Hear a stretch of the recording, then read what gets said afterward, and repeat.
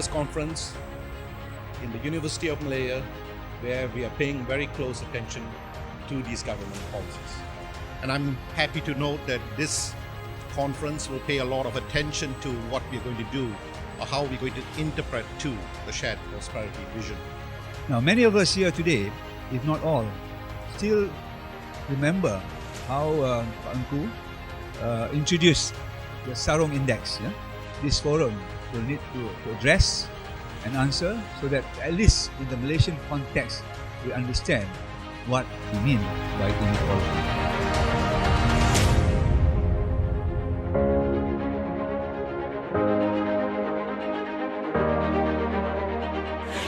Equally important for me is not so much inequality as such, but the disparity and the imbalances in the way we discuss inequality. This is definitely an important opportunity to look beyond inequality, because inequality has a mental construct. The other side of it is egalitarianism. Should government still maintain that hands-off, let the market rule and decide and create the utopia, when we see that there is certainly a failure in this context? And the key question you always have to ask there, and comes out of the political economy of social policy, is where are the middle classes or the middle section of the income distribution accessing their healthcare? Because if they are opting for the private option, the chances are the public option will be very under-resourced, poor quality, and even poor people will try and avoid it if they can.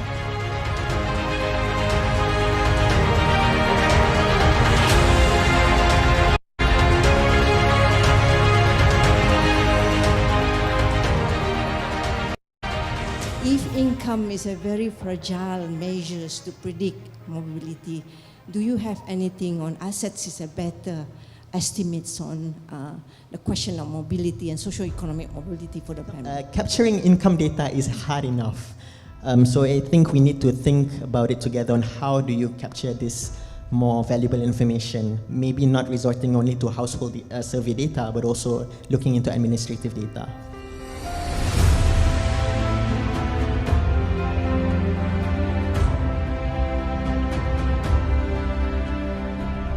But the key point here, and it's clear that it's static decomposition. Can you tell us how much inequality and poverty will evolve over time? Said that the most successful period in social mobility is during the NEP period. So, what other conclusions can we make or bring forward from your presentation?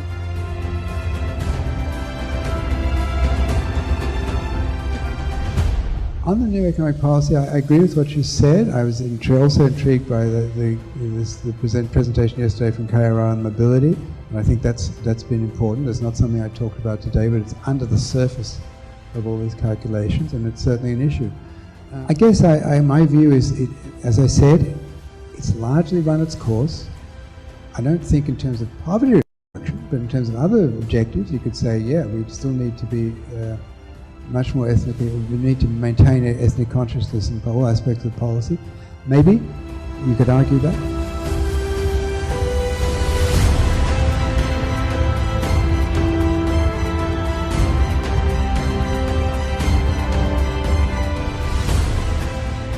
What you think are the key principles and considerations that policymakers should keep in mind when we want to try to solve the issues of development, and whether or not targeting should really be the way to go? People do not believe the poverty rate is 0%. I do not believe it. If I'm fiscally constrained, I cannot afford, I have a job, working, wife working, no savings. I will not entitled for bantuan sara hidup, not considered poor, but I feel poor. I cannot make choices. But the data doesn't capture that. That is a subjective part of measurement of poverty that we discuss.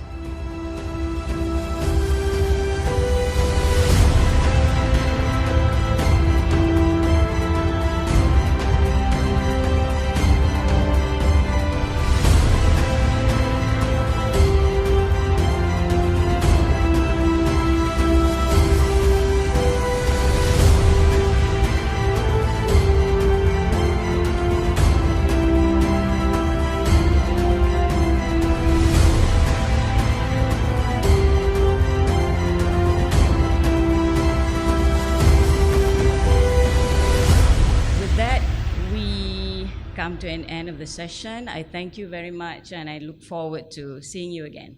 Thank you.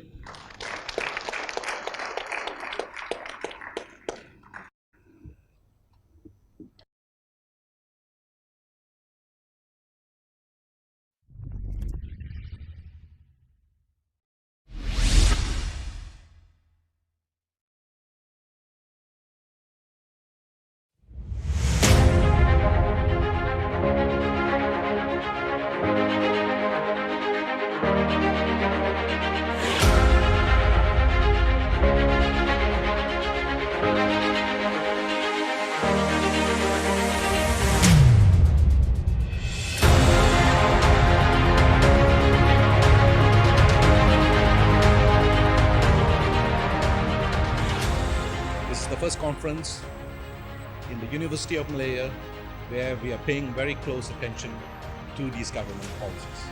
And I'm happy to note that this conference will pay a lot of attention to what we're going to do or how we're going to interpret to the shared prosperity vision. Now, many of us here today, if not all, still remember how Pak Engku introduced the Sarong Index. Yeah? This forum will need to address and answer so that at least in the Malaysian context, we understand what we mean by inequality.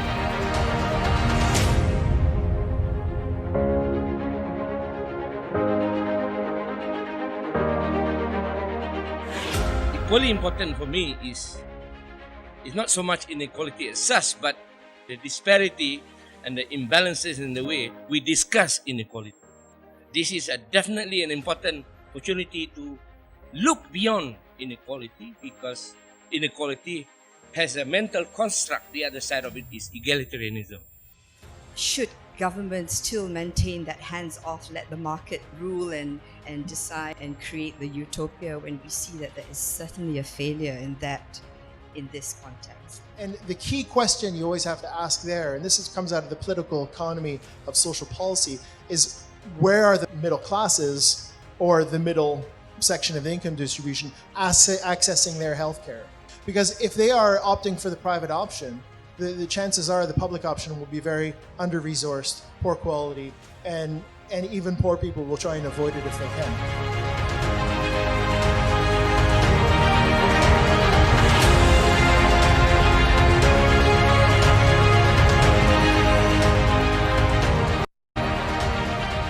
If income is a very fragile measure to predict mobility, do you have anything on assets is a better estimates on the question of mobility and socio-economic mobility for the family? Capturing income data is hard enough. So I think we need to think about it together on how do you capture this more valuable information, maybe not resorting only to household survey data, but also looking into administrative data.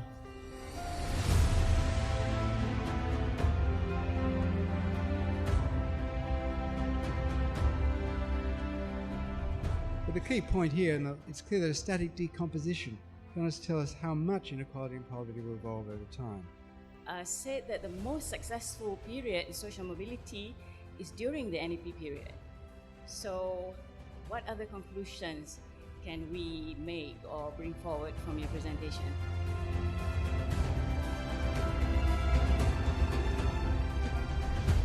On the new economic policy, I agree with what you said. I was also intrigued by the presentation yesterday from KRR on mobility, and I think that's been important. It's not something I talked about today, but it's under the surface of all these calculations, and it's certainly an issue.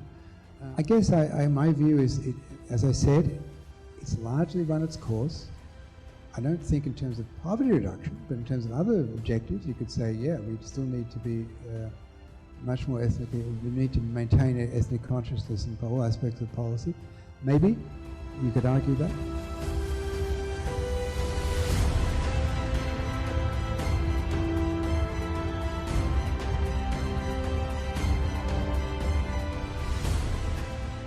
What you think are the key principles and considerations that policymakers should keep in mind when we want to try to solve the issues of development, and whether or not targeting should really be the way to go? People do not believe the poverty rate is 0%. I do not believe it. If I'm fiscally constrained, I cannot afford, I have a job, working, wife working, no savings. I will not entitled for bantuan sara hidup, not considered poor, but I feel poor. I cannot make choices. But the data doesn't capture that. That is a subjective part of measurement of poverty that we discuss.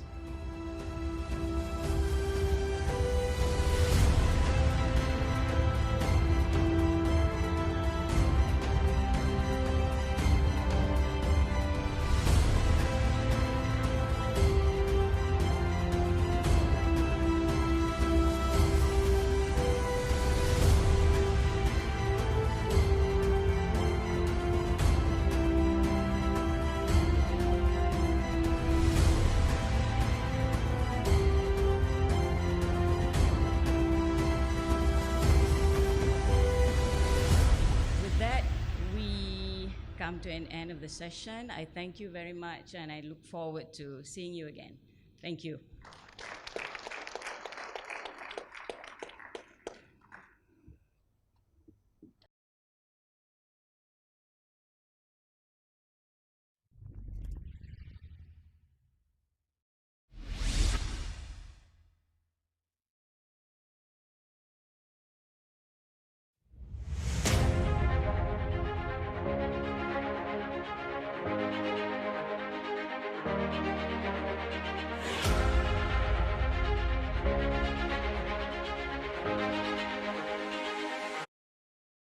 Jenazah tokoh ekonomi dan pendidikan negara Profesor Diraja Ungku Abdul Aziz Ungku Abdul Hamid selamat dikebumikan kira-kira jam 10 malam tadi. Jenazah dikebumikan di Tanah Perkuburan Islam Bukit Kiara, Ibu Negara.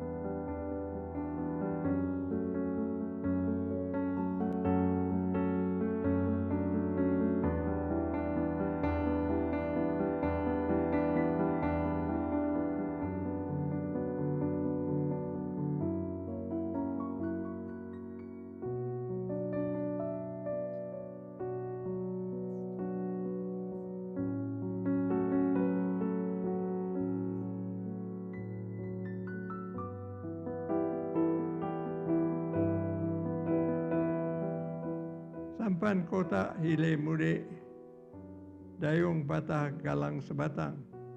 Ikhtiar tidak datang menggolek, akal tidak datang melayang.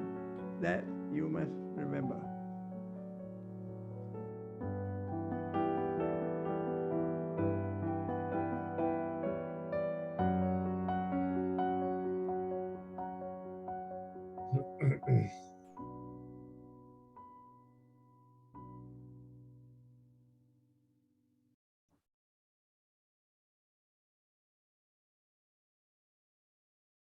Jenazah tokoh ekonomi dan pendidikan negara Profesor Diraja Ungku Abdul Aziz Ungku Abdul Hamid selamat dikebumikan kira jam 10 malam tadi. Jenazah dikebumikan di Tanah Perkuburan Islam Bukit Kiara, Ibu Negara.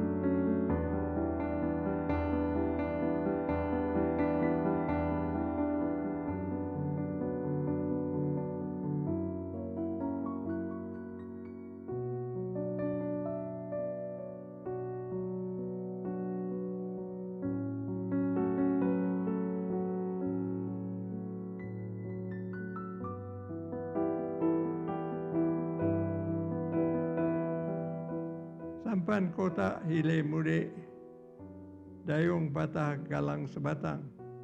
Ikhtiar tidak datang menggolek, akal tidak datang melayang.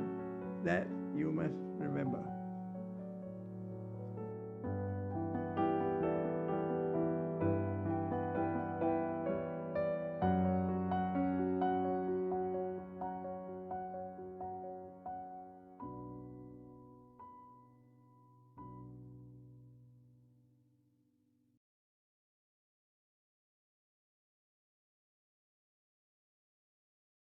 Jenazah tokoh ekonomi dan pendidikan negara Profesor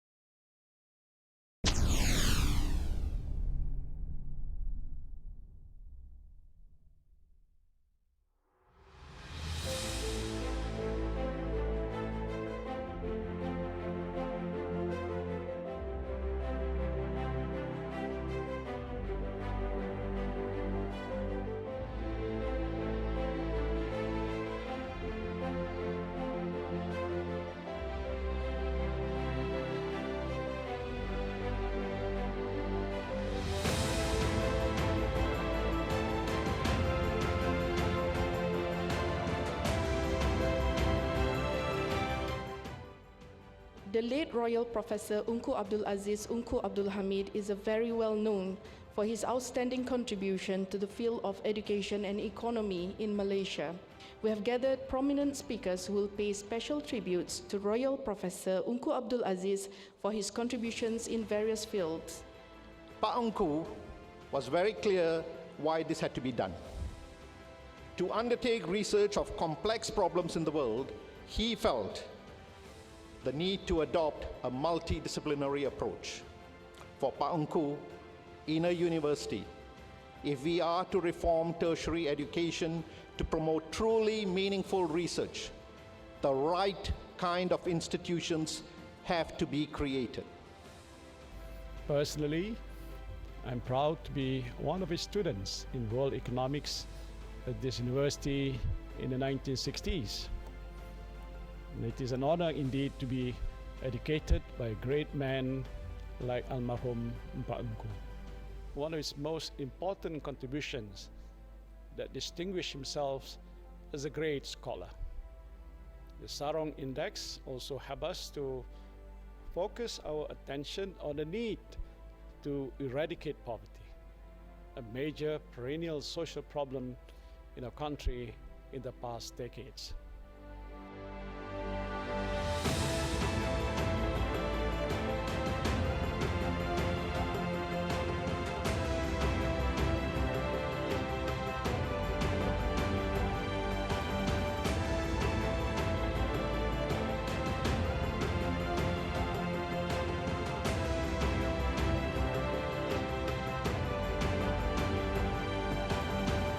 Proposed a strategy to assist poor Muslims who wanted to perform the Hajj. In 1959, Unku submitted a memo called a Pilgrim's Economy Improvement Plan, and he submitted this to the government. The Pilgrim's Economic Welfare Committee studied it, and in 1962 adopted the plan, resulting in the establishment of what was later to be called the Tabung Haji. I think it's not wrong to begin with his role in the establishment of the Dewan Bahasa dan Pustaka and his role in the promotion of Malay letters. Having been born and spending his first few years of life in London, of a mother who was originally French and a grandmother who was Circassian, it is not surprising if he had taken a different path. But he chose to take a path less well taken, which was to dedicate himself to this country.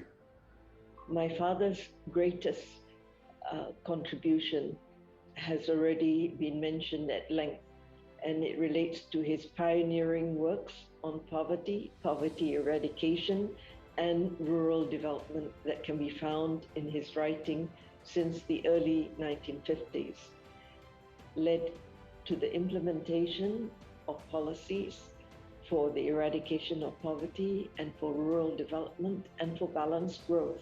This is his legacy. His research showed that poverty amongst the poor not only affect the lives of these segments of the population, but it also affected their future prospects. He also stressed that although poverty was not confined to any racial group, it was most severe amongst the Malays that predominantly were in the rural areas. After leaving the university, my father continued to focus his attention on the development of the cooperative movement in Malaysia, while having an active role in the regional and international cooperative bodies. On behalf of the Unku Aziz Center for Development Studies at this prestigious event, this tribute marked the beginning of more discussions, dialogues, and debate on poverty, inequality, and related issues by organizing the forthcoming Unku Aziz Intellectual Discourse 2021, but that will be undertaken by the UAC through several platforms. And to conclude with a conference to be held at the end of the year, 2021, inshallah, with keynotes by prominent academics and speakers who have dealt with issues similar to the ones Pak Unku's research. We will review the papers published by Pak Unku and will look into putting them together as a reader on his research. We will look to getting UIM Press to publish this, if possible, at the conference to be held in memory of his scholarly work.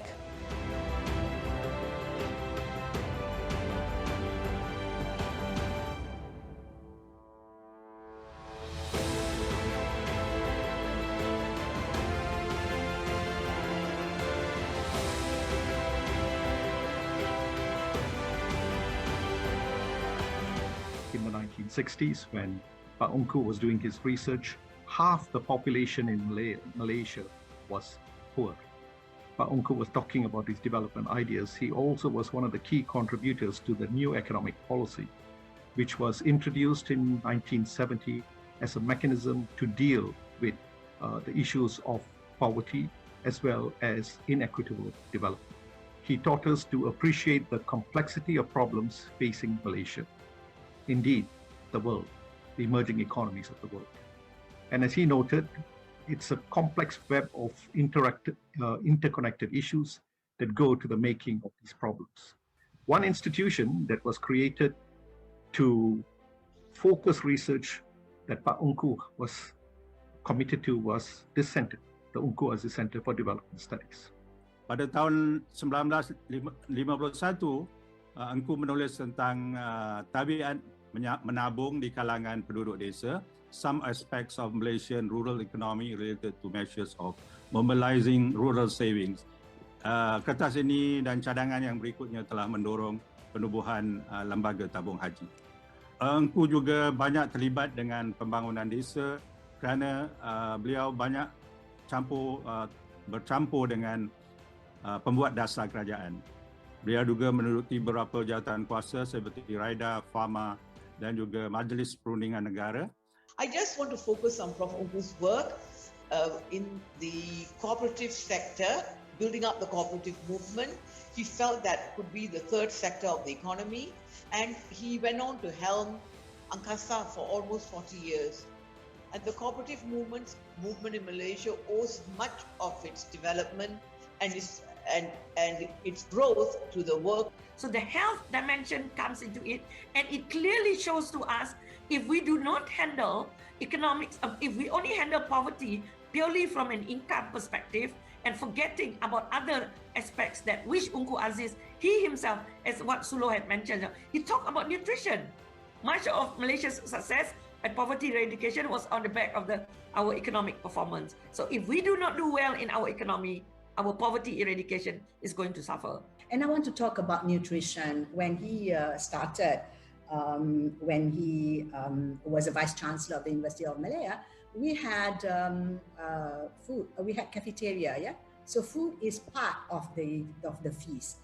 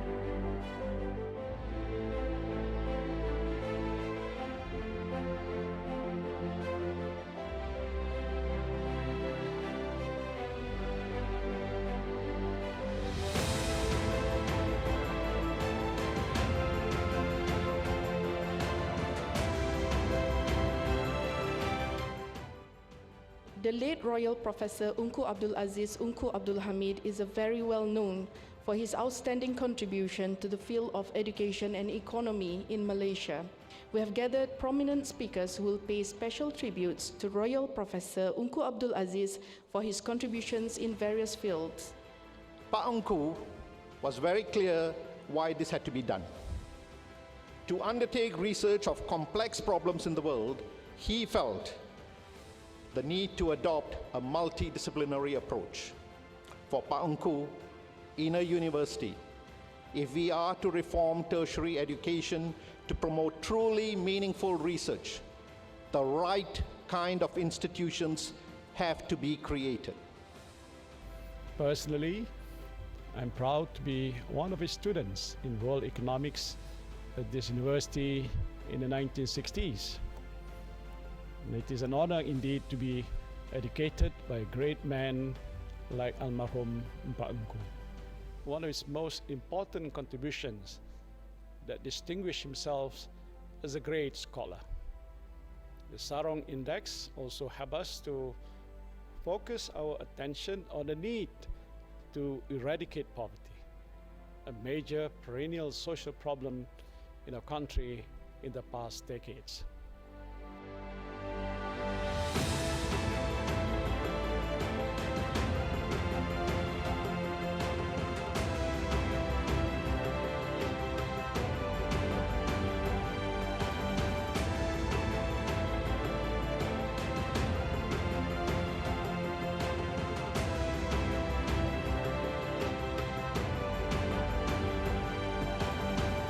Proposed a strategy to assist poor Muslims who wanted to perform the Hajj. In 1959, Unku submitted a memo called a Pilgrim's Economy Improvement Plan, and he submitted this to the government. The Pilgrim's Economic Welfare Committee studied it, and in 1962 adopted the plan, resulting in the establishment of what was later to be called the Tabung Haji. I think it's not wrong to begin with his role in the establishment of the Dewan Bahasa dan Pustaka and his role in the promotion of Malay letters. Having been born and spending his first few years of life in London, of a mother who was originally French and a grandmother who was Circassian, it is not surprising if he had taken a different path. But he chose to take a path less well taken, which was to dedicate himself to this country. My father's greatest contribution has already been mentioned at length, and it relates to his pioneering works on poverty, poverty eradication, and rural development that can be found in his writing since the early 1950s, led to the implementation of policies for the eradication of poverty and for rural development and for balanced growth. This is his legacy. His research showed that poverty amongst the poor not only affect the lives of these segments of the population, but it also affected their future prospects. He also stressed that although poverty was not confined to any racial group, it was most severe amongst the Malays that predominantly were in the rural areas. After leaving the university, my father continued to focus his attention on the development of the cooperative movement in Malaysia, while having an active role in the regional and international cooperative bodies. On behalf of the Unku Aziz Center for Development Studies at this prestigious event, this tribute marked the beginning of more discussions, dialogues, and debate on poverty, inequality, and related issues by organizing the forthcoming Unku Aziz Intellectual Discourse 2021, but that will be undertaken by the UACIC through several platforms. And to conclude with a conference to be held at the end of the year, 2021, inshallah, with keynotes by prominent academics and speakers who have dealt with issues similar to the ones Pak Unku's research. We will review the papers published by Pak Engku and will look into putting them together as a reader on his research. We will look to getting UIM Press to publish this, if possible, at the conference to be held in memory of his scholarly work.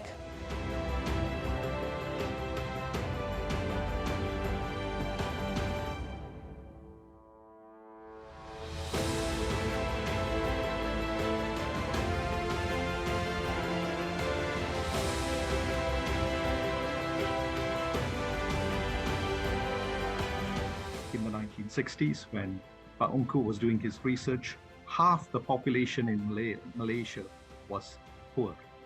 Pak Engku was talking about his development ideas. He also was one of the key contributors to the new economic policy, which was introduced in 1970 as a mechanism to deal with the issues of poverty as well as inequitable development. He taught us to appreciate the complexity of problems facing Malaysia. Indeed, the world, the emerging economies of the world. And as he noted, it's a complex web of interconnected issues that go to the making of these problems. One institution that was created to focus research that Pak Engku was committed to was this center, the Engku Aziz Center for Development Studies. Pada tahun 1951, Engku menulis tentang tabiat menabung di kalangan penduduk desa, some aspects of Malaysian rural economy related to measures of mobilizing rural savings. Kertas ini dan cadangan yang berikutnya telah mendorong penubuhan lembaga tabung haji. Engku juga banyak terlibat dengan pembangunan desa kerana beliau banyak bercampur dengan pembuat dasar kerajaan. Beliau juga menduduki beberapa jawatan kuasa seperti Raida, Fama dan juga Majlis Perundingan Negara. I just want to focus on Prof. Engku's work in the cooperative sector, building up the cooperative movement. He felt that could be the third sector of the economy, and he went on to helm Angkasa for almost 40 years.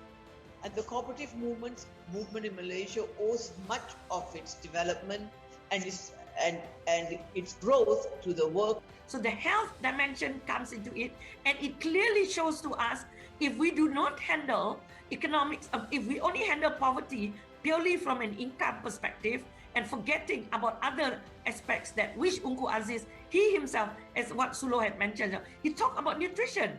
Much of Malaysia's success at poverty eradication was on the back of our economic performance. So if we do not do well in our economy, our poverty eradication is going to suffer.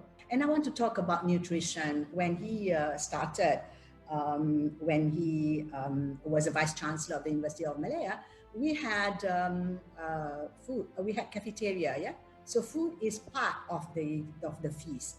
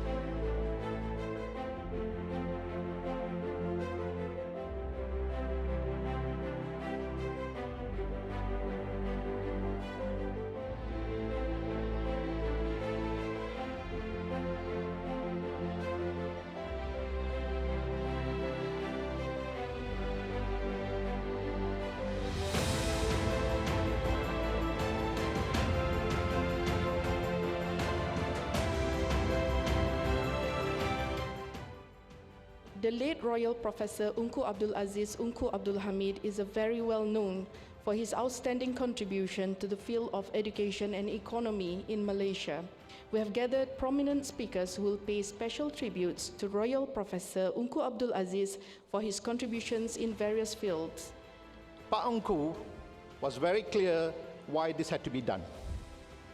To undertake research of complex problems in the world, he felt the need to adopt a multidisciplinary approach. For Pak Ungku, in a university, if we are to reform tertiary education to promote truly meaningful research, the right kind of institutions have to be created. Personally, I'm proud to be one of his students in world economics at this university in the 1960s. And it is an honor indeed to be educated by a great man like Almarhum Pak Ungku. One of his most important contributions that distinguished himself as a great scholar. The Sarong Index also helped us to focus our attention on the need to eradicate poverty, a major perennial social problem in our country in the past decades.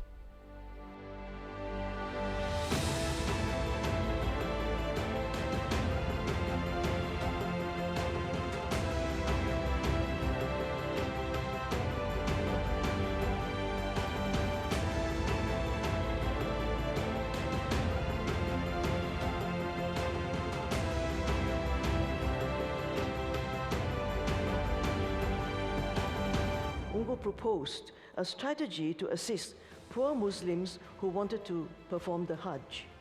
In 1959, Ungku submitted a memo called a Pilgrim's Economy Improvement Plan, and he submitted this to the government. The Pilgrim's Economic Welfare Committee studied it, and in 1962 adopted the plan, resulting in the establishment of what was later to be called the Tabung Haji.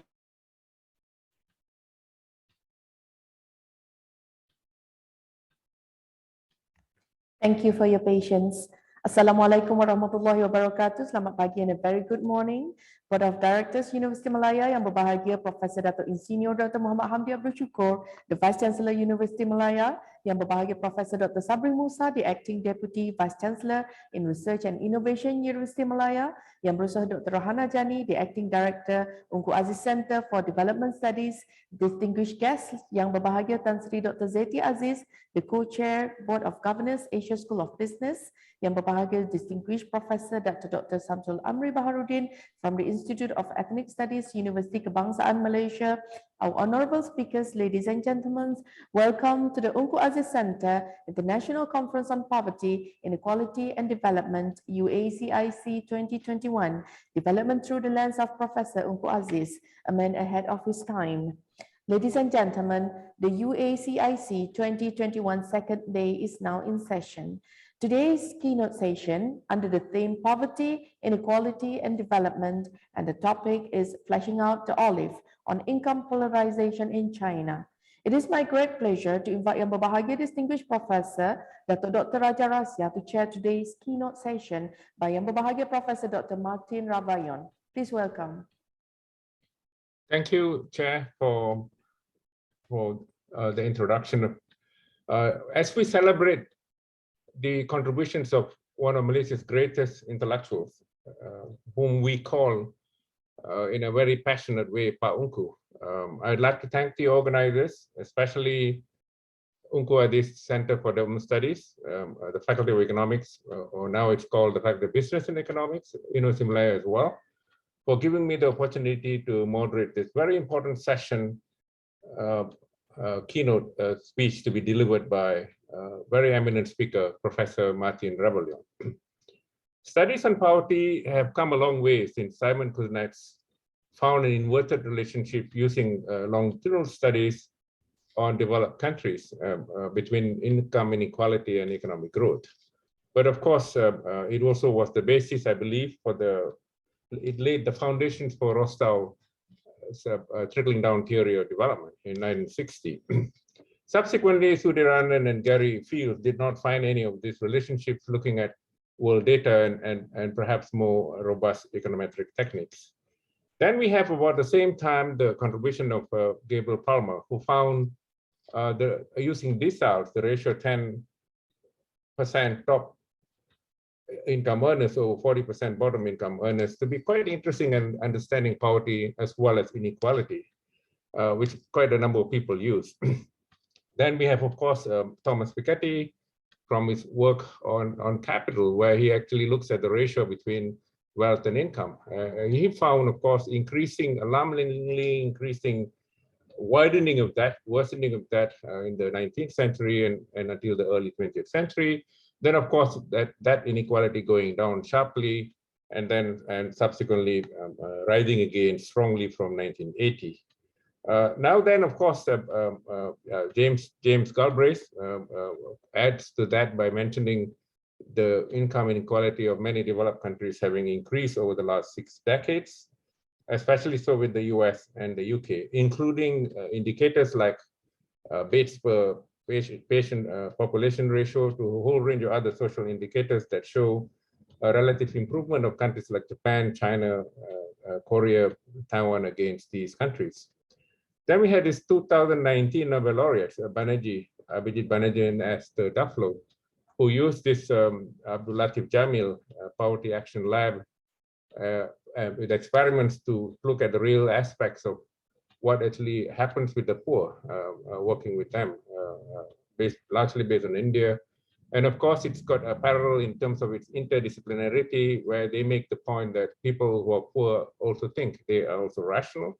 And there are many other obligations in relation to change, in a way quite similar to what Amartya Sen uses his capability approach with its very philosophical lenses. And I think a lot of Latin Americans have come up with that understanding. And in fact, it's the basis for inclusivity in understanding development.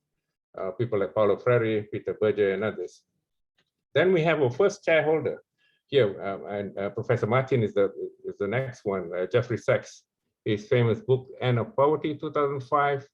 Well, of course, with the absorption of that in the MDGs, Millennium Development Goals, the effort to seek an end to absolute poverty by 2030.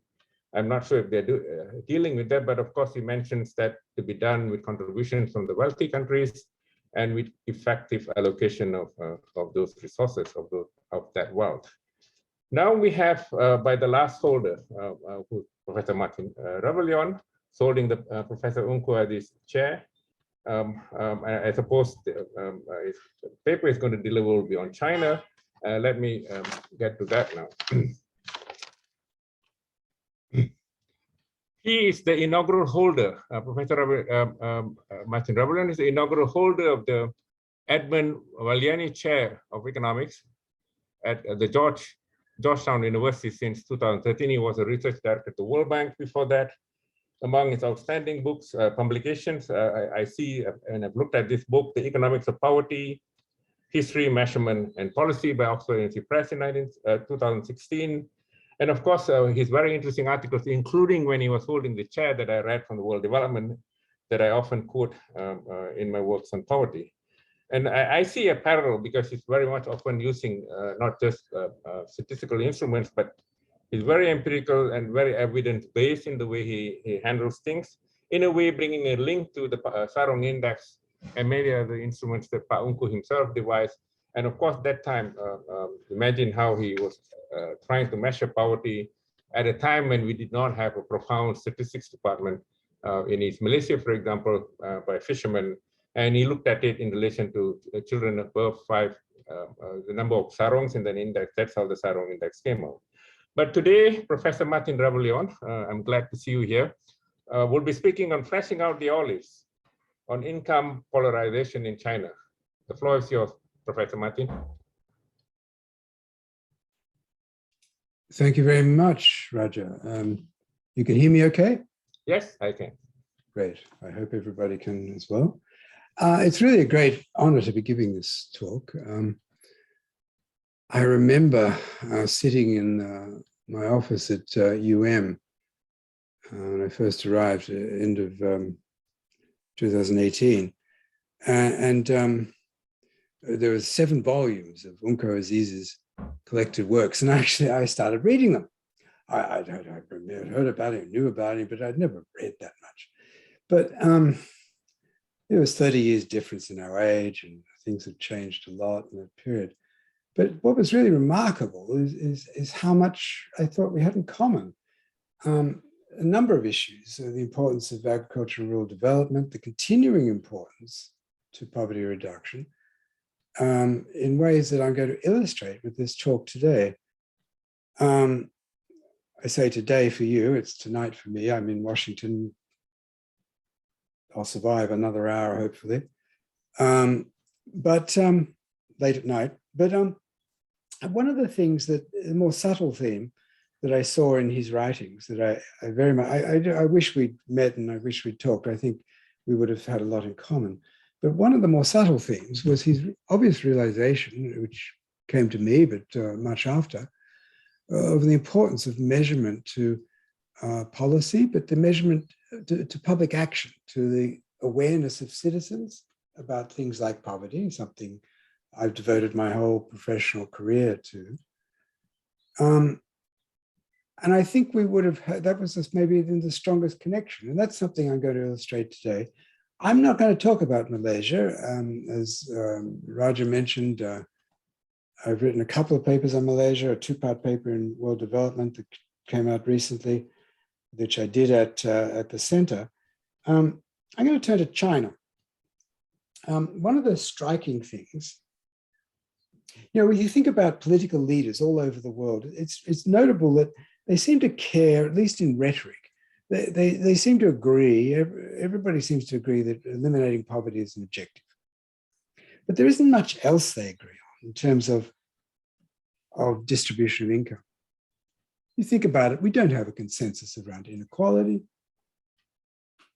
Maybe we'll never will. I mean, it's not like poverty where we would expect it to go to zero. Inequality is not something that should be zero, I would argue, but we can discuss that later if you like.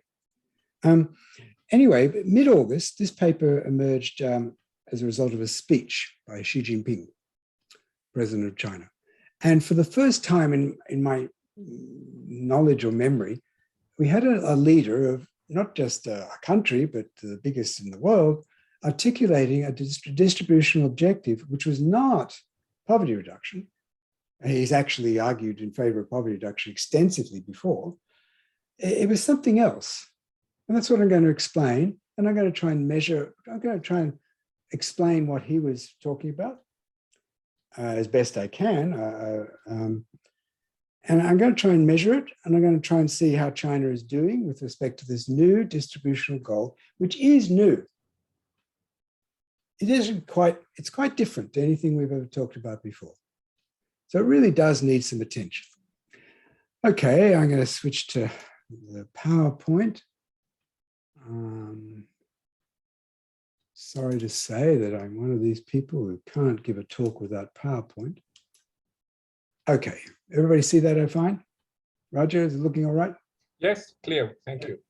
Very good. Okay, let me also turn on my pen. I like my pen. And let me just make this a bit bigger. There we go.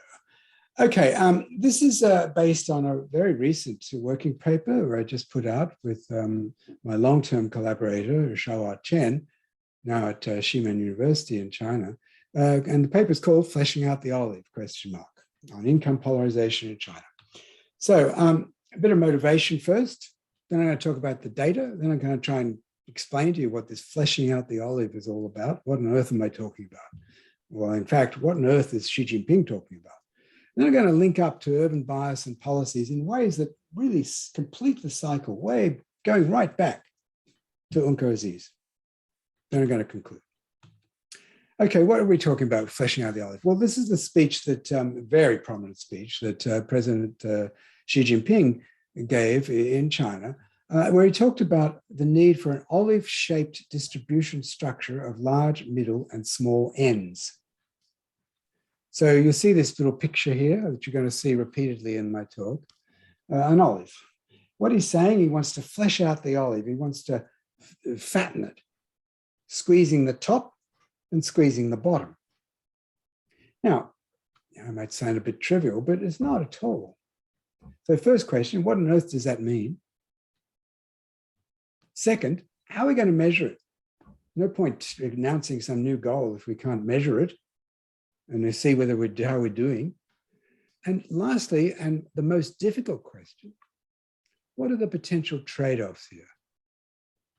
What might we have to give up? What might China have to give up? And of course, if China gives something up, but the world gives it up. What might we have to give up to fatten out, to flesh out the olive, to do this? It's important to note that identifying trade-offs is a really difficult thing. We have observational data. The data reflect past choices. They reflect past trade-offs, and they reflect shocks. And there's what we call in econometrics a deep identification problem. I'm going to try and shortcut a lot of that just by looking at the historical evidence and draw out some correlations that are at least suggestive.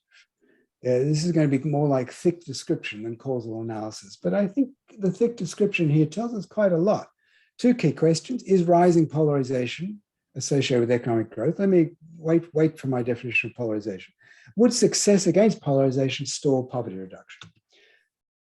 So why do we care? Well, that's a good question, actually. Well, here we've got China, a huge rate of growth, quadrupling GDP per capita in 40 years, amazing poverty reduction. Since the reform started in 1978 under Deng Xiaoping. But those gains came with rising inequality. And as I'm going to show you, they came with rising polarization. There are ethical concerns about that, concerns about unequal opportunities, and a huge current issue in China. There are also reasons why these changes we're seeing in distribution are not just ethical concerns, they're also instrumentally important to other goals, including poverty reduction and economic growth going forward. There are issues about how incomplete markets, especially credit market failures, interact with the growth process to influence its distributional outcomes. A range of issues going back a long time in economics. Inequalities in human development, another set of issues, especially related to children. The intergenerational reproduction of inequality and poverty is a huge issue. And I'm going to link that, not very deeply, but I'll certainly try to make the link to this concept of polarization and eroding social and political consensus in policy and public goods. And this is a very important one. I live in a country, the United States, where we've seen considerable erosion in social and political consensus. We're seeing a bifurcation, you could say polarization in political discourse and policy discourse, which is stalling progress, in my view. What we're going to do, I'm going to do in this talk, based on the work I've done with Xiao Chen, and Xiao has done a lot of the data work for this paper. I'm going to try and use the historical record assembled from our archival assessment of distributions back to roughly back to a bit after Deng Xiaoping. One of the problems in China is that we didn't have household survey data in the old regime. Your reporting was all through firms. There were little scatterings of surveys over the decades.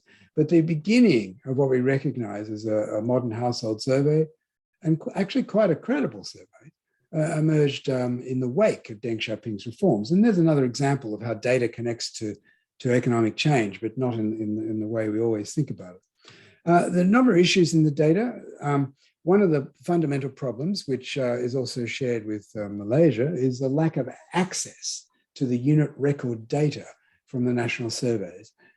China and Malaysia are among the relatively few countries today where the public, the citizens, don't have access to microdata. And of course, we're in a world now where we do everything normally with microdata. We've got huge computing power. We've got analytic abilities that nobody even dreamt about, that I'm sure Unko Aziz, when he was in his prime, could never imagine.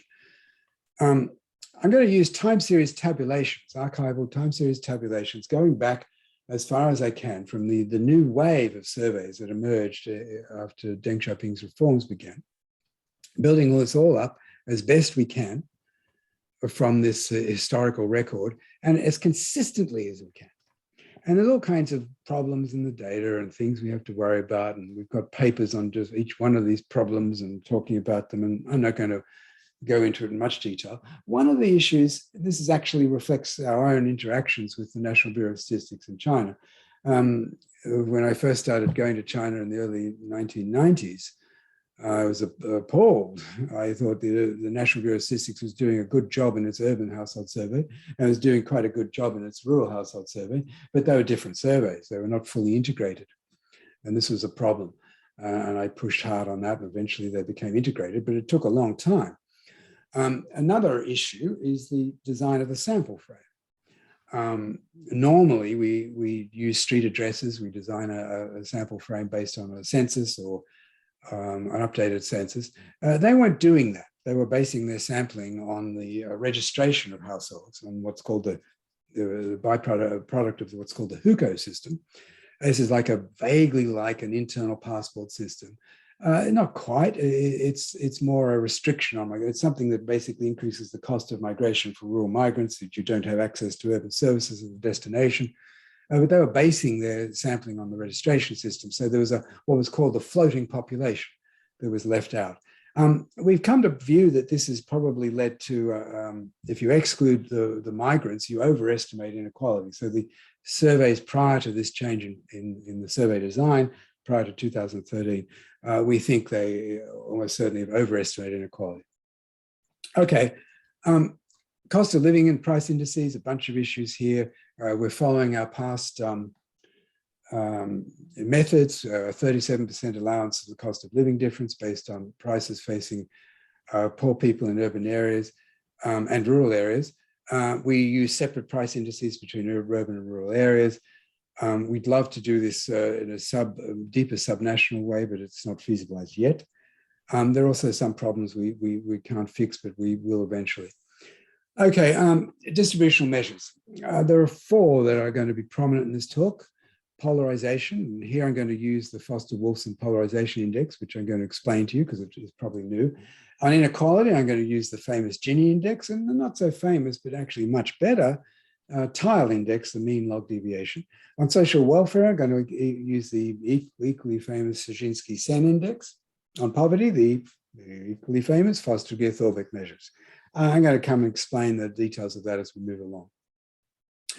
In building the data up, we've used parameterized Lorentz curves, the best functional forms we can fit to this archival data, these tabulations we assemble. We do that separately, for urban and rural areas, building that up consistently. It's actually quite tricky how to aggregate Lorentz curves, but we need to do that for the Gini index and the polarization index, not for the tile index that I talked about. That's actually much easier. And we use the implicit shares for urban and rural populations from the surveys. Okay, so what is this about? Fleshing out the olive. First thing, polarization or inequality. Are they the same thing? In theory, they are definitely not the same thing. And I'm going to show you just how different they can be. I'm going to define, following the literature of Foster-Wolfson in particular, I'm going to define a less polarized distribution as one that has a higher share of the population within some interval containing the population's current median. So it's really the spread relative to the median. The polarization, we think of the median as a reference, and the more we spread density away from the median, the more polarized the society is. So think about this. We've got distributions A and B. Yeah. These are frequency distributions of income, giving you on the vertical axis percentage of people with each income level, or poorest, richest. This is artificial. I just created this to illustrate the concept. So the distribution that B, that's the orange rather than the yellow, is more polarized. What does that mean? Well, look at it. What we've done in creating distribution B, we sort of moved density away from the middle. Yeah, so we've kind of hollowed out the middle. That's the concept we're after. Fleshing out the olive is depolarizing, moving the density toward the middle. So this is a natural concept. I mean, obviously, Xi Jinping didn't talk about it, but it's a natural economic concept. And we're just linking that to his speech and this new trajectory for China to try to provide something to measure. Okay, I'm addressing these questions. What do the data tell us about income polarization? How has it evolved in the post-reform period? Importantly, has China's economic growth and poverty reduction come with rising polarization? I actually think that's what Xi Jinping thinks. I'm guessing. I think he thinks it's been a cost. Polarization has been a cost of economic growth and poverty reduction. I'm actually going to argue that's not the case. What role has been played by population urbanization and the urban-rural differences in real income? And here's where the Ungo Aziz themes that I read about in that collected work, those collected works, why that's going to come back. Well, I think you've all, at some point, you've seen a Lorentz curve. Here's a Lorentz curve, giving the cumulative share of income held by the poorest P% of the population. Okay, and this is the workhorse of standard inequality measurement. And the Gini index, the famous Gini index, is the area between the Lorentz curve and the diagonal as a proportion of the area under the diagonal. So if you think of the area between the diagonal, well, obviously the diagonal is when there's no inequality. Everybody has the same income. The actual Lorentz curve is the curve itself here, what you see, right? The inequality is intuitively going to be how much that Lorentz curve shifts out relative to the diagonal. And a natural measure of that is the Gini index, which is essentially the area A in this diagram divided by the area A plus B. Well, obviously the area A plus B is 1/2, right? So the Gini index is just twice the area A. So that's hopefully a refresher for most of you.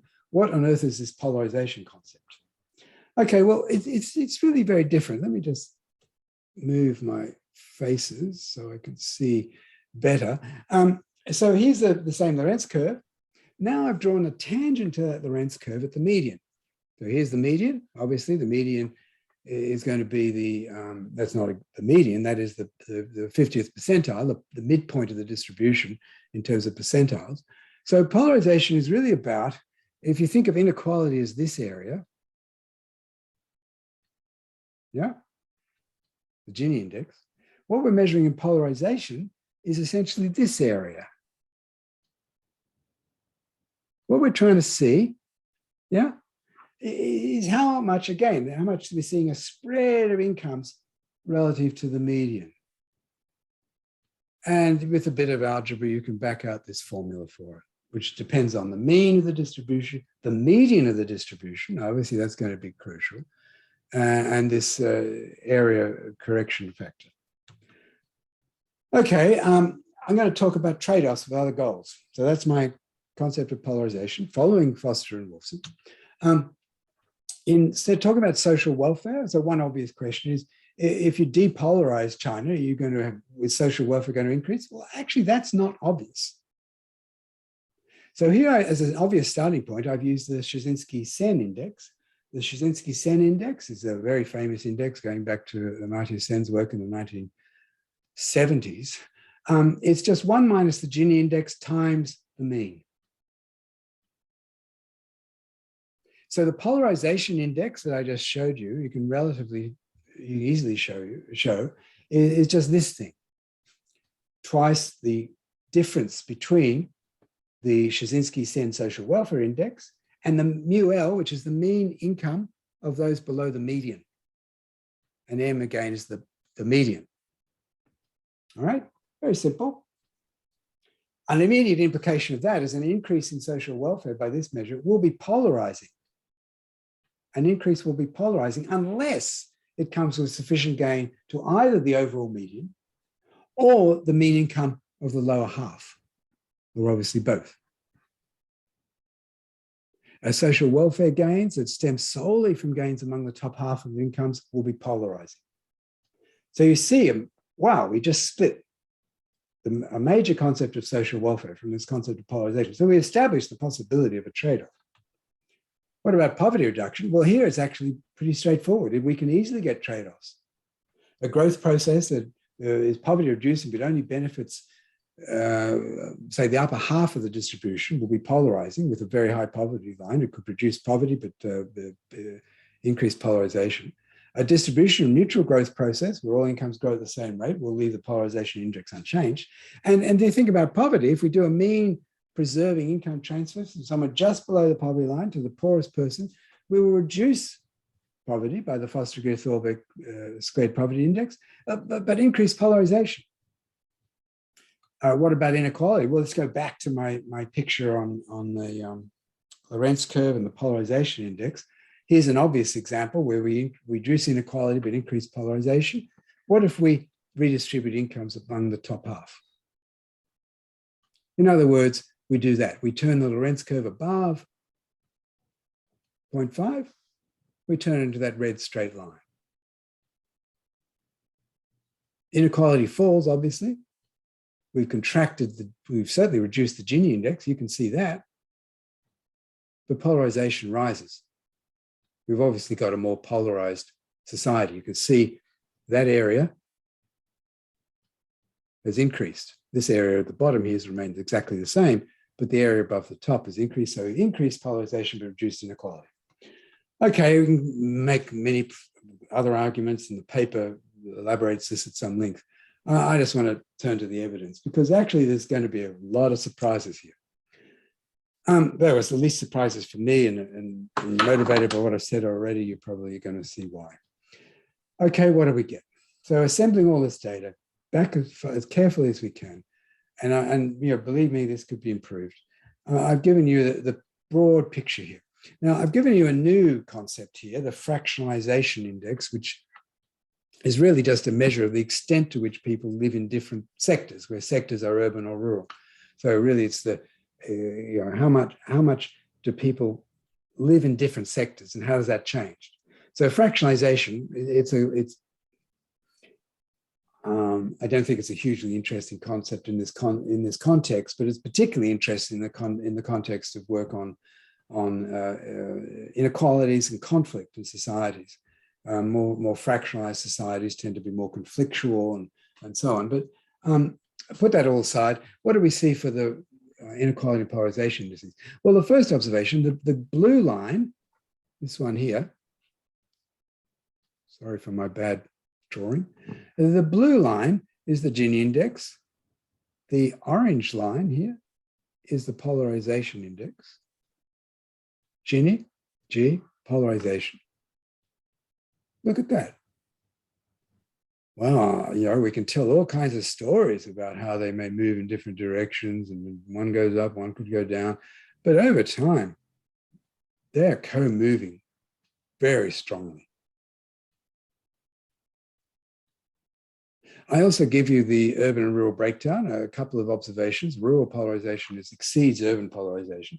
Some signs of convergence, but not you know, they're there between urban and rural areas in terms of polarization. Another thing, look at the overall curvature. If you fit a quadratic function to this, both parameters are highly significant. We have what here you might call a Kuznets curve.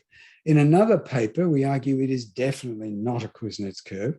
And the vast literature in China on the so-called Lewis-Kuznets turning point around 2010, the fact that inequality is falling since 2010, but was generally rising before. But we argue in this other paper that's all wrong. It's not a Kuznets curve at all. It doesn't have anything to do with the Kuznets process. But I'm going to come back to why that is the case. Polarization curves, this is a neat idea. We can take, instead of thinking about a particular measure, we can just plot this thing. Here I've plotted you the difference between incomes at each percentile, it's a quantile function, and the median normalized by the median. So here it's just telling you the absolute value of that gap between each income level and the median, normalized by the median. How's that changed over time? Well, first observation, we go back to 1984. First thing, 1984 to 2009, we saw a huge increase in polarization coming from the top of the distribution. I don't think too many people will be surprised by that. Not that much happening at the bottom half, but a huge increase in polarization coming from rising top incomes relative to the median. And then a retreat from that. In fact, the gains in polarization that I showed you here since 2010 are coming entirely from attenuating top incomes. So in some sense, what Xi Jinping is talking about as the future is in fact the past as well. This has been going on for a while. Social welfare and polarization. Well, here's the Brzezinski-Sen index, the blue line here. No surprise. Big increase in social welfare. In other words, by this measure of social welfare, we're seeing the rise in inequality has not been sufficient to outweigh the gains in the mean and assure rising social welfare. And of course, falling absolute poverty came with that. Red, is it orange? I guess it's orange, this line. I'm not sure what color it is to you. The orange line is a renormalization of the Shczytinski-Sen index, renormalized by the median. That green line at the bottom is the mean of the poorest half relative to the median. So the polarization index is going to be the difference between these two lines, right? That puts things in a bit of perspective here. First, if you renormalize the social welfare by the median instead of the mean, so you just multiply by the median divided by the mean, multiply by the mean divided by the median, then this amazing progress is suddenly not so amazing. Polarization average income. Well, this picture, I'm going to argue, is very deceptive. So this looks like a kind of Kuznets curve for polarization, that as average income rose, we saw polarization rise, not monotonically, but after a while it started to fall. This is interesting. I'm going to come back to that because there are various stages of these turning points in both polarization and inequality in China that I'm going to try and explain. And that's where I'm going to make this link back to Unko Aziz's arguments 50 years ago. First observation, well, is this what we should be worried about? Should we be thinking? The Economist magazine wrote something about this just after Xi Jinping's speech, saying, is China willing to give up growth for reducing polarization? And I think the subtext a bit in China now is that you may need to do that. The problem with that is that I don't believe this correlation, this kind of nonlinear relationship, is actually very deep or very structural. I think it's potentially spurious, in fact. And the one way you see that is by estimating a time series regression of the log of the polarization index against its own lag value, the log of the mean and the lagged log of the mean. I'm not going to do higher lags. I don't really have enough observations, but it points immediately, if you do look to the parameter restriction tests on this, it points immediately to a relationship between the changes in polarization and the changes in the mean. So that's saying, let's turn the question essentially into allowing also for a time trend. Let's turn the question to whether the changes in polarization are correlated with the changes in the mean, i.e. the log of the mean, which means the growth rate. So in the periods of more rapid growth, did we see more rapid polarization? And the answer is definitely not. In fact, the correlation is negative. The periods when we saw higher growth rates, we saw less increase, lower rates of increase in the polarization index. That, we argue in the paper, is itself may be deceptive. We do a bunch of outlier tests, influence statistics, and it doesn't look robust to me. I basically come to this last conclusion. Growth rates and polarization changes in China have been essentially orthogonal. Well, you're wondering, well, what is driving all this? Well, I'm going to come back to that. One of the drivers, the intermediate drivers, is this variable. Here I plotted you the growth rate in the polarization index. I plotted for you the growth rate in the polarization index on the vertical axis. On the horizontal axis, the growth in the ratio of urban mean to rural mean income in China. These are both growth rates. There's no sign that this is a spurious correlation in terms of in time series analysis terms. This is pretty strong. Correlation of 0.83 in the first differences of these two variables. For time series analysis folk, this is we can throw a bunch of other time series tests and methods at this, but it comes out pretty strongly. So what's going on? What we've seen is it's not really about overall economic growth. It's about the gap between urban and rural mean incomes. So that's seems to be the true causative factor. When we look at those correlations, they're really strong with Foster-Wolfson index and polarization, the Gini index with the tile index I mentioned, mean log deviations. Let's just think about it this way. Go back to that picture. Here I've given you the ratio of urban mean to rural mean. and the national mean log deviation, which is an inequality index with actually lots of great properties, much better than the Gini index, but it's actually a natural measure, inequality measure, if we're talking about this issue. Basically, 88% of the variance in inequality, overall inequality in China, is accountable to one thing: the gap between urban mean income and rural mean income. That is quite astonishing. That seems to be very robust every way I look at that.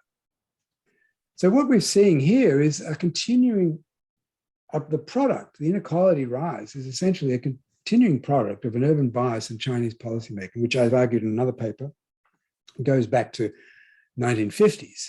It goes back to the Maoist regime. Despite all the rhetoric of Mao, it was definitely evident.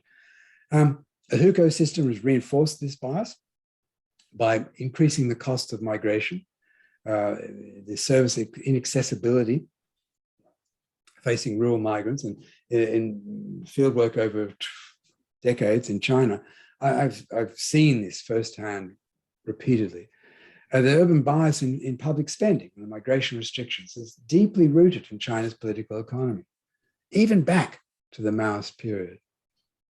This was compounded by geographic biases in policymaking, favoring coastal areas versus inland areas.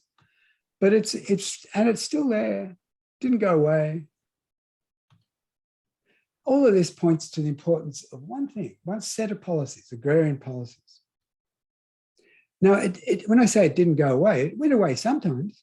There are periods when there were reversals, when the urban bias was greatly attenuated, supported primarily by agricultural policy reforms. And the history of those policies helps us understand every one of the turning points. So let's go back to those turning points. Look at them. There are three. Yeah? I can explain. It's not going to pass causal inference tests because we can't, but I'm going to try and explain every one of those turning points in terms of the historical record on agrarian reforms. The first two are better documented than the third. The first turning point was due to Deng Xiaoping's reforms, which started in agriculture, the household responsibility system. And that was more political economy, I think. It had to start in agriculture because they were scared of another famine, and they'd seen the famine in 1959-61, the worst possibly in human history. Under the so-called, ironically called Great Leap Forward. Deng Xiaoping's household responsibility system abandoned collective agriculture to return to peasant farming. And this was possibly the largest land reform we've ever seen, because virtually all agricultural land, which had been under socialist agriculture, was fairly equitably allocated, at least within communes. Between communes, a different story, because you couldn't move very easily. But within communes, we saw a massive equalizing distribution of the main non-labor asset of the poorest stratum of China's society.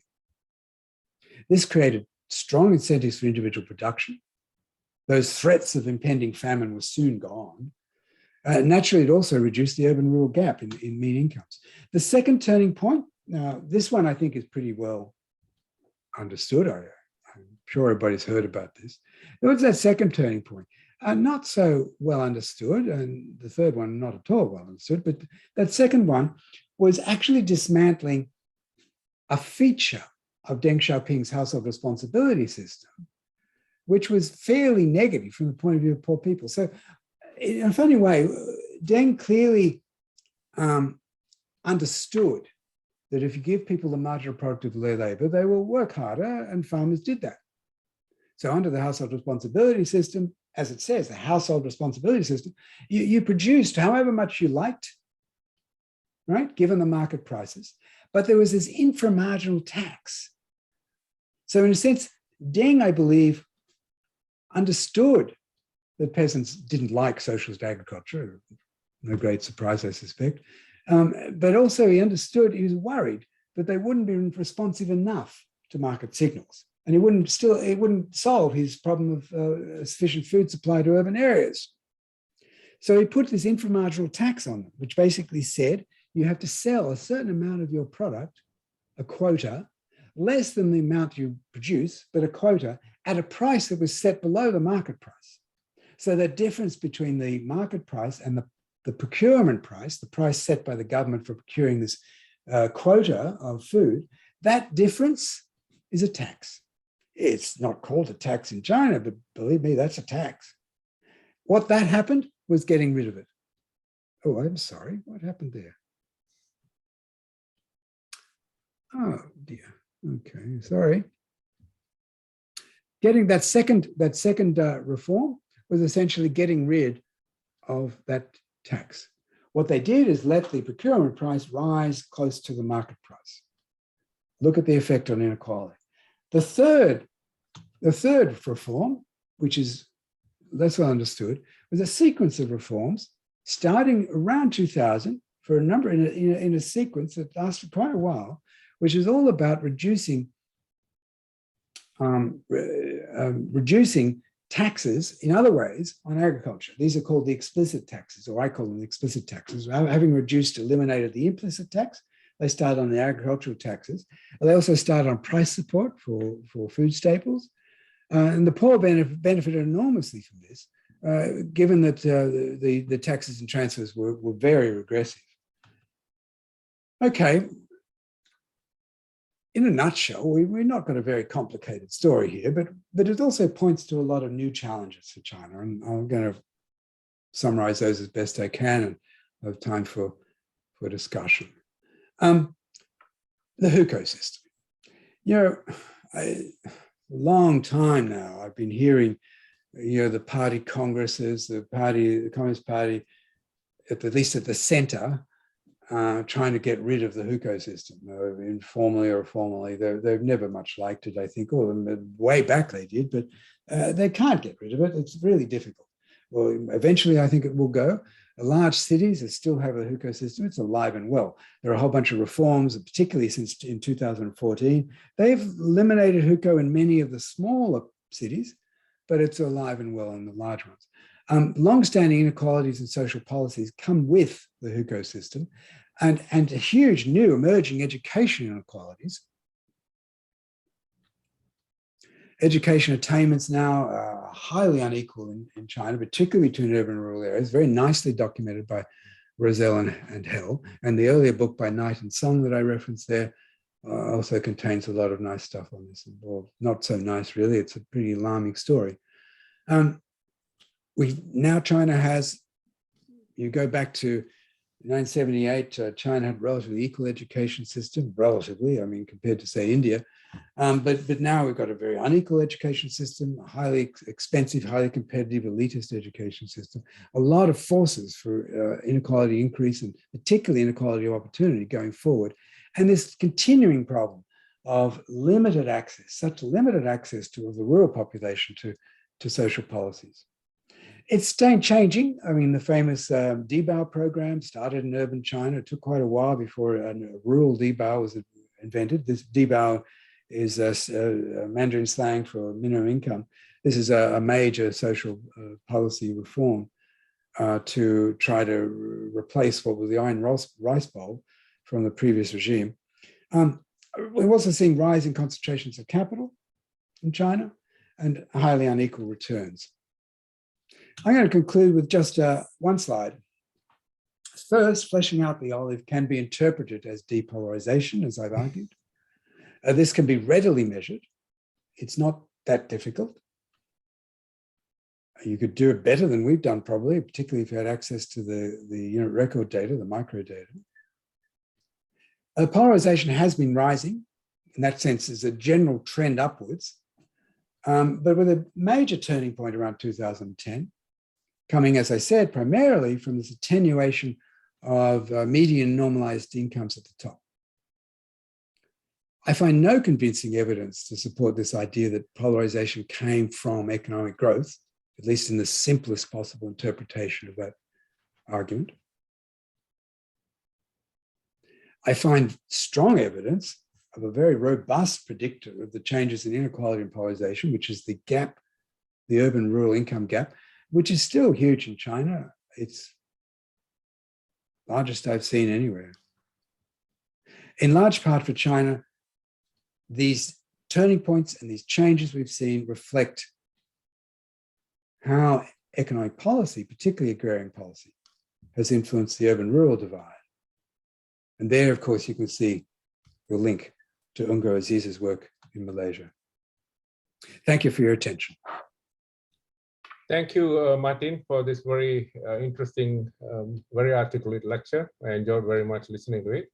Let me just make a few points before opening the discussion to the floor. The first, I mean, obviously you're making a case with robust evidence that the normal assumption, which is also taken by Xi Jinping, that polarization is a consequence of continued rapid economic growth. And of course, you're providing evidence, and at the same time, you're making a case that's happening because of the rural-urban income gap. And you also provide historical evidence from the time reform started in 1978 under Deng Xiaoping, and subsequently the 1918 implicit tax, I might call that, you're calling it a tax. Well, I shall not take the shine of this very interesting lecture that you've given. I think the audience is waiting there to really ask you questions. Thank you again, Martin. Thank you very much. I'll just stop my screen. Okay. Yes, yes, I'm waiting for questions.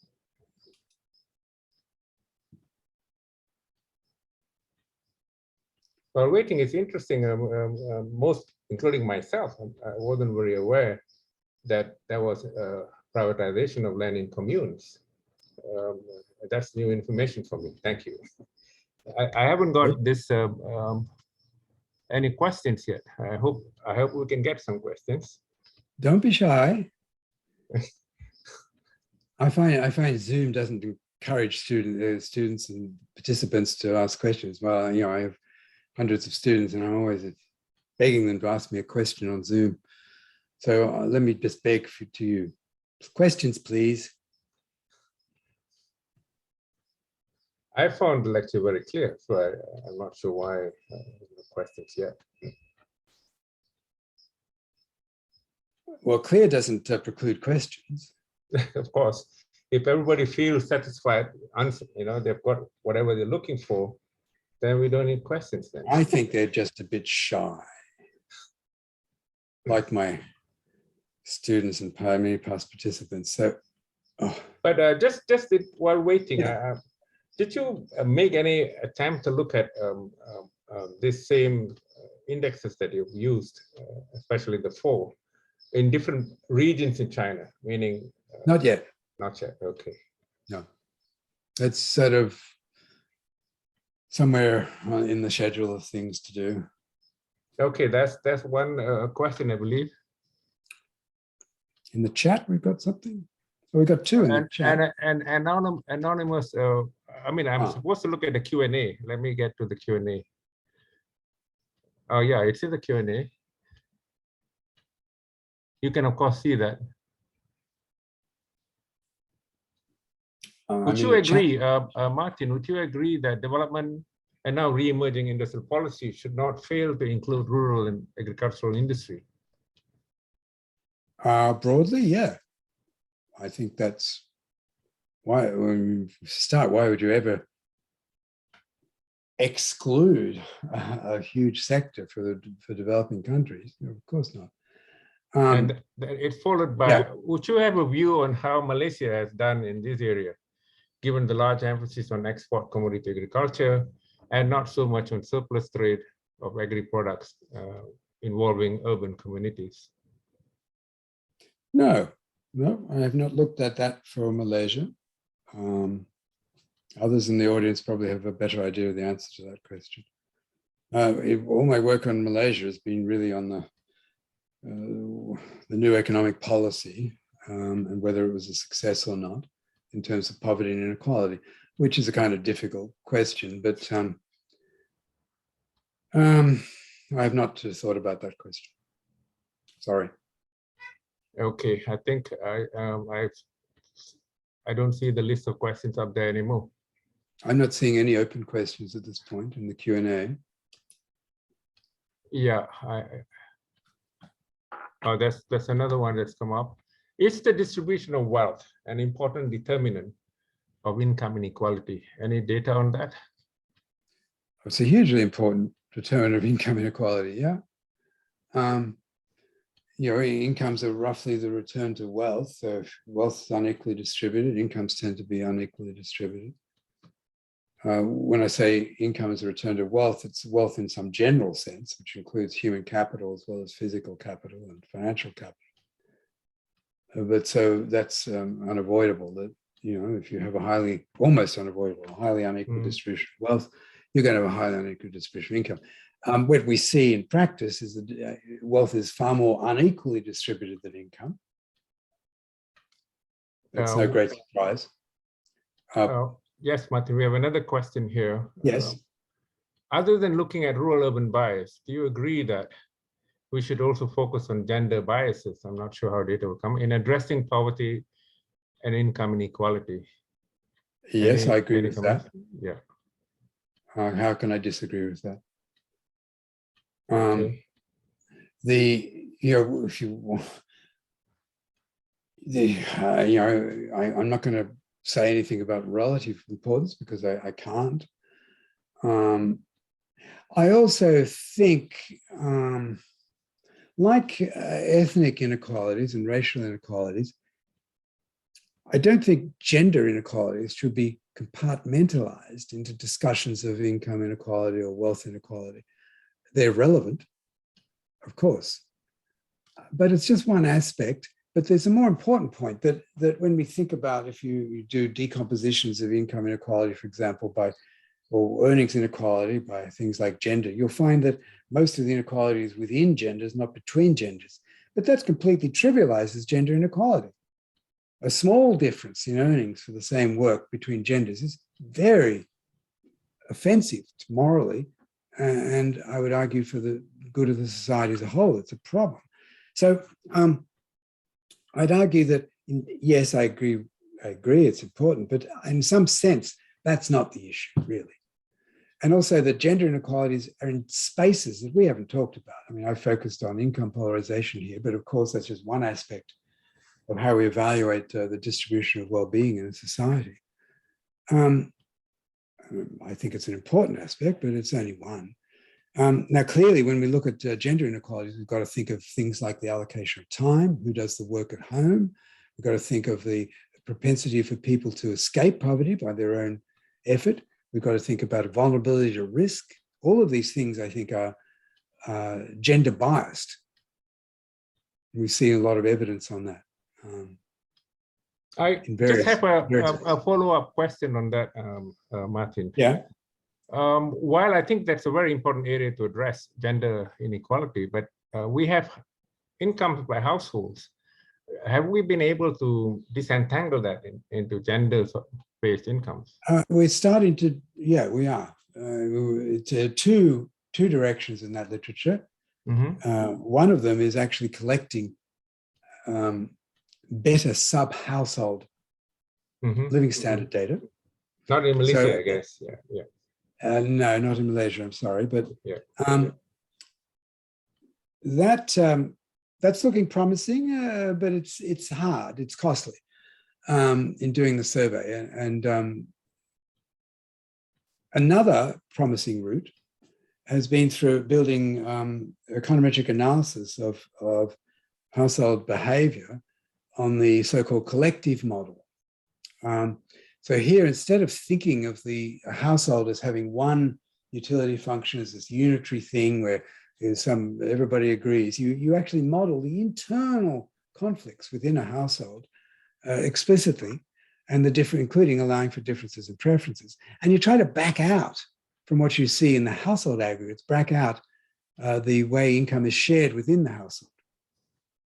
You can actually do that if you have certain goods within the household that are assigned, like saris. Well, saris are only pretty much only worn by women. Child goods, other goods where they give us a glimpse. And under certain conditions, you can back out the distributional shares within the household based on the household demand for those assigned goods and how that varies with household income. So economists have been working hard on this problem for a long time. We're getting more evidence. We're certainly seeing a lot of evidence now that children, particularly in a lot of the developing world, are not getting what you would consider a fair share, at least particularly in poor households. And that's very difficult. Poor households are facing very difficult decisions about allocation within the household. For example, we've also seen work in the first category that I mentioned. We're seeing a lot of work on looking at nutrition. For example, measuring the BMI by women from demographic and health surveys and looking how that's distributed across households. I've got a paper on that recently in the Review of Economics and Statistics, with others, which points to the serious inequalities that are not captured in our household income aggregates. In fact, the title of that paper is, all the work in that paper is for sub-Saharan Africa, and the title of the paper is that 75% of undernourished women and children are not in the poorest 20% of households. We have, I think the members from the floor have overcome the barrier of shyness. We have quite a few questions now. Good, let's go for it. Let me give you the next one, and we have a few on the way. How do you see the relevance of a wealth tax, which is in the 22 budget, national budget of Malaysia, to reduce polarization? It certainly can have a role. I'm a little bit skeptical of wealth taxation.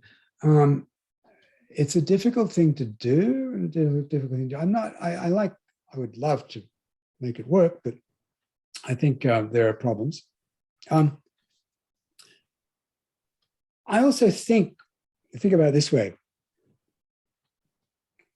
How do we get to this rising inequality, which we've seen in Malaysia and we're seeing elsewhere?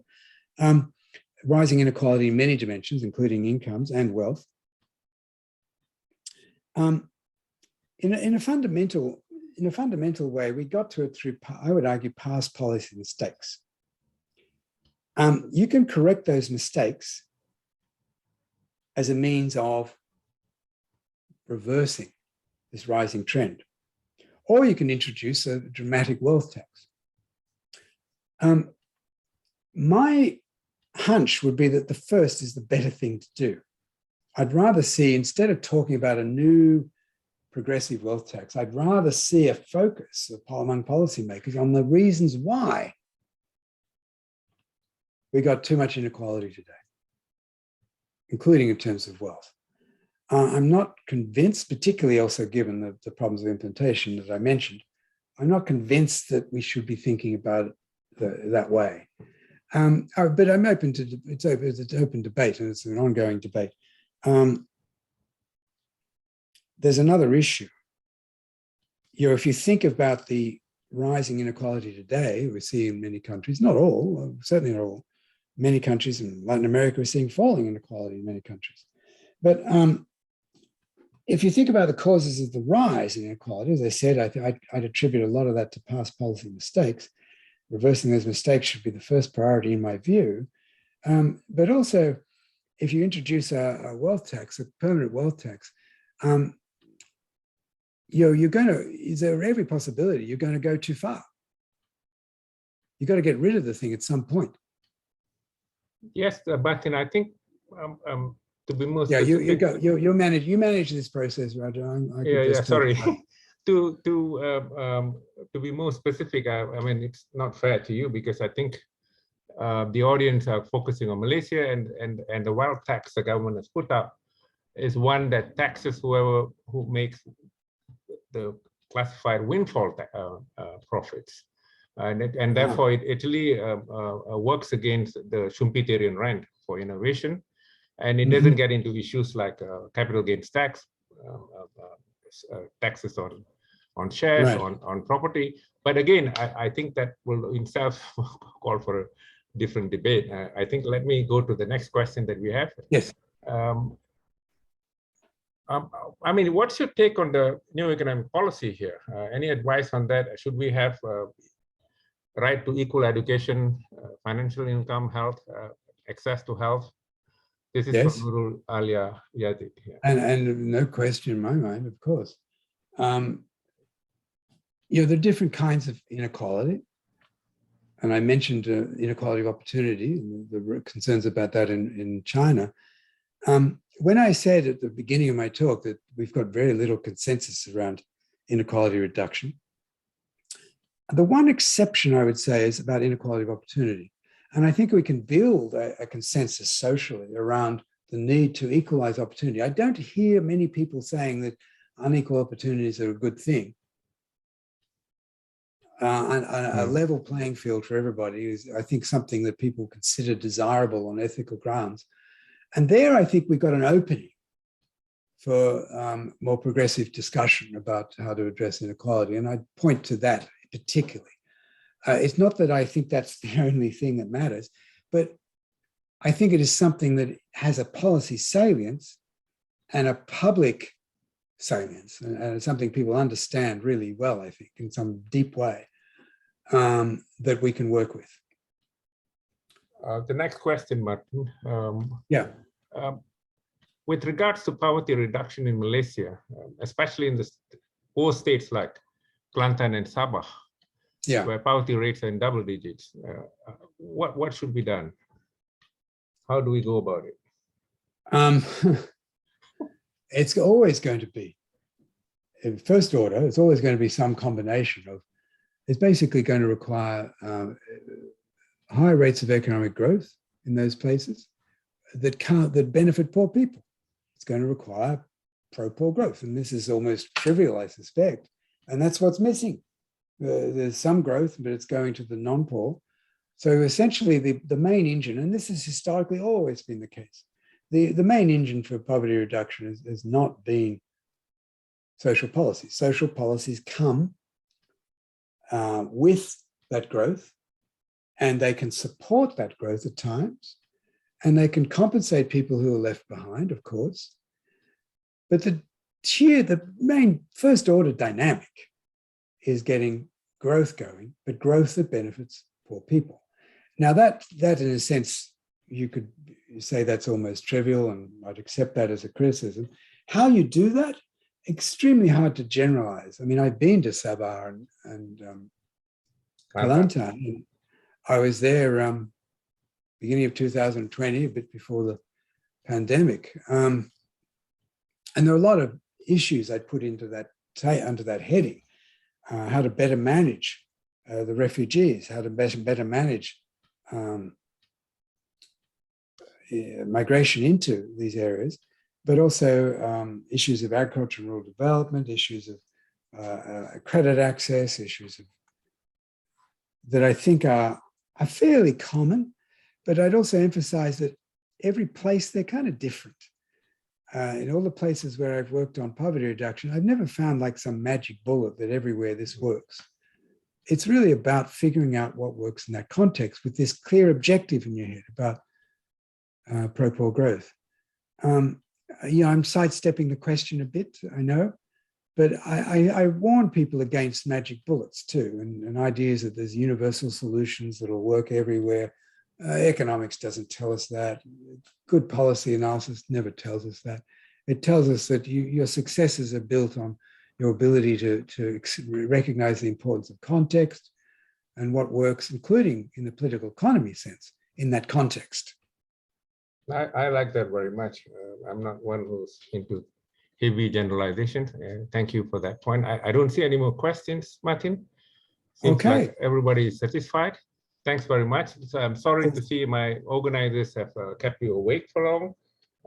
That's all right. Yeah, thanks very much. I enjoyed very much listening to you. I learned a lot too. I hope the audience feels the same like me. Thanks again. I pass the Thank back you to very the much. MC. And thank you all for participating. And I wish I was there in person, but alas not. Thank you. Bye-bye. Thank you. Bye.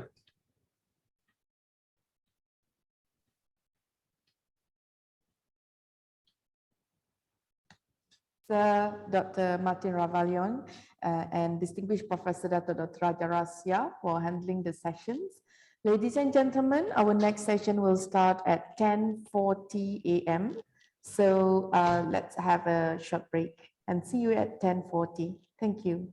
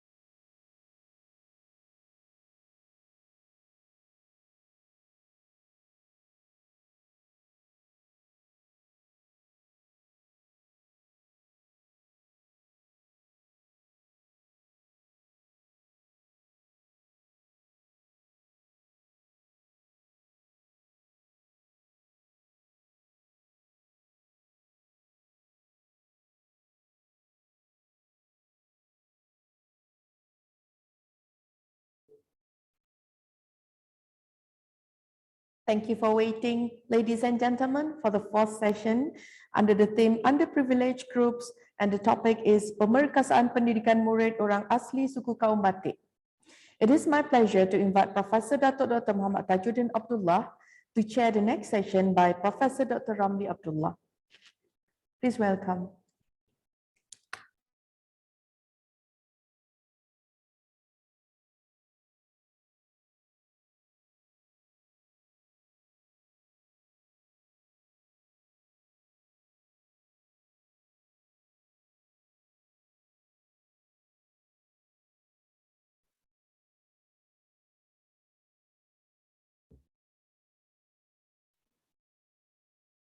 And he is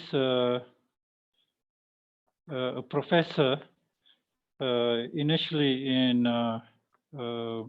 University Sultan Mizan in Kuala Terengganu, and then was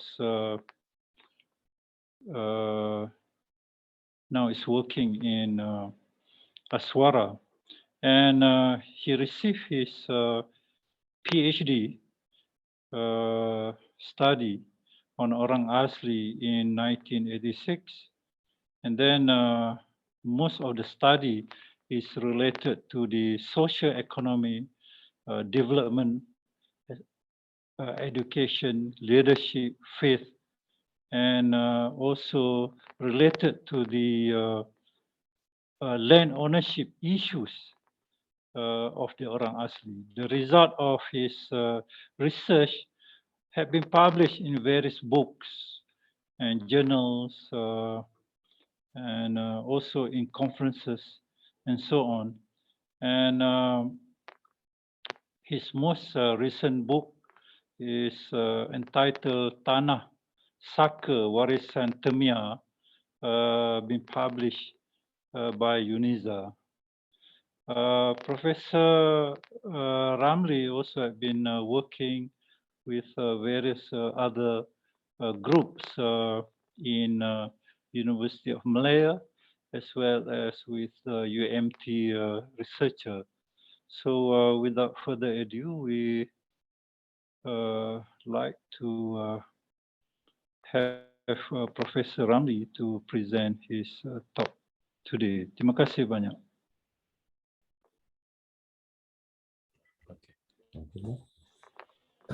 Bismillahirrahmanirrahim. Assalamualaikum warahmatullahi wabarakatuh. Pertama, salam saya kepada Datuk sebagai moderator pada pagi ini. Lama tak jumpa Datuk. Dan juga kepada para peserta untuk konferensi ini. Alhamdulillah di pagi yang berbahagia ini kita dapat berjumpa untuk satu sesi yang disediakan kepada saya untuk bercakap pada pagi ini, dan saya memilih untuk bercakap berhubung dengan satu tajuk, yang ini tajuk yang dah biasa disampaikan oleh para researcher lain ataupun para presenter lain di dalam mana-mana konferensi. Namun saya memilih tajuk ini atas satu perkara yang saya rasa saya boleh berkongsi dengan kita semua, iaitu tajuk berkaitan dengan pemerkasaan pendidikan murid orang asli suku kaum Batik. Yang saya nak sampaikan hari ini adalah dari sudut masalah dan juga isu pemerkasaan ini dalam pemerkasaan pendidikan dan suku kaum Batik ini adalah dari sudut perspektif masyarakat itu sendiri, dari sudut perspektif masyarakat itu sendiri. So mungkin kita dah banyak dengar cerita ataupun banyak para researcher telah berkongsi maklumat dengan kita, namun yang specialnya pada hari ini saya cuba nak paparkan ataupun kemukakan maklumat berkaitan dengan isu ini dari kacamata ataupun dari dalam konteks masyarakat setempat. Mungkin InsyaAllah perbincangan saya akan meliputi tajuk-tajuk berikut. Okey, sebelum itu paper ini bersama dengan saya adalah Dr. Muhammad Ahmad Sining daripada UNIZA. Alhamdulillah kami sebagai ada tim seperti yang disebutkan oleh Prof. Datuk moderator tadi, kami ada tim research di sini di UNIZA.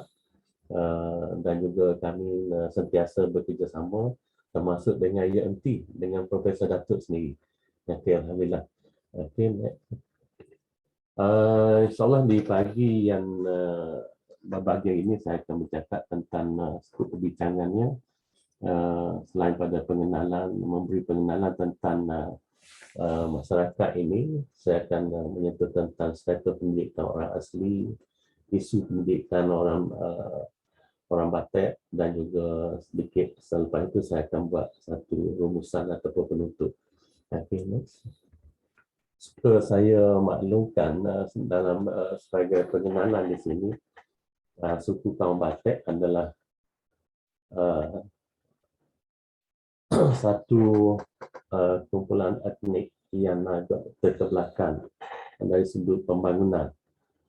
Masyarakat orang asli itu sudah dalam konteks masyarakat Malaysia sudah suatu kumpulan, satu masyarakat yang berada di belakang dalam arus pembangunan. Dan suku kaum Batak ini adalah daripada suku kaum Negrito yang orang kata lebih terkebelakang daripada suku-suku kaum yang lain. Untuk melihat isu ini secara lebih berfokus, saya akan membincangkan latar belakang masyarakat ini secara lebih terperinci lah, supaya kita faham masyarakat ini dan kemudiannya boleh kita kaitkan dengan isu pendidikan ini. Dan dari sudut yang biasa, masyarakat orang asli suku kaum Batak ini adalah daripada suku kaum Negrito,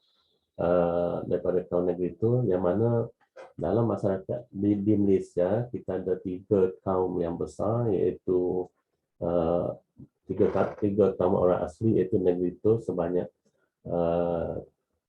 2.81% ataupun hampir 3%. Senoi adalah kumpulan yang terbesar 54.91%, iaitu hampir 55%, dan Melayu Proto 42.27%. Jadi saya nak bawa ke sini, dan ini dari sudut gemelah masyarakat orang asli di Malaysia mengikut negeri. Kita ada di Kedah ada 270 orang, Perak 50,181, Selangor 9,603 orang, Negeri Sembilan 10,531, Melaka ada 1,713, Johor ada 13,139, Pahang ada 67,606 orang, Terengganu ada 1,979 orang, Kelantan ada 14,653 dengan jumlahnya 182,775. Saya nak highlightkan di sini juga ialah dalam jumlah yang ini, yang hampir 200,000 orang ini, ataupun latest ni ada juga maklumat yang menyatakan sudah 200,000 lebih sedikit. Masyarakat ini adalah masyarakat yang tidak homogenes. Bila kita sebut masyarakat orang asli, secara keseluruhannya dia menggambarkan sesuatu yang saya sebut tadi, masyarakat yang terpinggir, namun begitu, ataupun yang tertinggal dalam arus pembangunan, namun begitu dalam konteks masyarakat itu sendiri terdapat heterogeneousnya. Ada heterogeneous, maknanya yang tidak bersifat pelbagai ataupun tidak sama sifatnya ataupun tidak sama ciri-ciri ataupun latar belakangnya.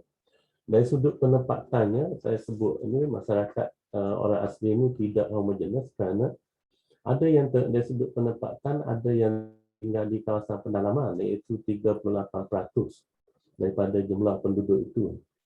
61% ada di pinggir dan hanya 1% di kawasan bandar. Dan dari sudut sosioekonominya sekarang masih lagi sekitar 30% adalah miskin dan miskin tegar. Okay, next. Sekali lagi yang saya sebut tadi, masyarakat orang asli ini suatu masyarakat yang suatu kumpulan masyarakat yang tidak homogenes. Ini juga boleh dilihat dari sudut taburan pertempatan diorang.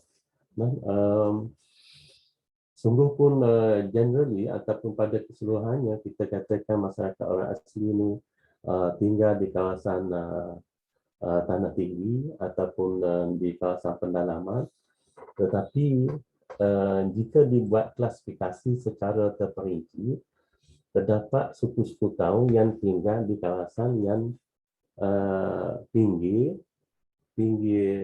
ataupun di kawasan tanah beralung, tanah rendah, dan ada suku kaum yang betul-betul tinggal di kawasan tanah tinggi, di banjaran Tikawasa dan sebagainya. Termasuk di taman negara. Jadi yang kita nak katakan ini, antara suku kaum yang tinggal di kawasan pendalaman ataupun di jauh pendalaman, iaitu adalah melibatkan suku kaum Batak yang kita nak bercakap pada hari ini. Yang lain-lain kita kata tinggal di kawasan tinggi ataupun pendalaman dan pinggir, tapi mereka lebih hampir dengan kawasan bandar dengan bandar dan lebih kerap terdedah dengan bandar, dengan pekan dan sebagainya. Namun bagi komuniti ini, komuniti Batak ini, dia agak special, di mana tempat penempatan diorang lebih tertumpu di kawasan pendalaman. Iaitu kalau dia sebut dari sudut kedaerahan negerinya, dia berada di sempadan 3 buah negeri, iaitu negeri Kelantan, Pahang dan Terengganu. Di situ. Ataupun dengan kata lain, senang kita di kawasan Taman Negara. Taman Negara, kawasan Taman Negara. Okay, next. Jadi ini saya nak cakap sikit tentang orang Batak ini sebelum kita pergi pada isu, supaya kita dapat satu gambaran yang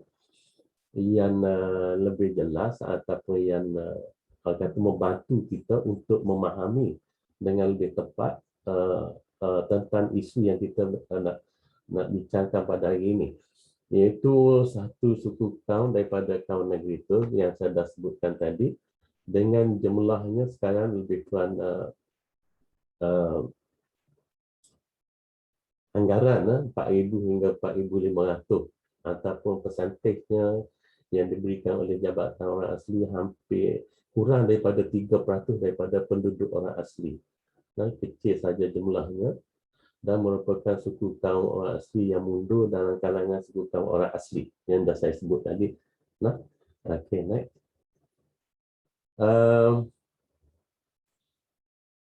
Sedikit lagi tentang gaya hidup suku kaum Batak ini. Pada asalnya, mereka mengamalkan gaya hidup bersifat nomad. Nomad itu berpindah randah dari satu tempat ke satu tempat yang lain dalam satu kawasan, kawasan hutan. Saya saya mempunyai peluang beberapa kali untuk menyertai kehidupan diorang ini dalam bentuk nomad ini. Biasanya mereka akan tinggal di antara 1 hingga 2 minggu bagi satu kawasan. Kemudian mereka akan pindah ke kawasan lain untuk mencari sumber makanan. Dia akan untuk satu kawasan itu mereka akan mencari sumber makanan, sama ada ubi, binatang buruan dan sebagainya, dan juga hasil-hasil hutan yang boleh dijual kepada masyarakat luar. Bila kawasan berkenaan sudah ketiadaan hasil yang boleh dikumpul ataupun boleh dijadikan bahan makanan, mereka akan pindah ke kawasan yang baru. Begitulah serta kehidupan mereka. Tidak dinafikan, kini mereka mempunyai penempatan yang khusus. Namun oleh kerana mereka hanya mempunyai kemahiran berkaitan dengan penerokaan ataupun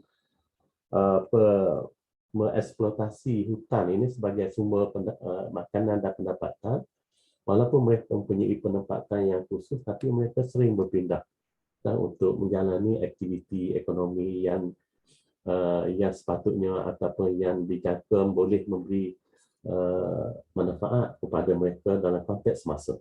Okay.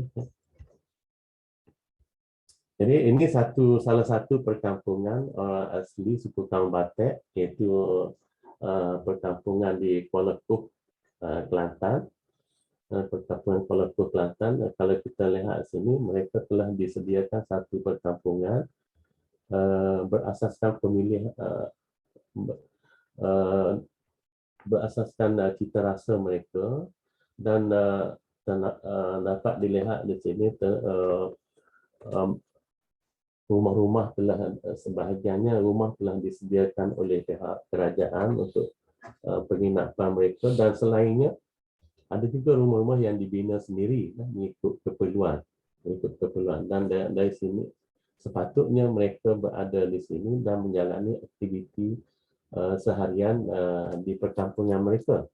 Namun begitu, untuk menampung keperluan harian yang semakin tinggi ataupun yang mungkin kawasan sekitar tidak mampu lagi menampung keperluan mereka, mereka sering berpindah ke hutan. Dan ini adalah gambar yang menunjukkan salah satu pertempatan mereka di kawasan hutan, yang mereka membina kemah dengan sekadarnya, dan kemah-kemah ini akan menjadi tempat berlindung mereka daripada hujan panas dan sebagainya. Dan di sini yang hadir ke hutan ini bukan saja golongan dewasa, tetapi juga mereka akan membawa kanak-kanaknya sekali. Kanak-kanak. Jadi itu yang saya nak cuba kaitkan sini, ada kanak-kanaknya sekali. Bila sebut kanak-kanak, maknanya anak-anak yang sepatutnya berada di sekolah ataupun di bangku sekolah. Namun pada ketika ini ataupun dalam situasi-situasi seperti ini, anak-anak itu berada bersama dengan mereka. Berada bersama dengan mereka. Okey.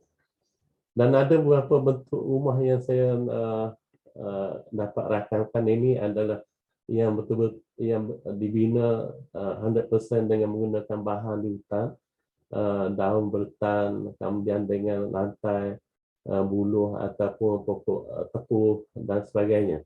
Jadi yang lain itu ada yang telah menggunakan bahan-bahan daripada luar, iaitu canvas, plastik dan sebagainya.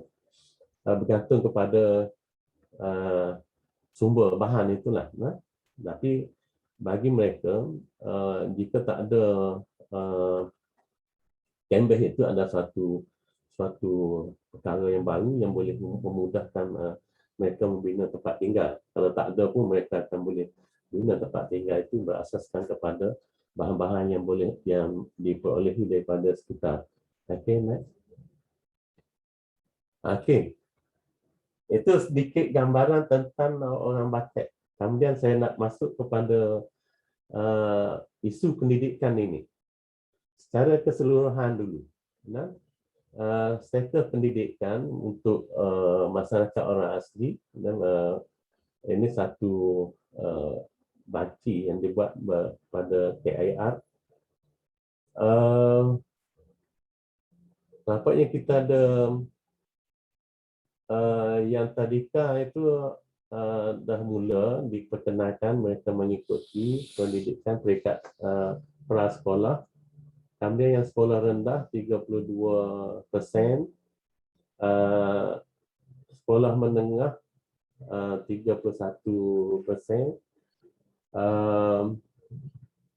Kemudian yang berjaya ke IPT agak rendah, iaitu belum capai 3%, iaitu sekitar 2.1, 2.2% begitu saja.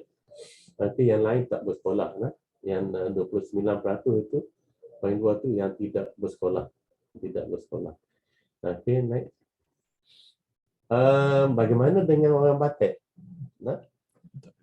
Setakat ini, sehingga ke hari ini, majoriti hanya pernah terdedah dengan pendidikan formal peringkat sekolah rendah. Dan saya sempat berbincang dengan rakan-rakan daripada Institut Pendidikan Guru di Teguh Afan Abzan, iaitu yang mempunyai pusat kecemerlangan pedagogi peribumi, iaitu tentang kemasukan pelatih ke IPG. Sehingga ke hari ini tidak ada pelatih daripada suku kaum Batak. Maknanya di sini menunjukkan suku kaum Batak pada hari ini belum ada yang melangkah kaki ke institusi pengajian tinggi. Walaupun kita dah dengar kejayaan-kejayaan yang dicapai oleh suku kaum lain dalam dari sudut pendidikan, walaupun masih rendah, masih kecil, tapi yang itu masih belum berlaku pada suku kaum Batak. Apa yang berlaku sehingga hari ini masyarakat Batak ataupun suku kaum Batak lebih mengutamakan pendidikan informal. Pendidikan informal ini yang saya maksudkan ialah pendidikan bagi anak-anak untuk mengenali atau untuk mengenali alam sekitar, mengenali ataupun memberi kemahiran kepada anak-anak bagaimana untuk mengenali buah-buahan yang boleh dimakan, yang tak boleh dimakan, yang boleh bagaimana nak panjat, nak petik buah itu dan sebagainya. Anak-anak juga didedahkan dengan kemahiran, misalnya untuk di sungai, bagaimana nak tangkap ikan, bagaimana nak persediaan tertentu untuk mereka memancing dan sebagainya. Dan juga dalam aktiviti memburu dan mencari hasil hutan yang lain. Jadi yang ini adalah satu bagi mereka, bagi masyarakat suku kaum Batak, oleh kerana mereka mempunyai aktiviti yang begitu akrab dengan persekitaran hutan, maka dia lihat pendidikan ini ataupun pengetahuan dan kemahiran yang cuba diberikan kepada anak-anak mereka ini adalah sesuatu yang penting untuk kesinambungan ataupun untuk kelangsungan hidup anak-anak mereka di masa akan datang. Dan sebab itu mereka akan tidak menegah ataupun tidak menghalang jika mereka berhajat ke hutan untuk menjalani aktiviti ekonomi. Terdapat permintaan daripada ahli keluarga untuk menyertai aktiviti mereka, termasuk isteri dan anak-anak yang dah remaja ataupun yang masih sepatutnya berada di bangku sekolah. Malah atas hasrat untuk memberi pengalaman kepada anak-anak, mereka semacam mengiyakan ataupun memberi laluan kepada anak-anak supaya bersama dengan mereka. Ini situasi yang berlaku di kalangan suku kaum Batak. Okay, next. Akhir bersabit dengan isu pendidikan ini, yang ini dah biasa dicakapkan ataupun disampaikan oleh para researcher ataupun oleh para presenter yang lain. Kita ada 3 masalah yang besar dari sudut pendidikan orang asli, iaitu masalah berkaitan dengan pencapaian dalam peperiksaan dan pencapaian akademik. Ini satu perkara yang selalu menghantui para guru yang mengajar di sekolah-sekolah orang asli. Dan bila diminta laporan ataupun diminta supaya tingkatkan pencapaian, ini satu perkara yang agak membebankan ataupun merisaukan mereka. Kemudian isu yang kedua adalah isu kehadiran ke sekolah yang masih belum memuaskan. Hasil yang telah dibuat menunjukkan kehadiran murid orang asli ke sekolah ini jarang sekali kita dengar melebihi 70%. Nah, kebanyakannya berada di sekitar 30%, 40%, dan jika kehadiran itu mencecah 50% itu sudah dianggap suatu yang baik. Nah, jadi itu soal kehadiran. Kemudian satu lagi isunya ialah berkaitan dengan peratus keciciran yang tinggi, iaitu majoriti murid yang tamat sekolah rendah tidak meneruskan pengajian ke sekolah menengah. Dan ini lebih ketara lagi bagi suku-suku kaum yang berada di kawasan pendalaman yang kita dalam konteks perbincangan kita pada hari ini, iaitu di kalangan suku kaum Batek. Suku kaum Batek. Kenapa? Faktornya adalah meliputi faktor sosioekonomi, faktor sosio budaya dan kemudahan pendidikan serta faktor pengurusan dan pengajaran pembelajaran iaitu PNP. Yang ini biasa yang diberikan oleh para researcher ataupun para presenter sebelum ini. Namun dalam berkaitan dengan suku kaum Batek tadi, oleh kerana saya dah sebutkan, saya nak bincangkan perkara ini, isu pendidikan ini dalam konteks masyarakat Batek itu, dalam konteks masyarakat Batek. So saya tidak akan menghuraikan ataupun menyentuh soal kemudahan berkaitan dengan kemudahan pendidikan, faktor pengurusan, pengajaran, pembelajaran dan sebagainya. Yang ini kita bagi ruang kepada yang para para sarjana yang lain, sebab yang ini lebih mudah. Yang saya nak bantu sini, nak kongsinya, iaitu faktor bagaimana faktor sosioekonomi dan faktor sosio budaya itu dalam konteks masyarakat Batek dianggap sebagai sesuatu yang boleh mengekang ataupun menghalang kemajuan pendidikan di kalangan suku kaum berkenaan. Kalau kita lihat dari sudut sosioekonomi, komuniti ini sebagai komuniti yang akrab dengan kawasan pendalaman, mereka mempunyai pergantungan yang tinggi kepada hasil hutan sebagai sumber makanan dan juga sumber pendapatan. Jadi aktiviti yang sinonim dengan suku kaum ini adalah aktiviti memburu dan mengumpul. Nanti ada yang bertanya ataupun yang rasa perlu maklumat, tidakkah masyarakat orang asli ini sudah didedahkan dengan pelbagai program pembangunan dan pelbagai aktiviti ekonomi baru untuk membantu meningkatkan taraf sosioekonomi mereka?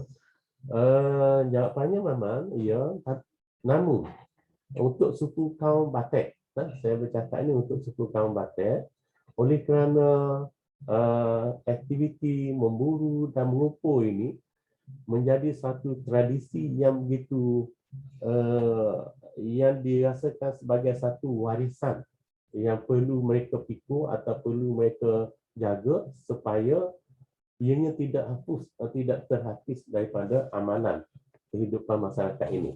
Dan dalam masa yang sama, mungkin mereka merasakan aktiviti ini lebih sinonim atau lebih serasi dengan mereka kerana mereka akan mendapat sumber dalam masa yang terdekat.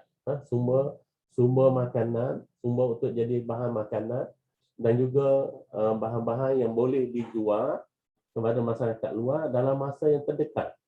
Ke hutan seminggu ataupun 2 minggu, balik mereka sudah mempunyai bahan makanan sedikit sebanyak di hutan.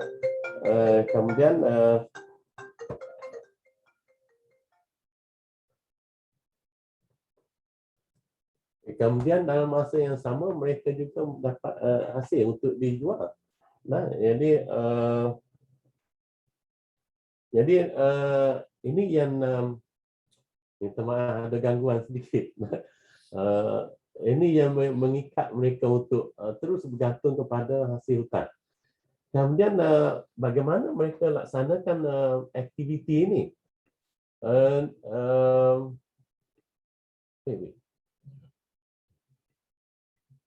Bagaimana mereka melaksanakan aktiviti ini? Dan pelaksanaan aktiviti yang berkaitan dengan hutan ini akan dilakukan secara kata keluarga sebagai unit asas ekonomi, iaitu ahli keluarga sebagai pekerja.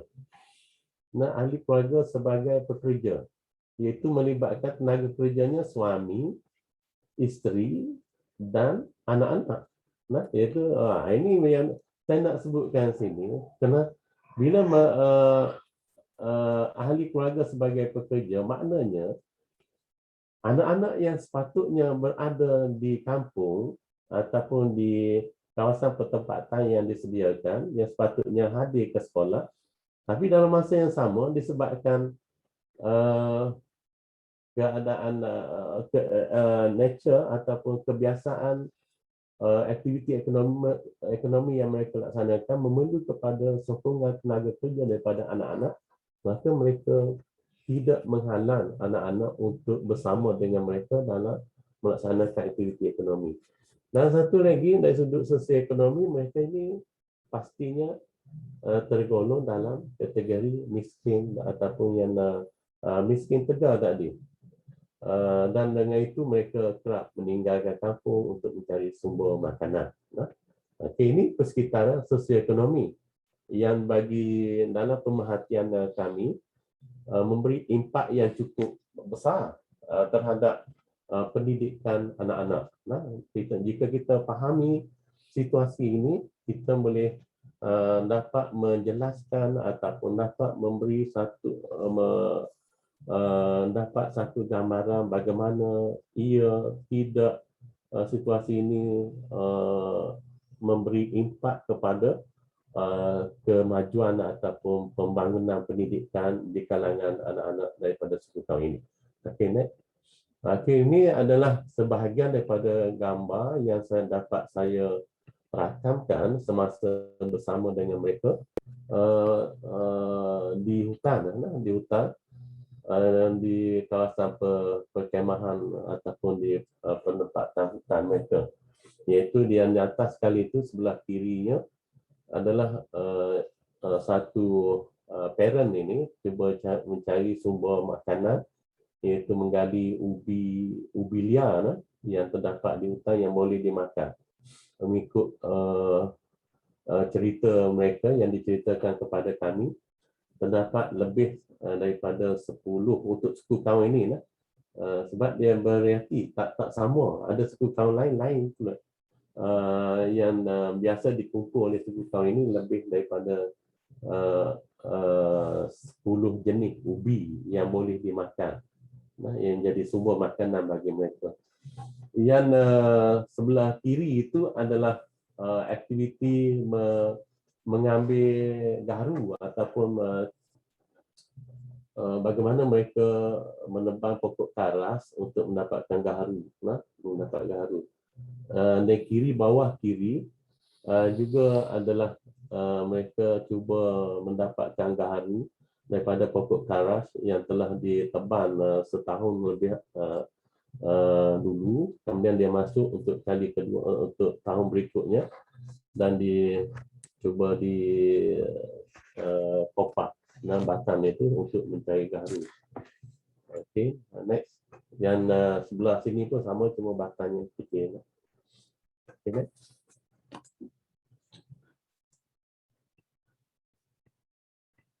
Okey, ini sebahagian lagi dia punya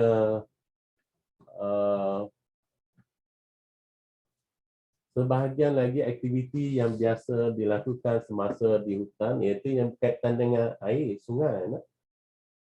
Yang atas sebelah kiri adalah aktiviti memburu labi-labi untuk dijadikan bahan makanan dan mereka akan jual jika ada permintaan daripada individu-individu tertentu di luar. Mereka akan bergerak dan berkumpulan lebih kurang 5-6 orang macam tu. Kemudian dia akan menggunakan alat yang direka sendiri untuk pemburuan. Dan sebelah kanan ada mereka menangkap ikan dengan menggunakan menggunakan panah. Sebelah kiri, sebelah bawah kiri adalah mereka menangkap menunjukkan labi-labi yang telah ditangkap. Dan sebelah kiri bawah sebelah kanan ini adalah bagaimana yang saya sebut tadi, kanak-kanak yang dibawa bersama ke hutan itu dalam melaksanakan aktiviti ekonomi diberi peranan tertentu. Kanak-kanak ini, 4 orang ini diberi peranan untuk mendayung rakit ataupun menggalakkan rakit ini untuk mengeluarkan rotan daripada hutan dan melalui anak-anak sungai di kawasan pendalaman itu. Jadi ini secara tak langsung mereka memberi pengalaman kepada anak-anak mereka bagaimana untuk melakukan kerja ini dan untuk sebagai persediaan mereka untuk aktiviti bila mereka dewasa nanti.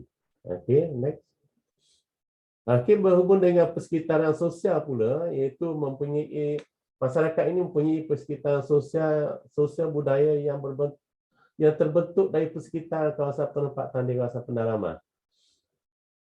Iaitu bagi mereka anak-anak mereka adalah pewaris tradisi, termasuk aktiviti ekonomi dan sebagainya. Yang kedua, anak-anak perlu ada kemahiran berkaitan persekitaran sekeliling. Ini satu perkara yang menyebabkan dia memberi impak kepada pendidikan itu. Okay, next. Yang seterusnya, sikap terhadap pendidikan. Ada rasa rendah diri, objektifnya kurang jelas. Saya laju sikit lah, sebab ada isyarat 3 minit lagi. Kurang daya usaha, kurang istiqamah. Tak ada dorongan daripada ibu bapanya kurang. Kepimpinan pun, pemimpin tempatan pun tak begitu. Pemimpin tempatan maknanya pemimpin komuniti lah, bukan dia tidak begitu beri fokus sangat pada pendidikan formal dan tidak menganggap sekolah yang didirikan di perkampungan mereka itu ataupun kemudahan pendidikan yang disediakan itu sebagai satu milik mereka yang seharusnya mereka guna untuk manfaatkan bagi pembangunan pendidikan mereka. Okay, next. Many apologies, Prof, because we are running out of time. Can you please wrap up your presentations because we want to give time for the Q&A afterwards. Okay. Ada boleh dalam 2 minit lagi?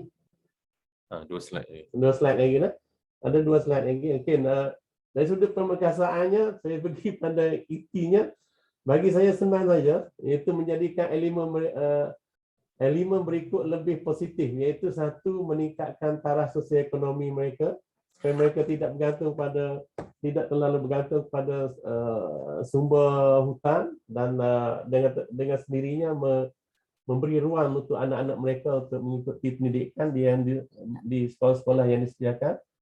Kemudian melakukan anjakan persekitaran sosial di kalangan masyarakat itu, memberi satu wajah baru dalam bentuk pemikiran mereka, pemerkasaan kepimpinan dan menyemai dan meningkatkan rasa kepunyaan terhadap sekolah.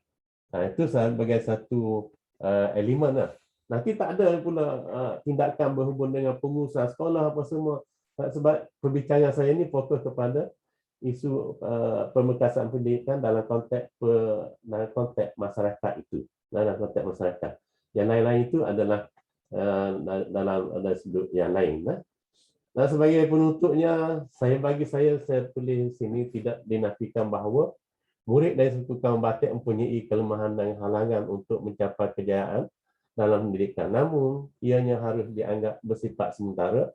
Situasi boleh berubah jika ada komitmen tinggi daripada semua pihak yang berkaitan. Dan potensi yang ada dalam kalangan murid suku kaum batik perlu sentiasa disuburkan. Ibarat anak benih pokok yang baru tumbuh, perlu sentiasa dijaga dan disuburkan sehingga ia mampu tegak dan mendatangkan hasil lumayan. So itu saja. Terima kasih daripada kami. Itu saya dan juga Dr. Afi yang sini. Okey, Prof. Datuk. Okey, terima kasih. Assalamualaikum warahmatullahi wabarakatuh. Terima kasih Prof. Ramli, dan sebagai ringkasannya ialah mereka mengutamakan pelajaran mengenai kemahiran hidup dan juga kemahiran untuk menjalankan aktiviti bersama ahli keluarga. Yes. Kerana itu adalah dia punya orang kata hands-on education yang mereka dapat.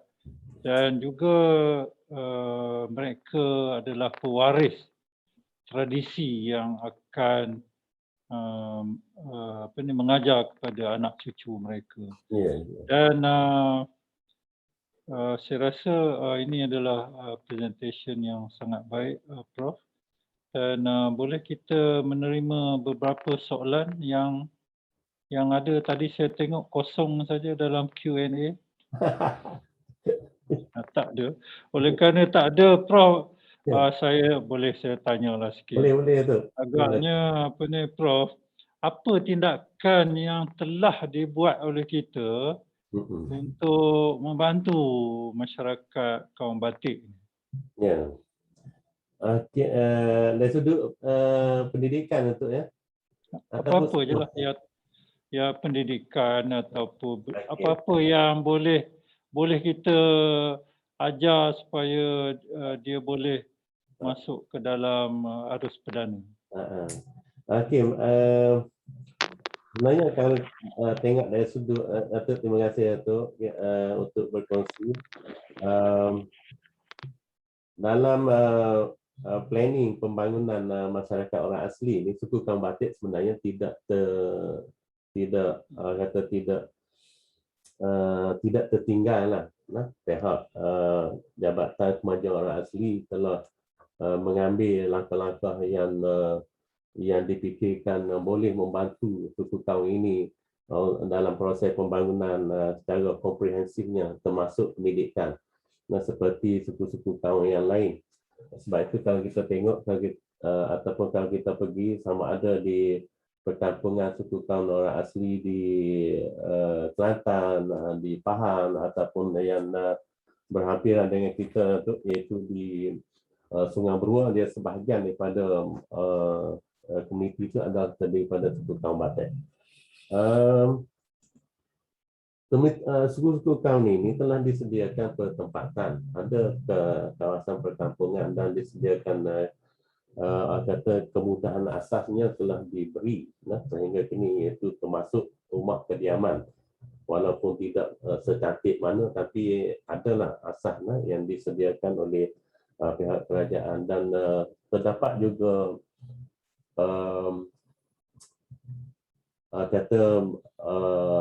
dari sudut ekonominya telah ada program-program ataupun projek pembangunan ekonomi yang telah disediakan, termasuk pertanian, perikanan, ternakan, dan sekarang ini difokuskan tentang bagaimana mewujudkan golongan usahawan di kalangan suku kaum ini dan di kalangan orang asli, termasuk suku kaum Batak.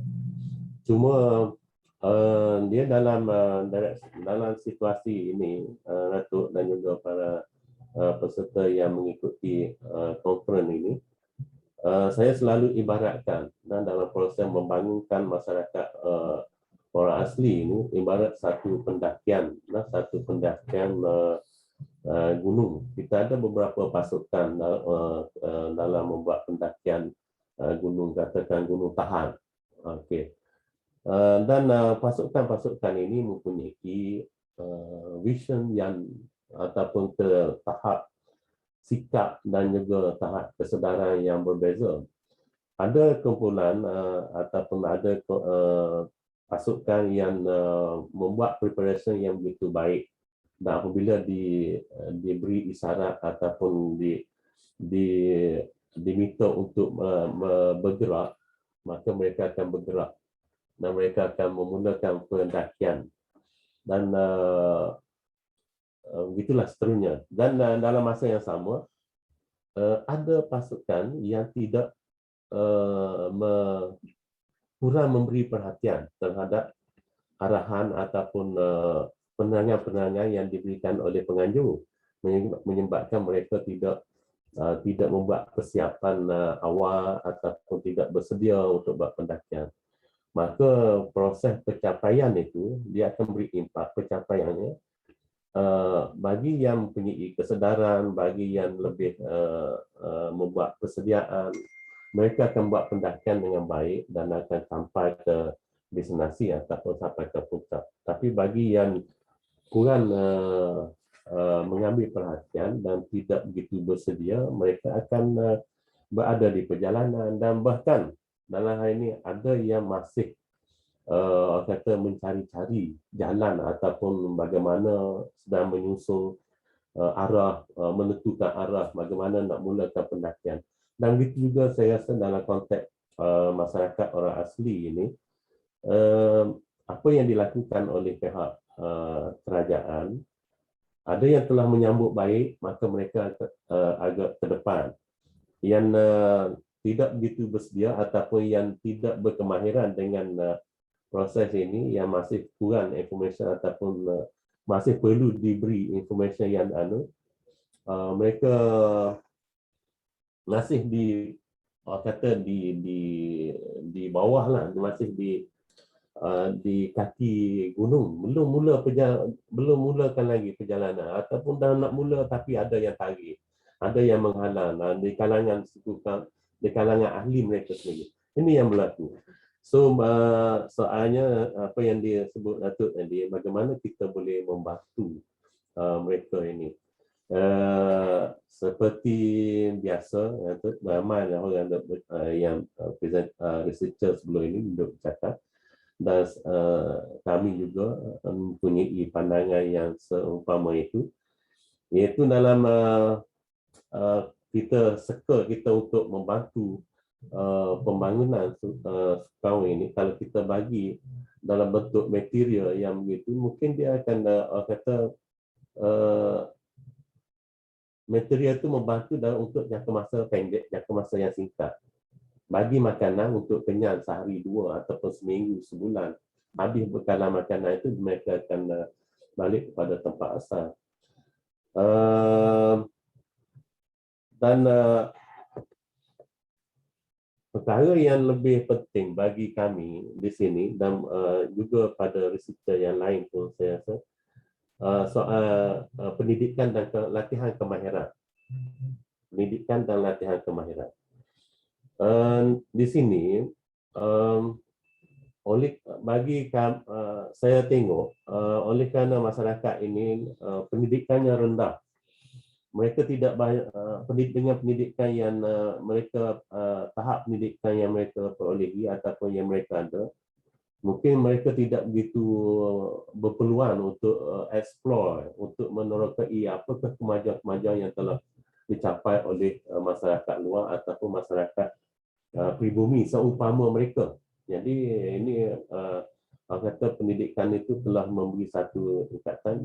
So untuk memajukan mereka ini, saya rasa injection yang paling efektif adalah dengan memperkasakan pendidikan. Apa jua, walaupun kita mendapat halangan, tentangan ataupun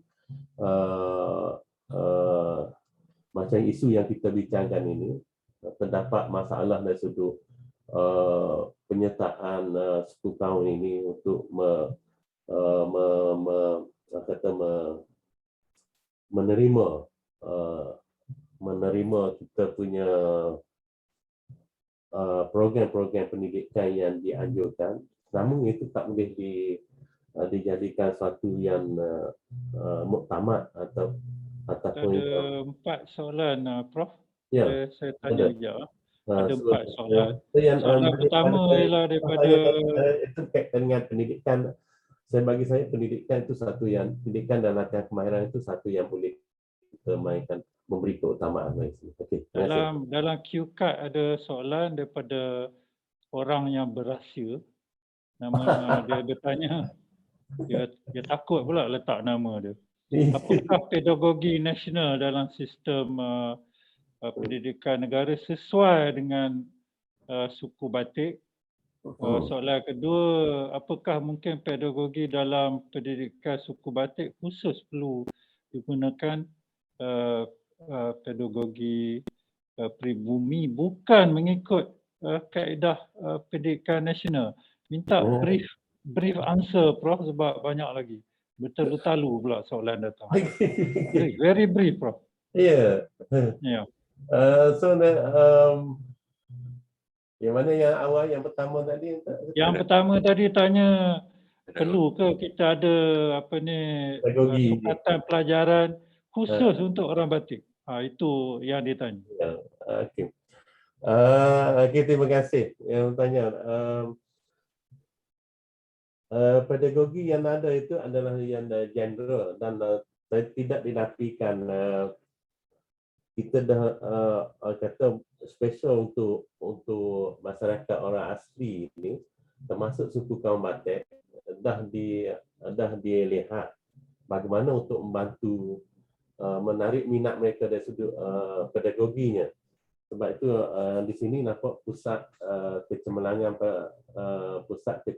pedagogi kebahasaan pribumi kebahasaan di IPG Ketua Afan Amzan itu mengambil perhatian yang serius terhadap perkara ini.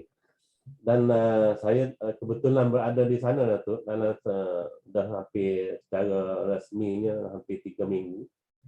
Saya benda ini diberi saya dah bincang ataupun mengambil maklum setakat yang dibuat ataupun setakat yang telah terlaksana ataupun telah terfikirkan oleh pihak IPG. Boleh agaknya Prof, kita ada macam apa ni flying guru kita suruh dia duduk dengan orang batik ni, maknanya kita train orang batik, dia jadi guru. Jadi kalau dia orang berkampung dekat Kenyir, dia duduklah mengajar budak-budak dekat Kenyir, something like that. Ya, dalam itu saya nak sebut tadi tu. Dalam dari sudut penempatan guru dah ada. Di Sungai Berua itu sendiri yang dekat dengan kita dah tu. Kita dah ada 2 orang guru daripada suku kaum orang asli. Tapi bukan daripada suku kaum Batak. Dia masih lagi mempunyai kata gap lah. Dia sebab orang asli katakan daripada Semai ataupun masih tidak apapun, at least dia orang ni ada jiwa untuk membantu kata daripada kaum orang asli itu. Dan dari sudut pedagogi tadi yang ditanya oleh kita punya seorang peserta tadi, yang terkini yang dipikirkan dan dicuba diaplikasikan oleh guru-guru ni dicuba diterapkan ialah dinamakan natural gogi. Ini mungkin Datuk baru kena natural gogi ni. Saya nak mengajar tu. Saya pun boleh mengajar. Boleh mengajar. Saya tu gitu. Kita nak nak mengira tu guna kata jumlah ikan, berapa ikan yang ada. Okey, ikan. Okey. Kemudian jumlah pokok, jumlah buah. Soalan kedua Prof daripada Dr. apa ni Saleh Daim UiTM. Dia tanya soalan putih pula dah. Dia tanya, does anyone knows what they really want? That their actual plight may have caused education backwardness, or are we listening to the wrong people on the issue? Ini soalan ni panas ni.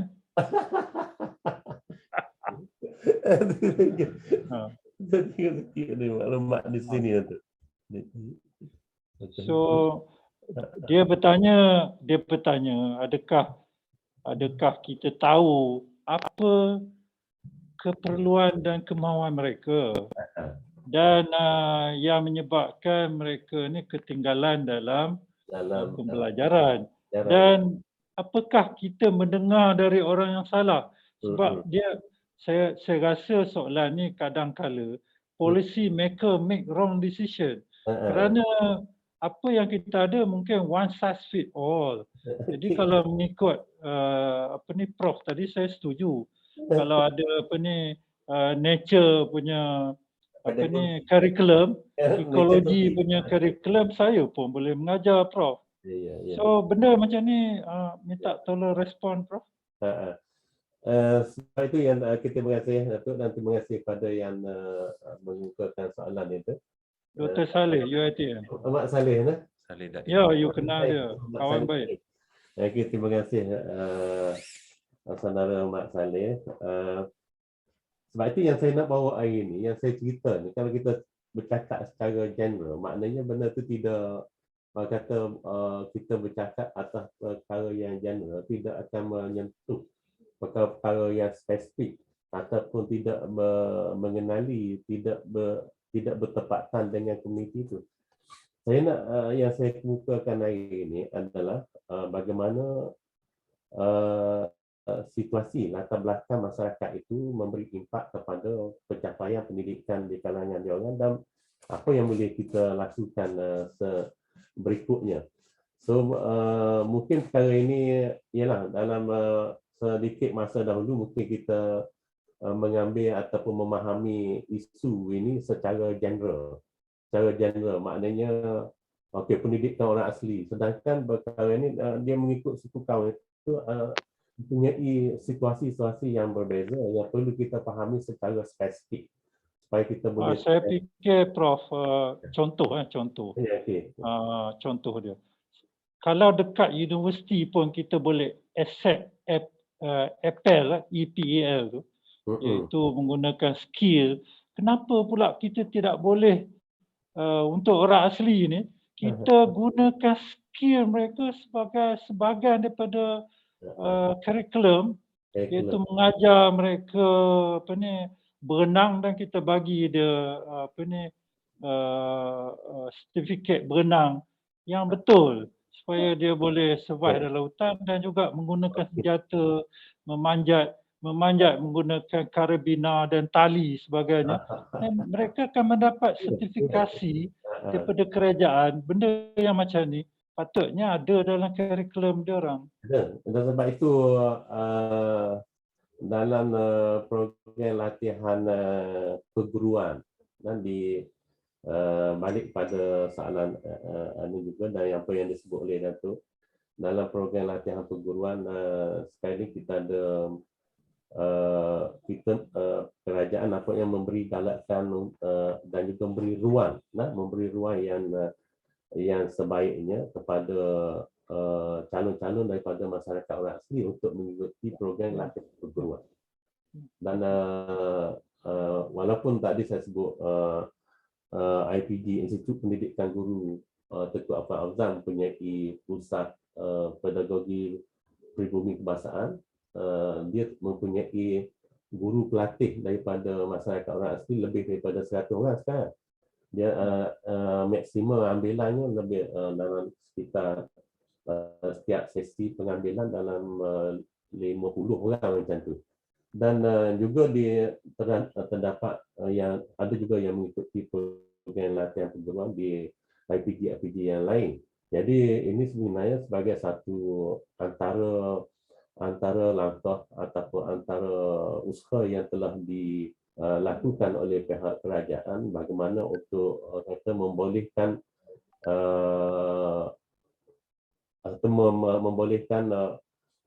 proses pendidikan itu diberi dalam konteks suku kaum berkenaan atau dalam kaum berkenaan yang lebih memahami kaum berkenaan. Okey, Prof, ni saya diberitahu masa dah berlalu. Cuma last question, memang panas. Last question daripada Dr. Fuad juga daripada UiTM.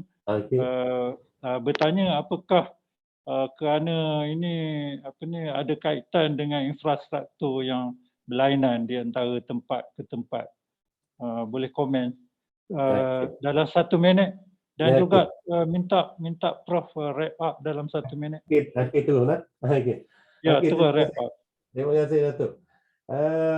Sebenarnya infra yang disediakan oleh kerajaan itu ada agak kata satu standard lah. tidak mengira suku kaum itu, misalnya untuk Temia, untuk Senoi, untuk Negrito, termasuk suku kaum Batek.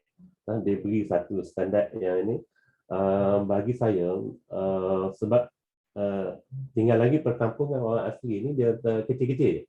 Nah, ada yang mampu diberikan disediakan infra yang lebih ada yang lebih sempurna, misalnya ada sekolah, kemudian ada asrama untuk bawa masuk orang asli yang berada di kawasan sekitar ataupun berjauhan untuk tinggal di situ. Jadi soal ini satu perkara dan proses peningkatan ataupun mengupgradekan kemudahan infra ini sentiasa diberi perhatian oleh pihak yang berkenaan. Termasuk misalnya contoh di Kelantan itu yang dia ada sekolah untuk suku kaum Batek dah ada di Pasir Linggi ataupun di Pos Lebih Kelantan. Tapi bila ada Prof ni apa ni pihak organizer minta apa ni kita berhenti. So kita kena pergi minum kopi ya. Nampak gaya macam tu. Kita sambut kita tangguh sekejap, Prof. Saya minta ampun. Walau bagaimanapun topik ini sangat panas dan juga sangat sedap didengar. Dan juga saya bersetuju juga dengan Prof supaya kita adakan satu kurikulum yang juga mengambil menerapkan dia punya kebudayaan, dia punya skill seperti yang kita buat dekat universiti pun sama dekat Apple dan juga itu diiktiraf untuk katalah menggunakan sebagai pemandu pelancong dan sebagainya. Jadi kalau dia dah pandai melihat ikan, pokok dan juga tumbuh-tumbuhan, burung dan juga binatang, maka itu sudah sebagai satu asas untuk mereka dijadikan pemandu pelancong dan tidak perlu lagi ambil kursus pelancongan. Jadi benda macam ni yang menjadi penghalang pada mereka. Natural gogi itu. Ya. Nampak dah sekat ya lain tu. So kita berhenti kat sini. Sekian, terima kasih.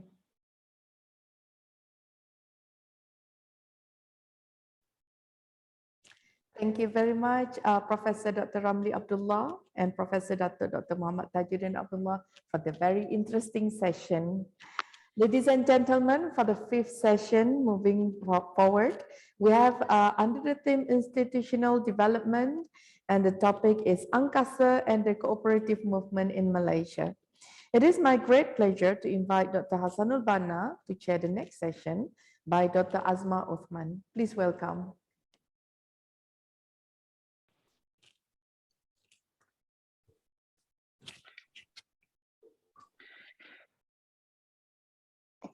Thank you very much, Dr. Diana, for the brief introduction. And I would like to thank the previous acting director and the previous dean, Professor Terence Gomez, as well as the current acting director of UACIC, Dr. Ruhana Jani, and the organization committee for inviting me to chair this session. It's my honor and great pleasure to be here virtually. Ladies and gentlemen, Assalamu alaikum. Good morning and very warm welcome to the fifth session of the US International Conference on Poverty, Inequality and Development 2021.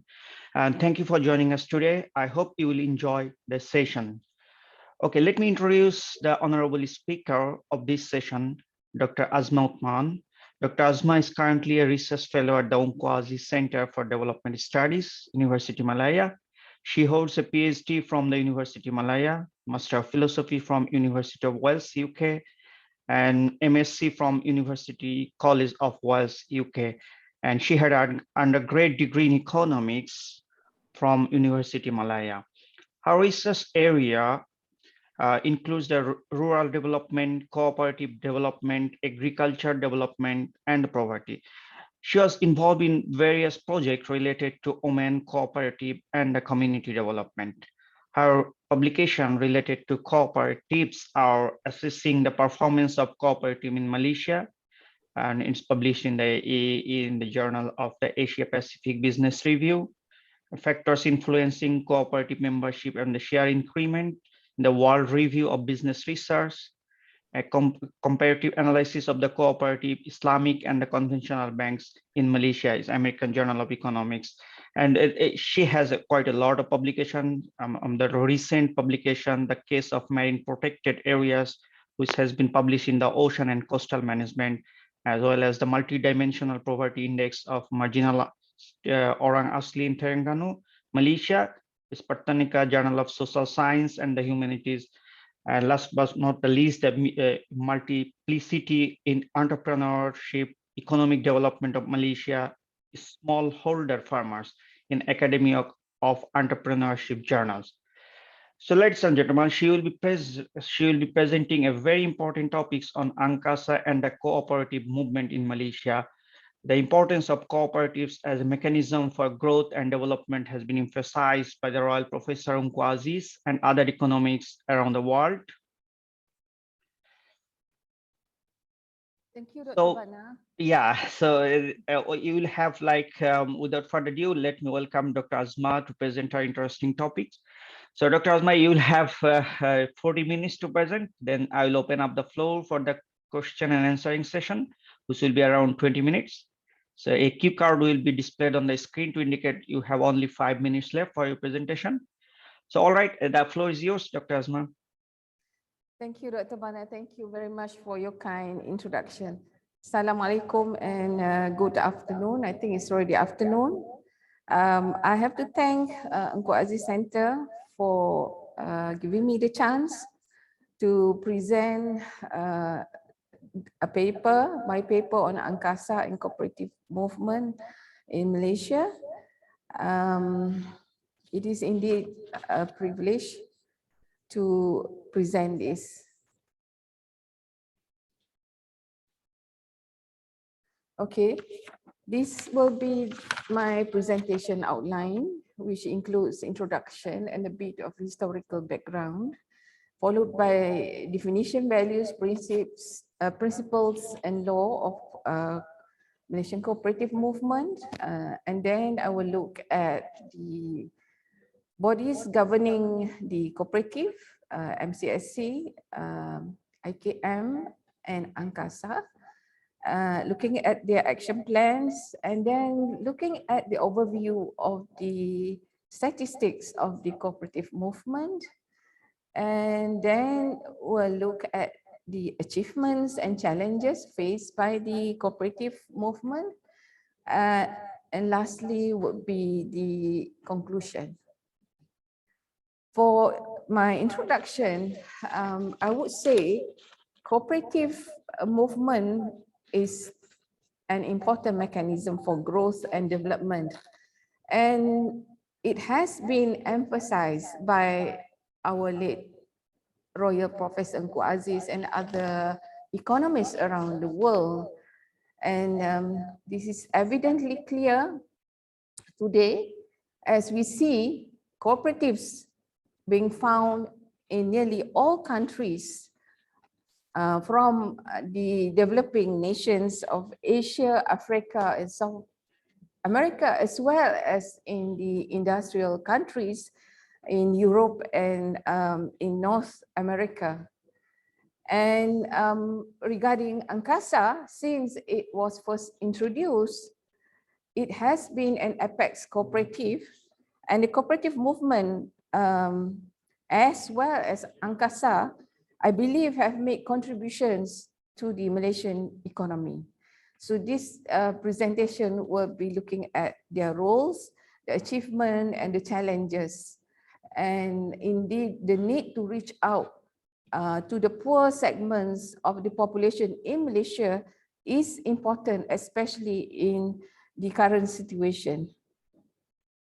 So a brief on the historical background, I believe it started with the idea that doesn't take off properly, which is in 1907. And then only in 1922, the cooperative the first cooperative law has been approved. This law is a starting point for the movement where with this law, there have been cooperative that were set up in the urban as well as in the rural areas. These cooperatives were set up to solve the problem of indebtedness among the people. Following this, there has been revision of the law where the enactment 1922 has been revised, and this was done in many times in 1948 as well as in 1949. What is also important that I would like to share with you all is that the establishment of the cooperative bank in 1954, which is another key development in the cooperative movement, I believe, yeah, with the setup of the Cooperative Kerjasama Rakyat, or popularly known as the Bank Rakyat. Another important moment in the history which we should not forget is the establishment of the Cooperative College of Malaysia. Yeah, now it is the Institute of Cooperative Malaysia, or IKM. It used to be MKM. Following this also, the school cooperative was introduced, yeah, in 1966. And then, of course, the topic of discussion, the establishment of Angkasa in 1971.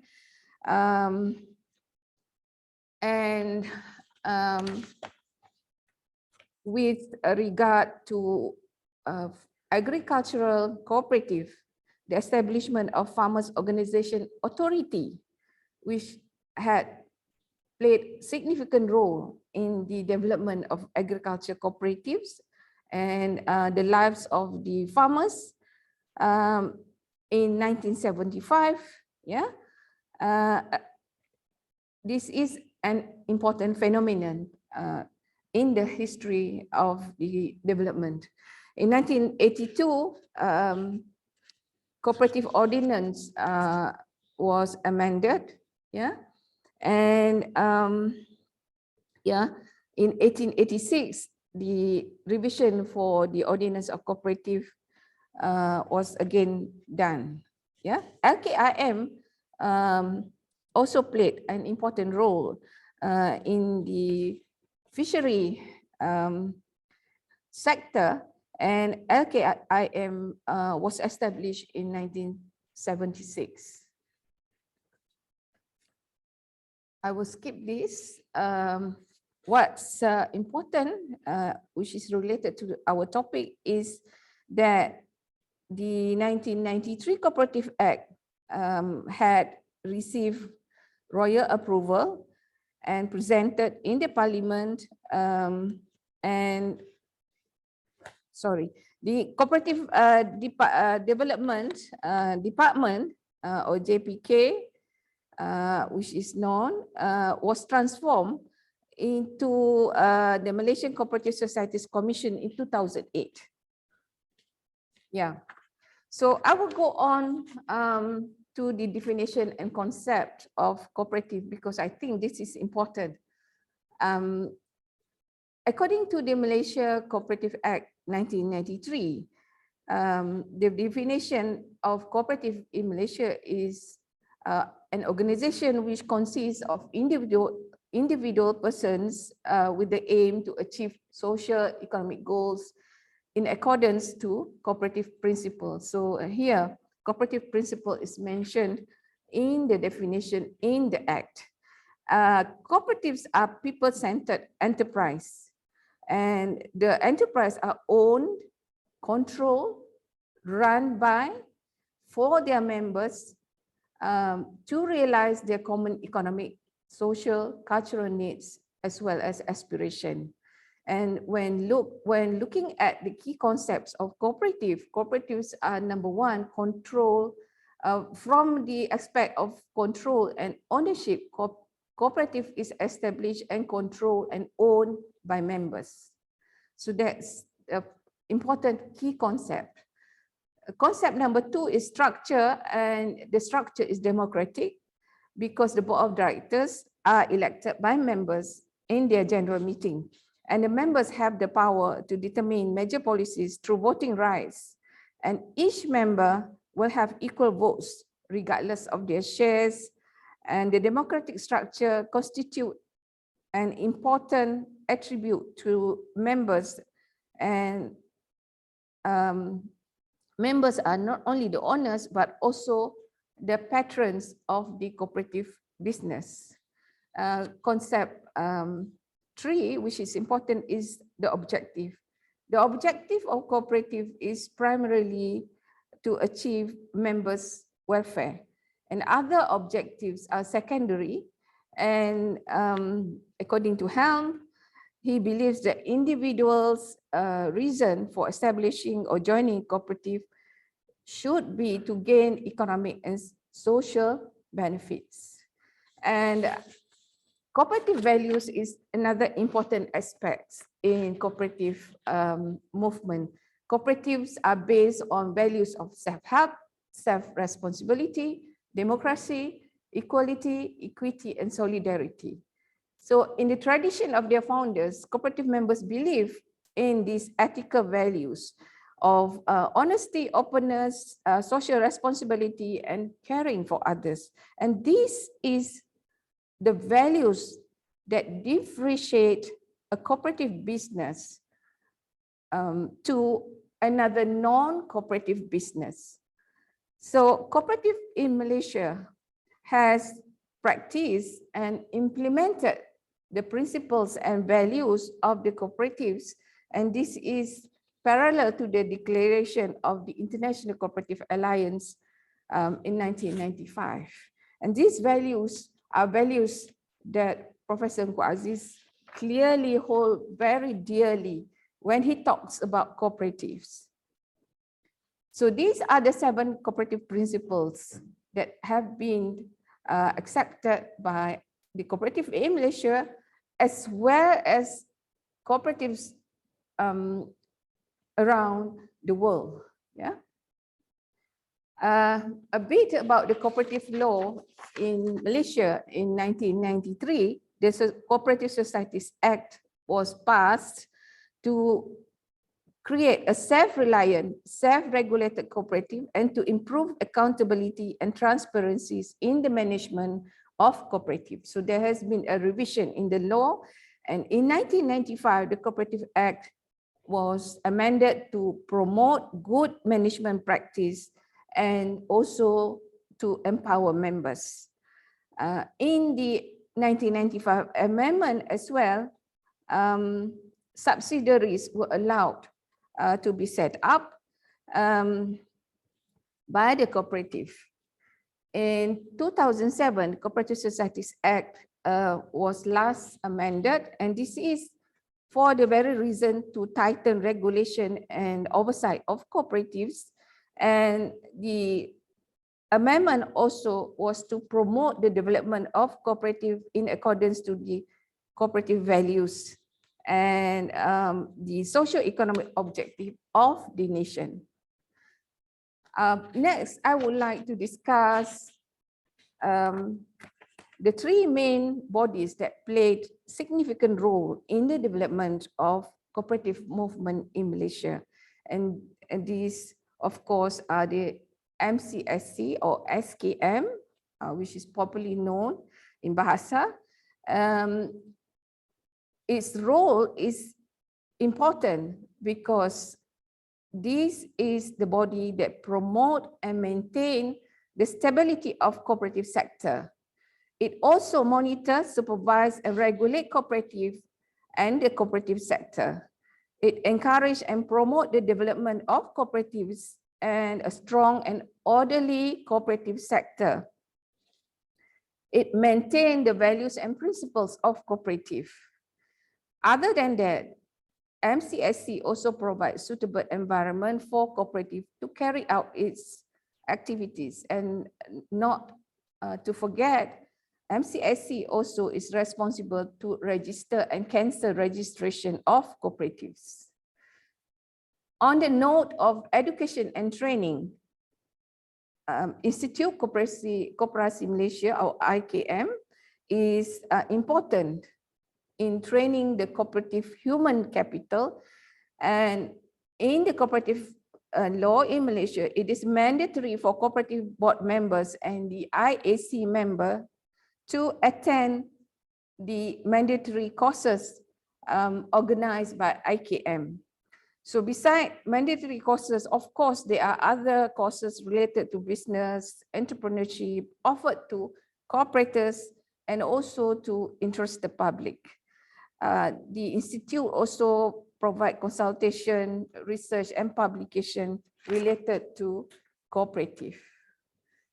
On Angkasa, after it was registered on May 1971,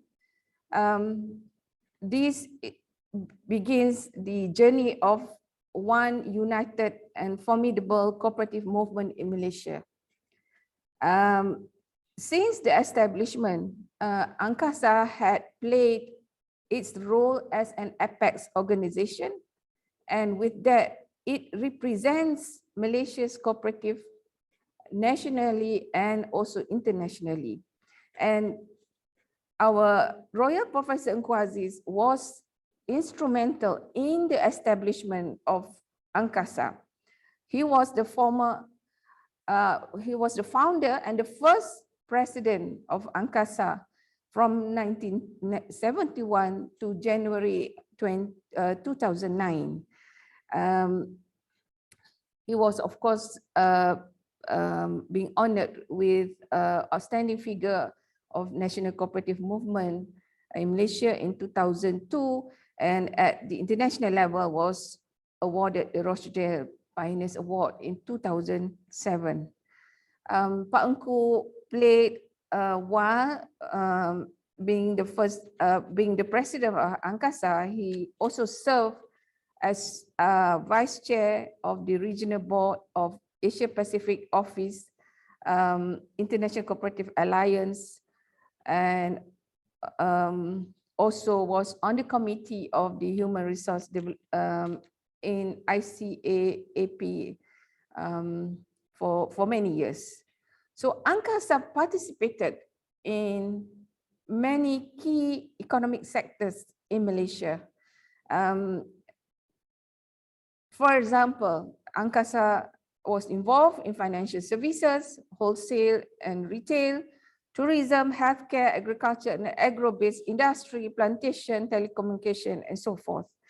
And one important role that Angkasa is famous for is the provision of salary deduction, which is a core service to government servants, cooperative statutory bodies, school co-ops, union, and also GLCs, companies.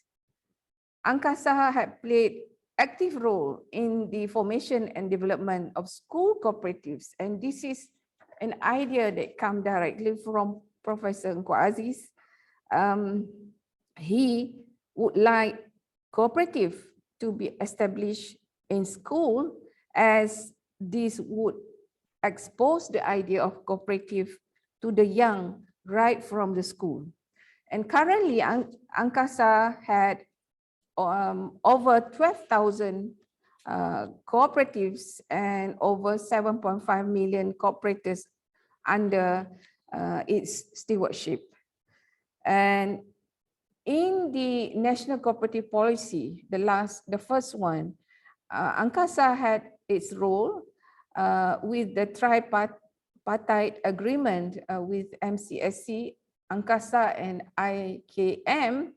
They were given mandate to unite and represent Malaysian cooperatives or Malaysian cooperators at national and international level, to stimulate and develop cooperative business, to increase the understanding and practice of cooperative values and principles, which is again parallel to ILO recommendation, which recognize cooperative as a tool for economic and social development of the community. So I would like to share Angkasa's strategic development plan. This, I believe, is a plan to help steer the cooperative movement to the right progress. So the strategic plan encompasses 4 strategic pillars, which is economic, ecosystem, governance, and innovation. And these are all 4 important pillars. And the trust for each pillars are again embedded with internal focus, that is to reinforce the organization infrastructure as well as the external focus, which is to preserve cooperative movement. Yeah, and Angkasa play a role to lead this movement. So this plan is actually in line with government's aspiration as contained in the new economic policy, the national cooperative policy, and the Putrajaya declaration.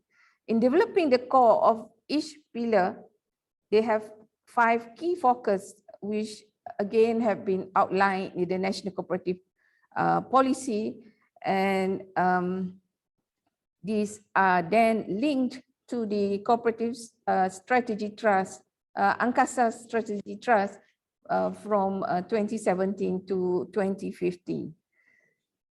So to achieve the strategies of each pillars, Angkasa will preserve the position as a global apex body and will compile the action plan in 3 periods, which is the short-term plan, the medium-term, and the long-term plan. So important policies that had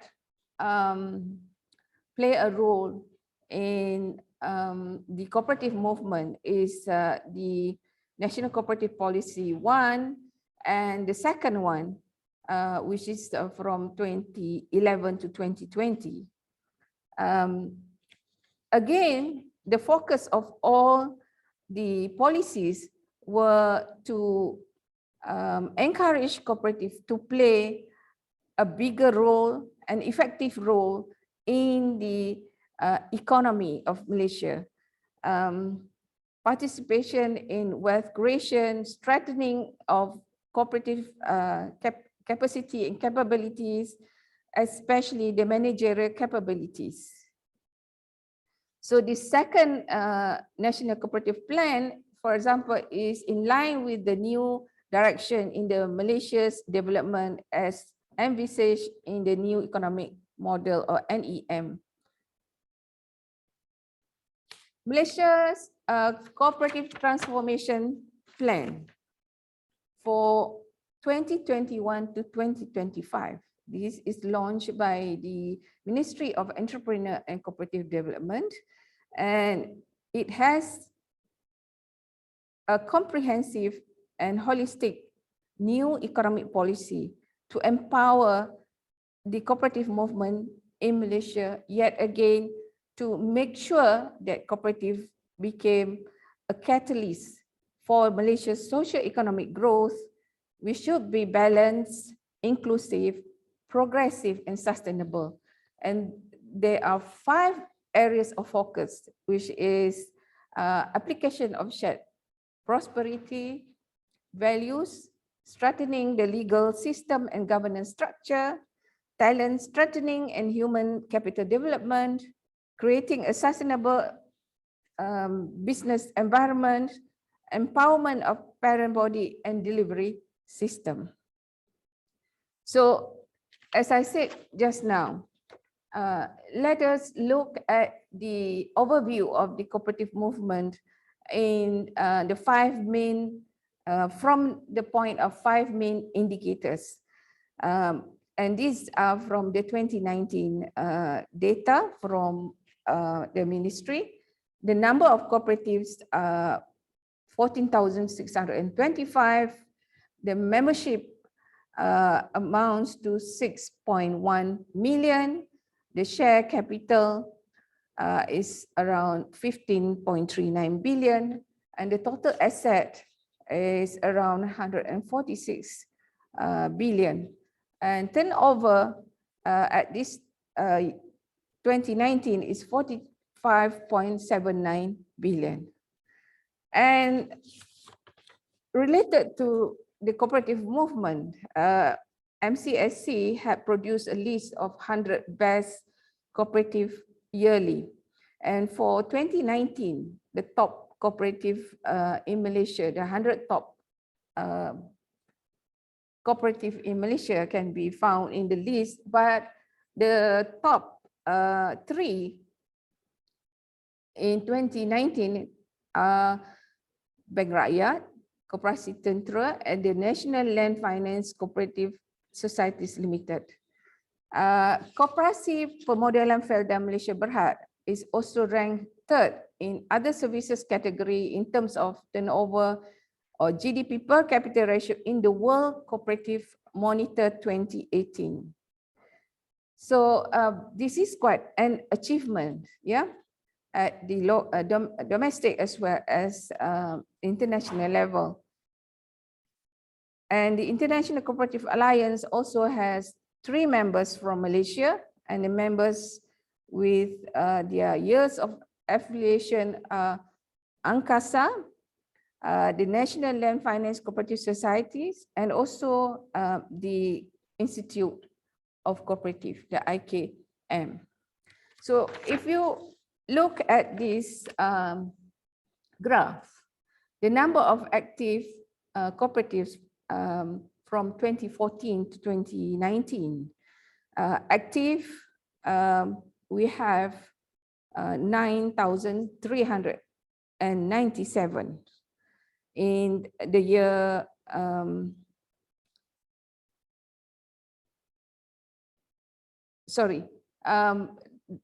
the number of cooperatives have increased, yeah, from 2014 to 2019. But looking in the details, if we look at the number of active cooperatives, it is about 64% or 9,397.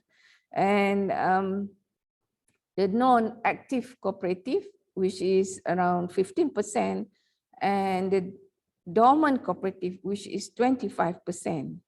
So this is about 46%, yeah, which is a huge or a big percentage. Yeah, the active cooperative should be more than 64% if the movement were to progress further. The cooperative movement share capital can be seen also increasing, yeah, from the table, and the cooperative movement assets as well.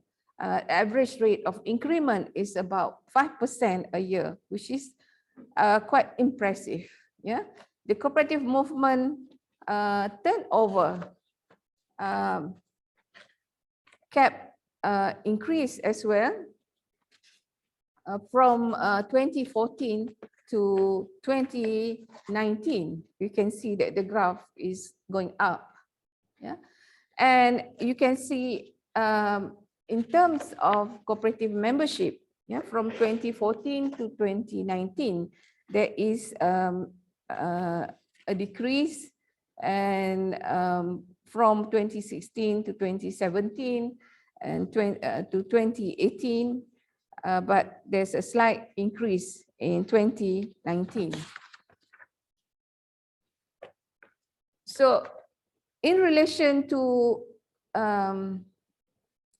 cooperative activities and achievement, cooperative financial service sector is the largest contributor to the total turnover of the cooperative movement.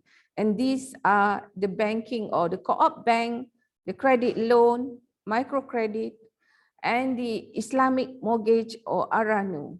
So the turnover is more than 38 billion, and this is 83% of the total turnover of the cooperative movement in 2019.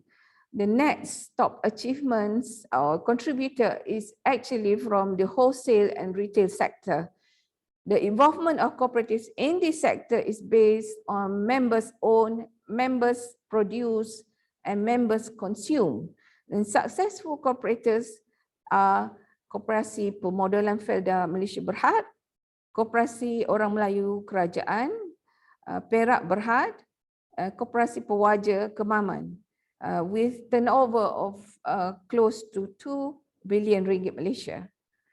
Agriculture and agro-based industries sector is also another top contributor to the turnover of the cooperative, and the contribution are from fisheries, agriculture, livestock, vegetables, and fruits. Yeah, and the turnover is 0.07 billion. Cooperative plantation sector with sub-activity of farm management also become the largest contributor. And this sector was strengthened by the mentoring and coaching and awareness program on quality certification of farm produce, which such as efforts to obtain certification such as Malaysian Sustainable Palm Oil or MPSO, among plantation which are owned by cooperatives, and these have generated over 500 million to the movement. Next in the list, the number 5 is real estate development and construction industry sector, which is also among the major contributor to the turnover of cooperative. Ownership of commercial and residential buildings, property investment, land ownership and lease, construction, industries, and supplies of building materials. These are among the activities, and activities had generated over 4 billion in 2019, and this is an improvement from 2018. Cooperatives are also looked at by their clusters, and this is rather important. And if we look at the clusters, the large cluster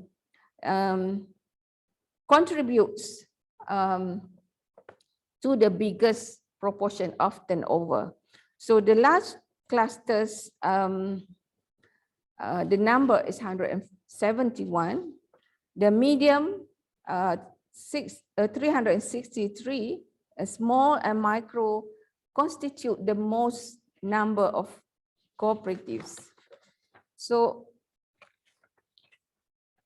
what the data shows us is that 96% of cooperatives are actually small. Yeah, and when I say small, these are cooperatives with annual sales between 200,000 to less than 1 million. And micro are cooperatives with annual sales of less than 200,000. And we have so many of these cooperatives, and their contribution to the movement turnover is only about 3.4%.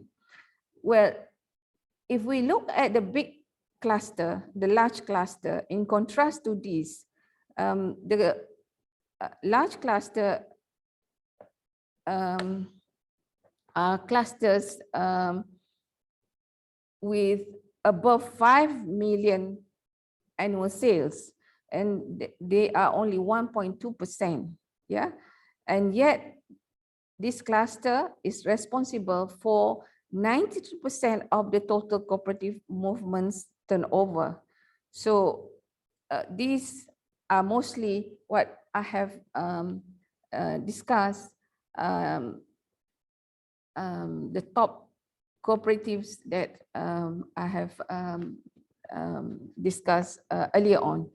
So the medium-sized cluster, about 2.5% of the cooperatives with annual sales of above 1 million, but less than 5 million, contributed 3.6% of the movement turnover. So what is the story behind this? What we can say is that the success, strengths, and performance of cooperatives are actually skewed towards the biggest or the large cluster, which is dominated by the banking and the service related cooperatives. Next, I would like to touch on the COVID-19 impact on our economy as well as on the cooperative activities. So with the pandemic, Malaysia faced unprecedented economic challenges, and business and cooperative sectors equally affected because of the lockdowns imposed by the government. And among the major challenges faced as the result of the contagion of this epidemic is cash flow constraint, reduction in sales value, disruption in supply chain, and it is reported that cash flow is the most challenging because entrepreneurs have to bear business operating costs. Yeah, so cooperative also have to bear operating costs. They have to pay salaries, they have to pay rent, utilities, and so forth.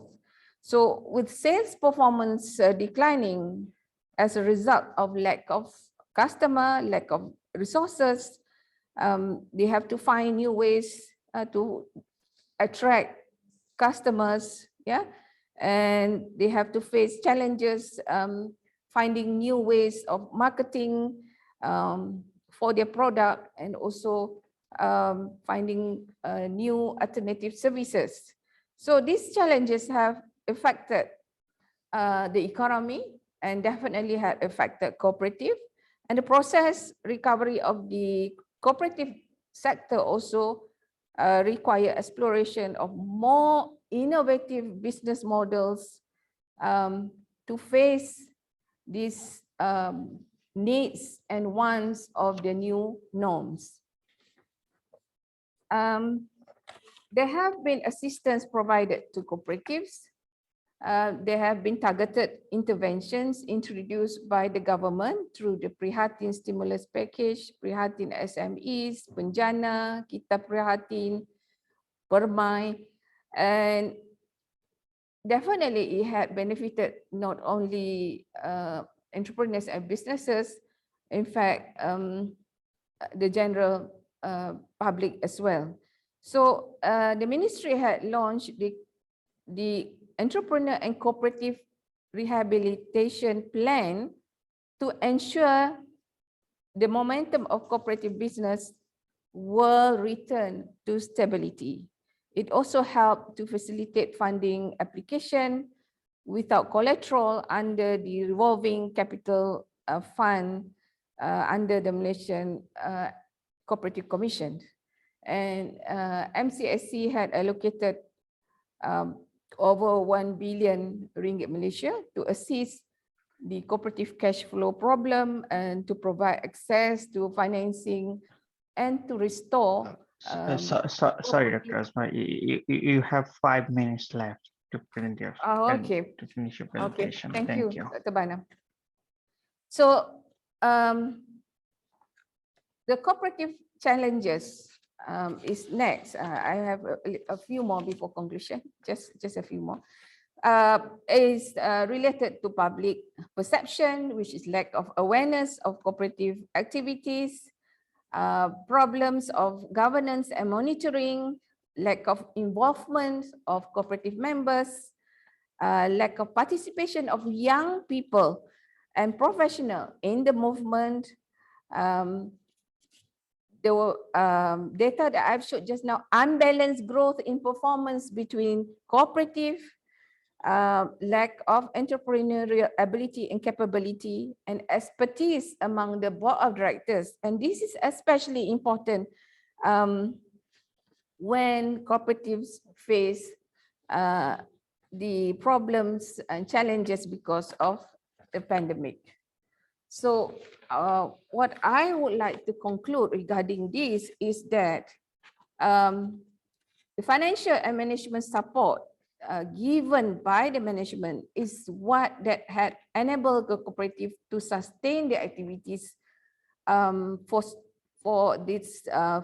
over 90 years in Malaysia.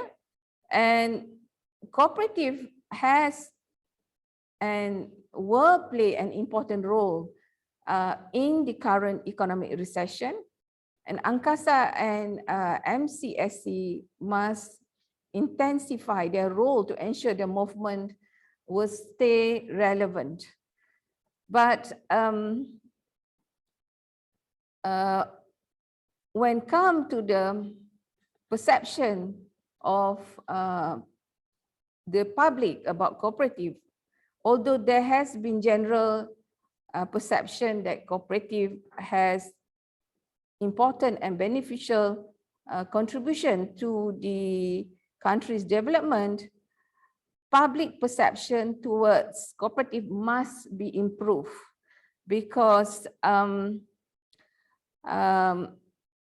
this is especially important because cooperative movements sometimes are regarded as a second-class business, and there is a need for cooperative to be promoted among the rural and urban poor, among PWDs, among indigenous population. And cooperative need to be empowered to be a social enterprise that will have an impact to society, economy, and also to the environment.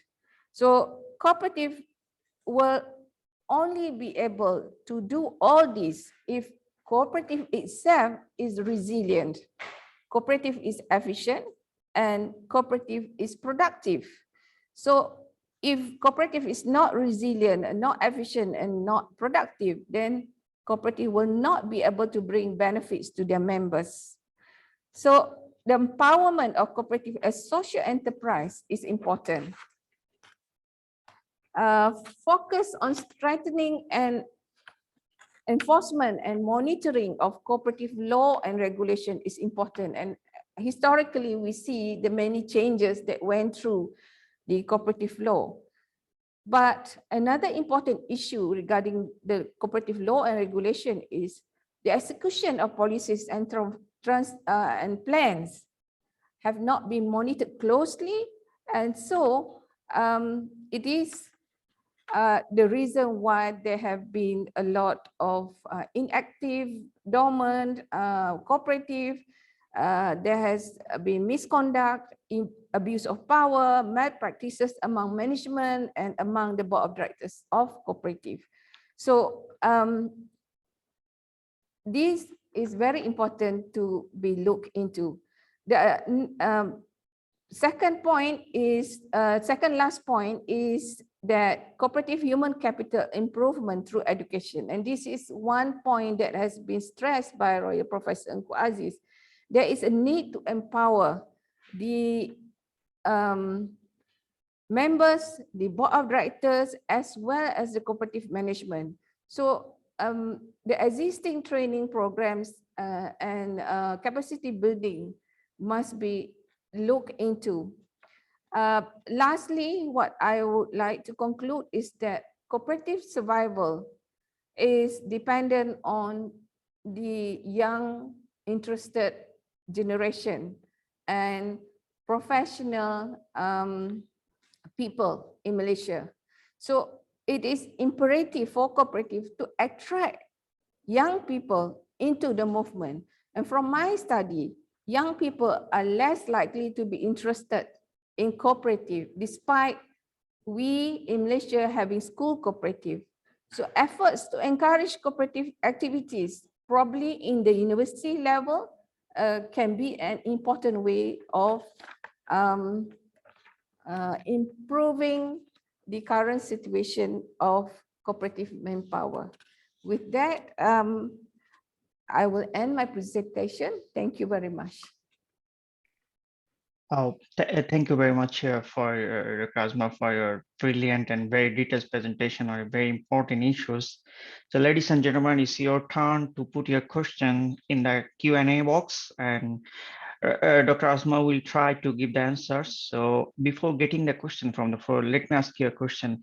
You see, I can see that according to a recent report in the Daily Mail, ANCASA says over 400 credit cooperatives in Malaysia affected by the COVID-19 pandemic.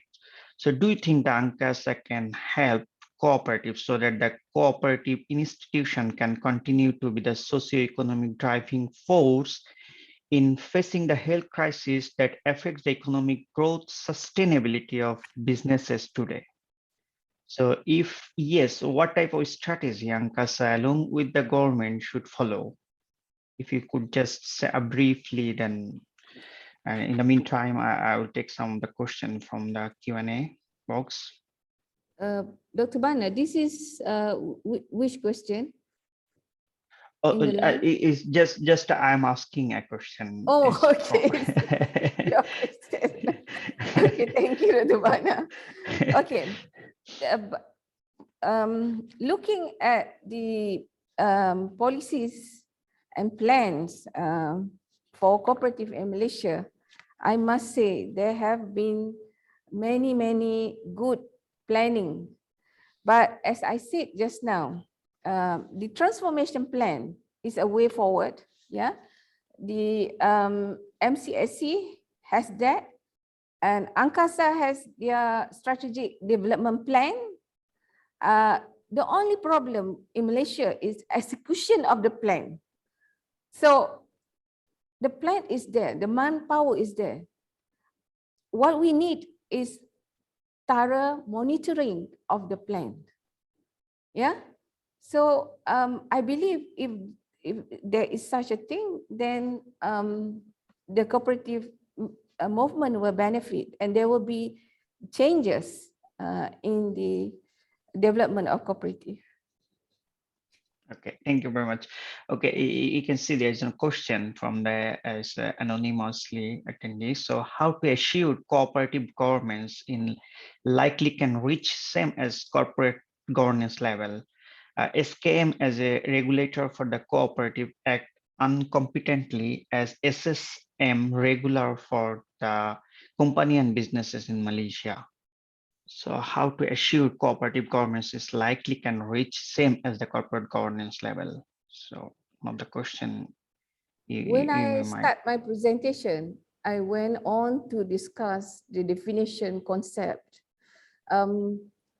Non-cooperative business have a totally different concept from cooperative. For cooperative, the reason why the regulator is SKM or MCSC and not SSM is because it's a social enterprise. What we have is similar with other countries. Yeah, corporate governance is of course an issue faced by many cooperative, especially those cooperative that are inactive, and you can say when they are inactive endowment, the problem normally is there is lack of governance. There is a lack of good management. For small and micro cooperative, probably they will have to depend on board of directors themselves because they do not have the capacity to hire professional managers. Yeah, but I think not all small cooperative suffer from this problem. Yeah, sometimes small is beautiful. I have seen success of small cooperative in village cooperative. Yeah, that start small and then manage to do well. It is because they believe in sharing the benefits with their members, and because of that, the members supported their cooperative. Yeah, so governance is an issue, but cooperative governance is different from normal business governance because it's based on democratic values and principles. Yeah. Okay, there's another question from Rogaya Hashim. So how can university academics in relevant field, for example, business, assist the smaller cooperatives to succeed? University academic, yeah, can probably do more research. Yeah, there has been a big literature gap in the study of cooperative. When I was doing my PhD research, I think not many people are interested in topics by cooperative, but I was fortunate to have studied for just one lecture under the Royal Professor Nkwazis when I started my Bachelor of Economics here. Yeah, I think there is a lot of potential for research, and academics can contribute through this. The other way academics can contribute is academics can also set up their cooperative. Yeah, our University Malaya once had a very successful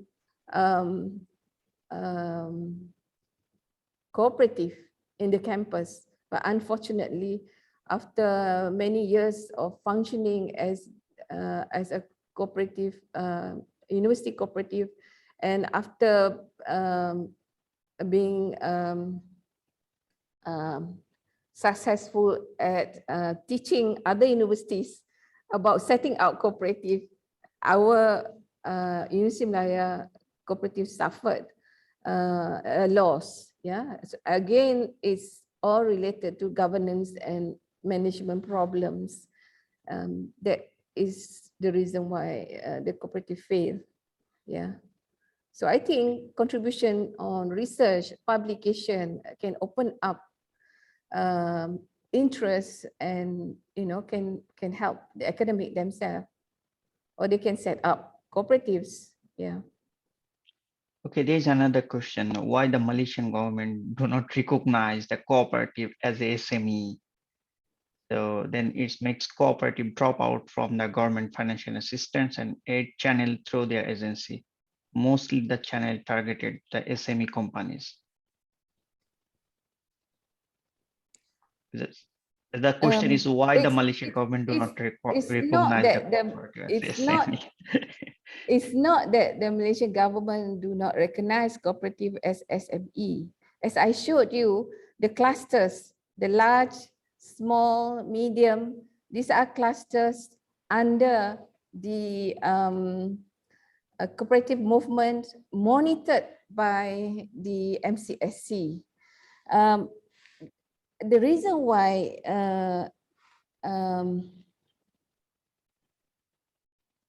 the reason why, where is the question just now? Is why the Malaysia government do not recognize cooperative as SME. So that's the main question actually. Yeah, if small and micro cooperative were to get help financially, they can get help either through the cooperative bank, which is successful and willing to give them a loan, or the MCSC had provision in giving loans to these small and micro cooperatives. Yeah. Yeah, I think that's the two questions is Laila Sim and Nurul Alia Yazid. So his own question is, can you share with us any ideas and thoughts on how to attract youths and professionals into cooperatives? So I believe there must be changes in management to allow creativity and innovativeness to attract this group of people. Yeah. Okay. Number one, I think the perception of the public about cooperative needs to be changed. Yeah, I think there have been more and more news about cooperative success of late, but before this, there's not much news. So media can play a role in showcasing cooperatives that have done good, that have been successful, and in this way, you know, they can attract the youth and professional into cooperative. Professional here meaning probably those who have a degree in accounting that can come in and work. And of course, cooperative that are successful should hire these people to work for the cooperative.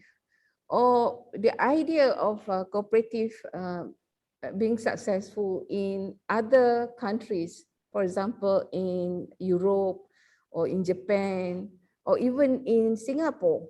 Yeah, if this idea are being publicized in the media or being showcased in a classroom, then probably this would be a way of attracting the young minds, yeah, to believe in cooperative and its movement. So yeah, I think yeah. that Nurul Alia also asked that is kind of similar question. So it's how to, you know, this is she's asking about the suggestion for the young people to be more involved in cooperative business. I believe you already answered this question. Yeah. So there's another question is the rural cooperatives are left behind in applying for various funds and grants from the government agencies. Would you say communication is also a major hindrance in rural cooperative success? When you say communication, I believe there's two aspects when you talk about communication. Communication in the cooperative structure itself, probably communication between the board of directors and the members, or communication between the board of directors and the members and the management team, because they are separate, yeah, or the board of directors are from members, yeah. So of course, communication is a key. Communication here meaning the objective of the cooperative need to be clear to the members, so that they understand what is happening in their cooperative.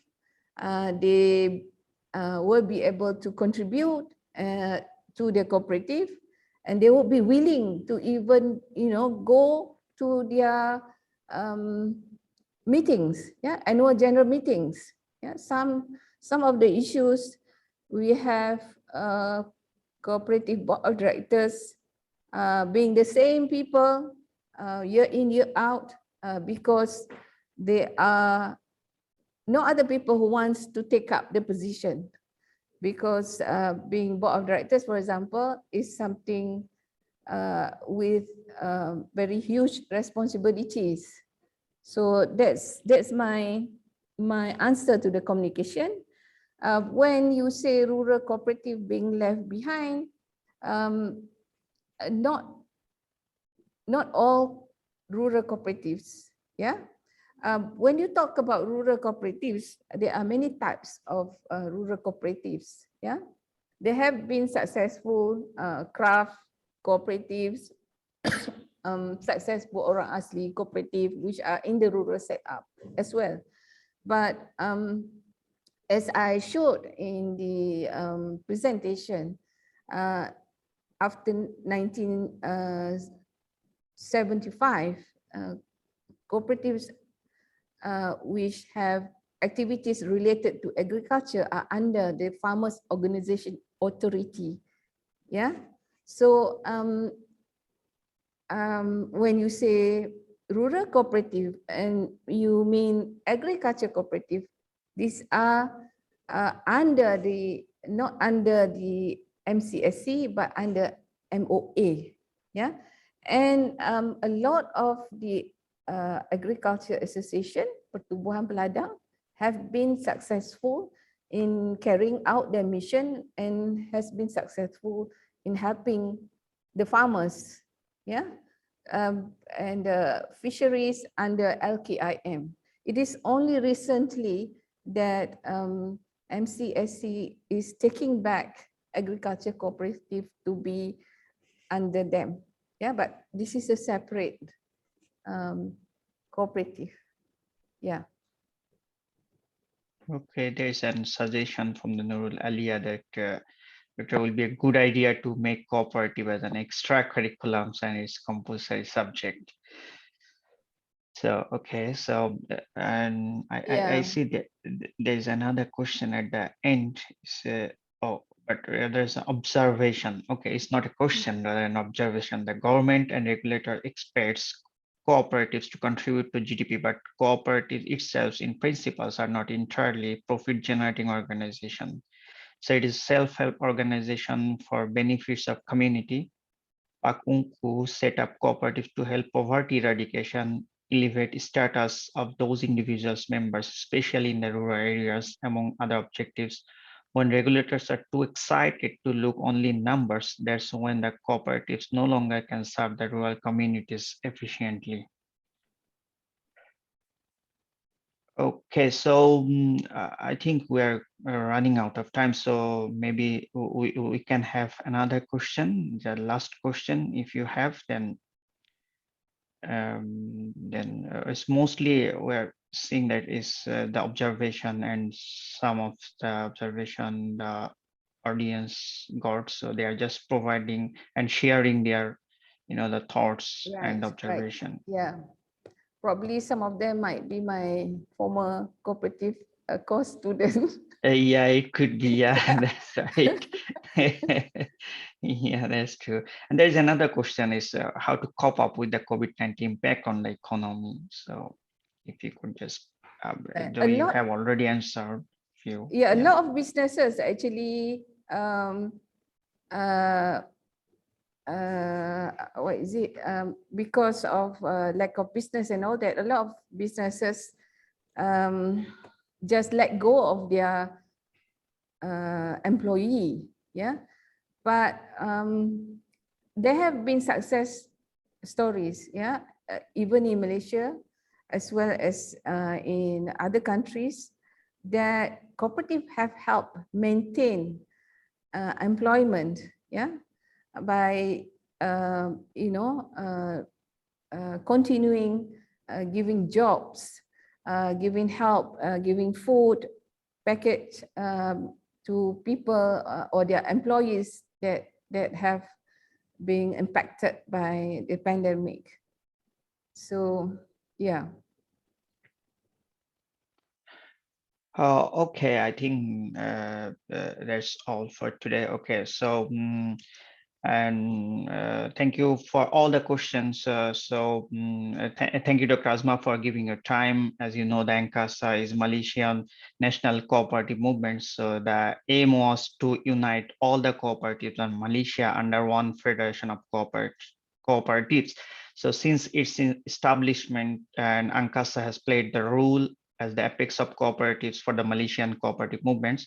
And the statistics actually indicates that the cooperative have the people's support, and the government continuous commitment to cooperate also reflects confidence in the cooperative movements in Malaysia. So I believe the ANCASA will help all the cooperatives to recover the businesses by providing relevant support along with the government.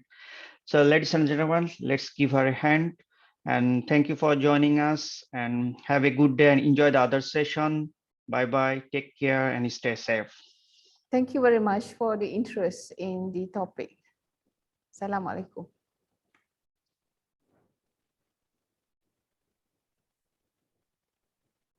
Thank you so much, Dr. Hassanovana and Dr. Azma Uthman, for the very interesting session. Ladies and gentlemen, we'll have a lunch break until 2 p.m. before we resume with the sixth session. See you soon.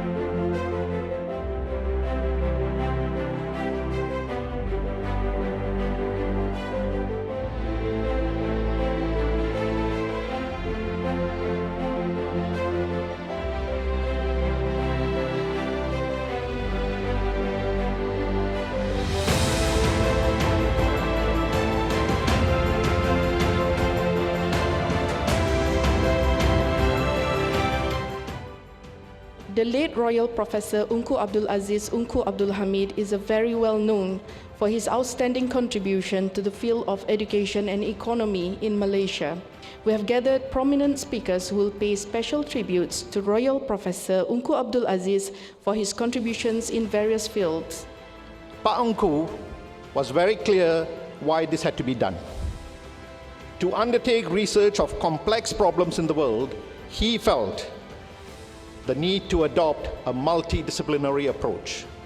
For Pak Unku, in a university, if we are to reform tertiary education to promote truly meaningful research, the right kind of institutions have to be created.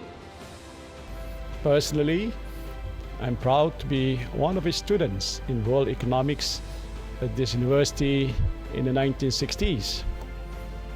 And it is an honor indeed to be educated by a great man like Almarhum Pak Unku. One of his most important contributions that distinguished himself as a great scholar. The Sarong Index also helped us to focus our attention on the need to eradicate poverty, a major perennial social problem in our country in the past decades.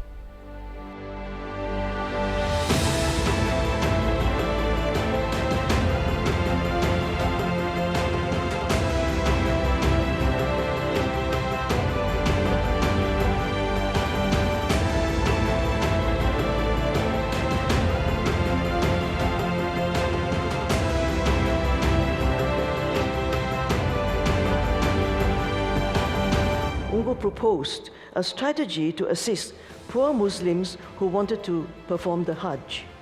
In 1959, Unku submitted a memo called a Pilgrim's Economy Improvement Plan, and he submitted this to the government.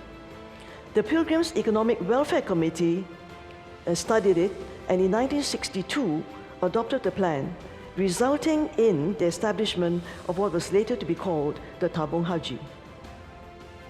I think it's not wrong to begin with his role in the establishment of the Dewan Bahasa dan Pustaka and his role in the promotion of Malay letters.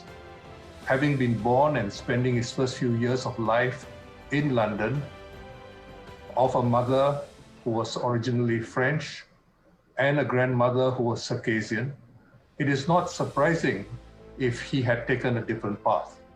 But he chose to take a path less well taken, which was to dedicate himself to this country. My father's greatest contribution has already been mentioned at length, and it relates to his pioneering works on poverty, poverty eradication, and rural development that can be found in his writing since the early 1950s, led to the implementation of policies for the eradication of poverty and for rural development and for balanced growth. This is his legacy. His research showed that poverty amongst the poor not only affect the lives of these segments of the population, but it also affected their future prospects. He also stressed that although poverty was not confined to any racial group, it was most severe amongst the Malays that predominantly were in the rural areas. After leaving the university, my father continued to focus his attention on the development of the cooperative movement in Malaysia, while having an active role in the regional and international cooperative bodies. On behalf of the Unku Aziz Center for Development Studies at this prestigious event. This tribute marked the beginning of more discussions, dialogues, and debate on poverty, inequality, and related issues by organizing the forthcoming Unku Aziz Intellectual Discourse 2021, but that will be undertaken by the UACIC through several platforms. And to conclude with a conference to be held at the end of the year, 2021, inshallah, with keynotes by prominent academics and speakers who have dealt with issues similar to the ones Pak Unku's research. We will review the papers published by Pak Engku and will look into putting them together as a reader on his research. We will look to getting UIM Press to publish this, if possible, at the conference to be held in memory of his scholarly work.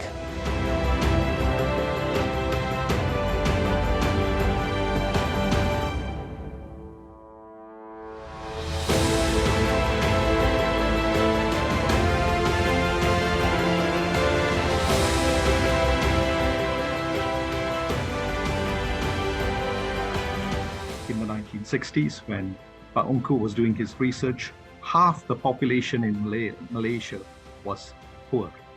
Pak Engku was talking about his development ideas. He also was one of the key contributors to the new economic policy, which was introduced in 1970 as a mechanism to deal with the issues of poverty as well as inequitable development.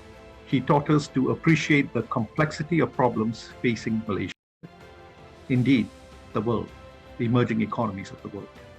And as he noted, it's a complex web of interconnected issues that go to the making of these problems. One institution that was created to focus research that Pak Engku was committed to was this center, the Engku Aziz Center for Development Studies.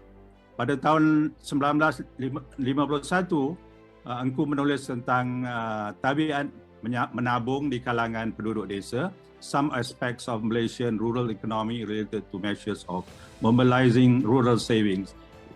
Kertas ini dan cadangan yang berikutnya telah mendorong penubuhan lembaga tabung haji.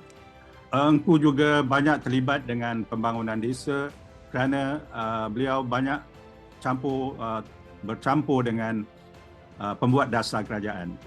Beliau juga menduduki beberapa jawatan kuasa seperti Raida, Fama dan juga Majlis Perundingan Negara.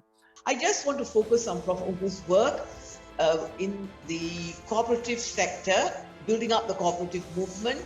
He felt that could be the third sector of the economy, and he went on to helm Angkasa for almost 40 years. And the cooperative movement in Malaysia owes much of its development and its growth to the work. So the health dimension comes into it, and it clearly shows to us if we do not handle economics, if we only handle poverty purely from an income perspective and forgetting about other aspects that which Engku Aziz, he himself, as what Sulo had mentioned, he talked about nutrition. Much of Malaysia's success at poverty eradication was on the back of our economic performance. So if we do not do well in our economy, our poverty eradication is going to suffer. And I want to talk about nutrition. When he started, when he was a vice chancellor of the University of Malaya, we had food. We had cafeteria. Yeah, so food is part of the feast.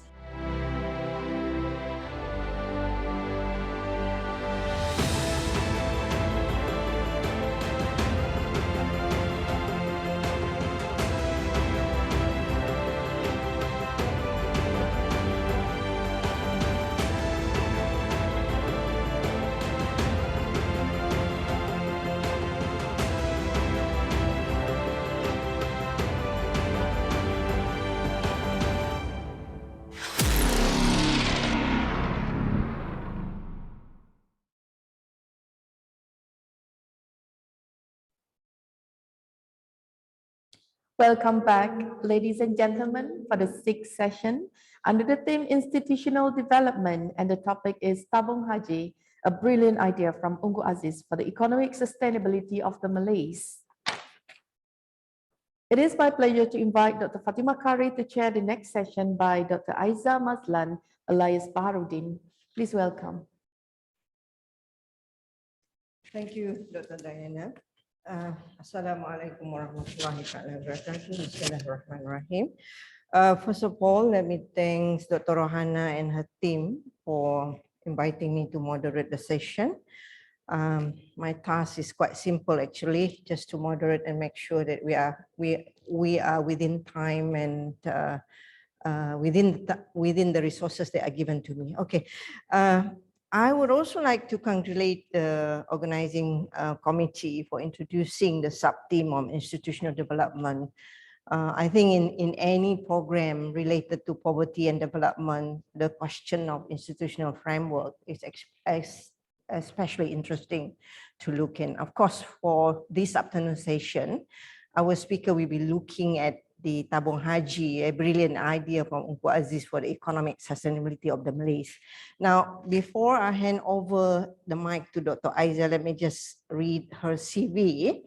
Dr. Aiza Mazlan Baharudin is a senior lecturer in philosophy and civilization section in USM, and she holds a master's and PhD degree from University of Malaya, our alumni actually. Yeah. Her research interests include the history and politics of the Malay Hajj, her pilgrimage. She is also interested in the migration of the Banjaris. Her article have been published in several journals as a Hajj and the Malayan Experience 1980s to 1941 in Kemanusiaan, the ASEAN Journal of Humanities, Penang Hajj Heritage, an oral history of the sea transportation era in Kajian, Malaysia, the potential and challenge in the conservation of Hajj history and heritage in Malaysia, in Humanity and Social Sciences Review, and Banjar community in Tanah Rantau, Hajj as a motivation for the Banjar community, Madamka Banua Orang tradition in perspective. I will give the session will be 40 minutes, Dr. Aiza, and after that will be followed by Q&A session. In the interest of time, let me just hand over the virtual platform to you, Dr. Aiza.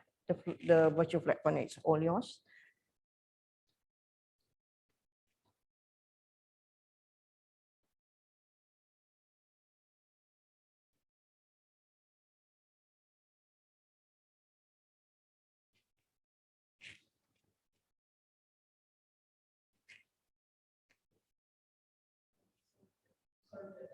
Cannot hear you.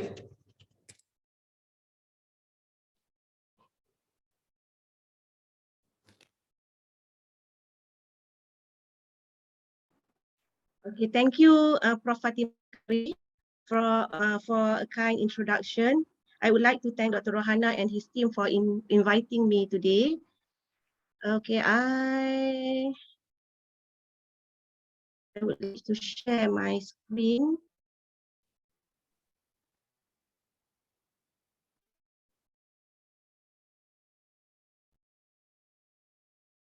Can you see my screen?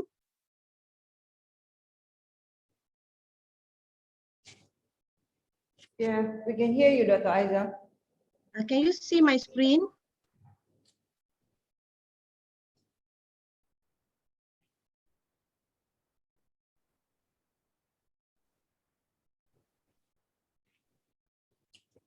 Yes, we can.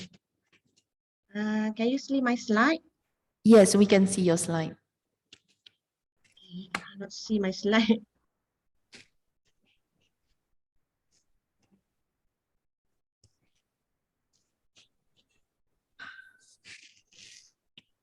Okay, I don't know why I cannot see my slide. Okay, never mind. I will continue my presentation. Okay, there was an economic imbalance among ethnic groups in Malaysia.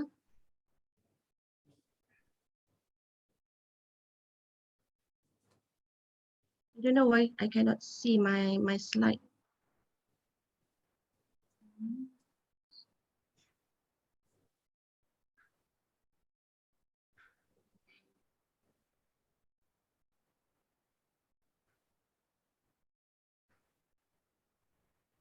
Okay, never mind. There was economic imbalance among ethnic groups in Malaysia. The modern urban sector of country is economically well off, but the rural sector is poor as a result of discrimination and neglect of the part of the colonial government. The majority of the Malays live in the rural areas. After the country achieved its independence from the British in 1957, the immediate problem facing the country's administration was how to improve the economic positions of the Malays. In search for factors contributing to Malays' poverty and economic backwardness, attention was focused on the practice of Islam. Among the practices examined was the rural people's method of raising funds to finance their pilgrimage to Mecca. It is undeniable that the colonizers, even Western scholars, often blame Islam as an important factor that has stunted the Malays' economic productivity and development. Increasing concern led to discussions regarding the Malays' cash flow, which was linked to Hajj. Hajj was believed to be the main cause in the decline of the Malay saving. Tunku Aziz agreed with this, as he said in the report of the Pilgrims Economic Welfare Committee in 1962. The biggest single motive for saving among the majority of Malays is that saving for the religious duty of undertaking the pilgrimage to Mecca. Tunku Aziz also found through his studies that although the Malays were mostly rural area residents who only made a small income, they had unusual determination to complete the fifth pillar of Islam. Although they were stricken by poverty and lived a tough life, their ambition to perform the Hajj was never shaken. They were willing to make all sorts of sacrifices to fulfill their religious obligations. The Malays in the rural segment of the country, especially in the rice cultivation areas, are noted for being highly religious. This fact is borne out by the number of rural Malays that perform the Hajj every year. Because of their high degree of devotion to Islam, they place a high priority on the Hajj and disregard any economic consequences which may fall upon them. The issue of poverty among the Malays is not only one of the main challenges for the government, as it has also attracted the attention of the nation's economic experts. This was the context in which the history of Hajj in Malaya grew. The methods of saving to fund Hajj. The Malays always strive to ensure the money spent for Hajj was clean and pure and free from any element of riba, because Hajj is an act of worship for Allah subhanahu wa ta'ala. A few decades ago, having saving at conventional financial institutes such as the post office or banks were almost unheard and was not very common among Malays from the rural area. This was due to the absence of the infrastructure in those areas. A study by Elliston 1980 in Bali found that most farmers interviewed did not know where to find these institutions. This situation might have resulted from the lack of infrastructure and the rural Malays' lack of knowledge at the time concerning the banking system. Although there were 185 post offices in the Federated Malay States in 1950s, none was placed at the rural areas. The government's effort in providing mobile post offices also could not fulfill the main objective of having savings, which was to provide backup when emergencies, because the service did not visit the rural areas often enough. Meanwhile, Swift 1964 believed that refusal of any form of riba or interest from the money saved at financial institutions caused the Malay to continue keeping their money in the form of frozen assets hidden in various corners of their house. Around 1911, the governor of the Strait Settlement, Sir Arthur Young, introduced an agricultural loan scheme to the rural Malays. This scheme was rejected by the Malays due to their refusal of riba. This was also the same reason why the Malays rejected any services by savings bank and co-ops, as reported by Awang Had Saleh 1979 and Parkinson 1967. A ruling fatwa was issued which permits the payment and acceptance of interest from co-ops so long as the objective is to protect the welfare of the Malays and to protect them from being exploited by loan lenders. The fatwa was issued based on another fatwa by the granted Mufti of Egypt, Sheikh Muhammad Abduh, to permit the transactions in the post office savings scheme in Egypt. The issue continued even after the fatwa was issued. Tuan Hussein Kedah Al-Banjari strongly opposed the practice of riba in loan scheme in Malaya. When Sheikhul Islam Kedah Haji Wan Sulaiman issued a fatwa to permit interest, given by co-ops in 1926, he strongly opposed it. His position regarding the matter had a strong influence on the people of Kedah at the time. To ensure that all money that would be spent for Hajj was free from any element of riba, the Malays found alternative traditional system of saving. Malays in the rural areas often use bamboo pieces known as tabung or tabung pekak as money boxes to keep their cash, just like the East Indonesian. The bamboo pieces were then hidden in cracks of the walls, floorboards, clothes full, roofs, stuffed in their mattresses, or buried underground. Apart from bamboo carts, money boxes were also made from crocs, drink cans, and kerosene can. Haja Indon Muda, for example, who performed Hajj in 1969, used the money she had saved for her school canteen businesses for 8 years in Milo cans, stacked at the walls of her bedroom. Usually, this method of saving would take a long time because a future Hajj pilgrim would save the excess from their income at the very end of every harvest season until there was enough for the trip to the Holy Land. Gold in the form of simple accessories was also one of the Malays' favorite forms of savings.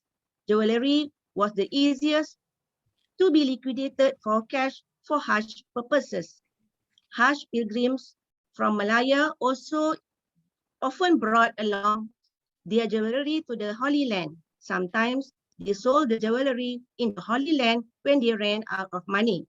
Haja Umi Kulsum Kuluk Manak, for example, who went to the Holy Land with her husband, Haji Muhammad Yusuf bin Mahmudin, and their children in 1936, stayed there for 12 years, had to sell the jewelry to fund their living expenses in the Holy Land. Cik Putih, who performed Hajj in 1969, also had to sell her jewelry to pay for her flight ticket, which cost 1,900 at the time.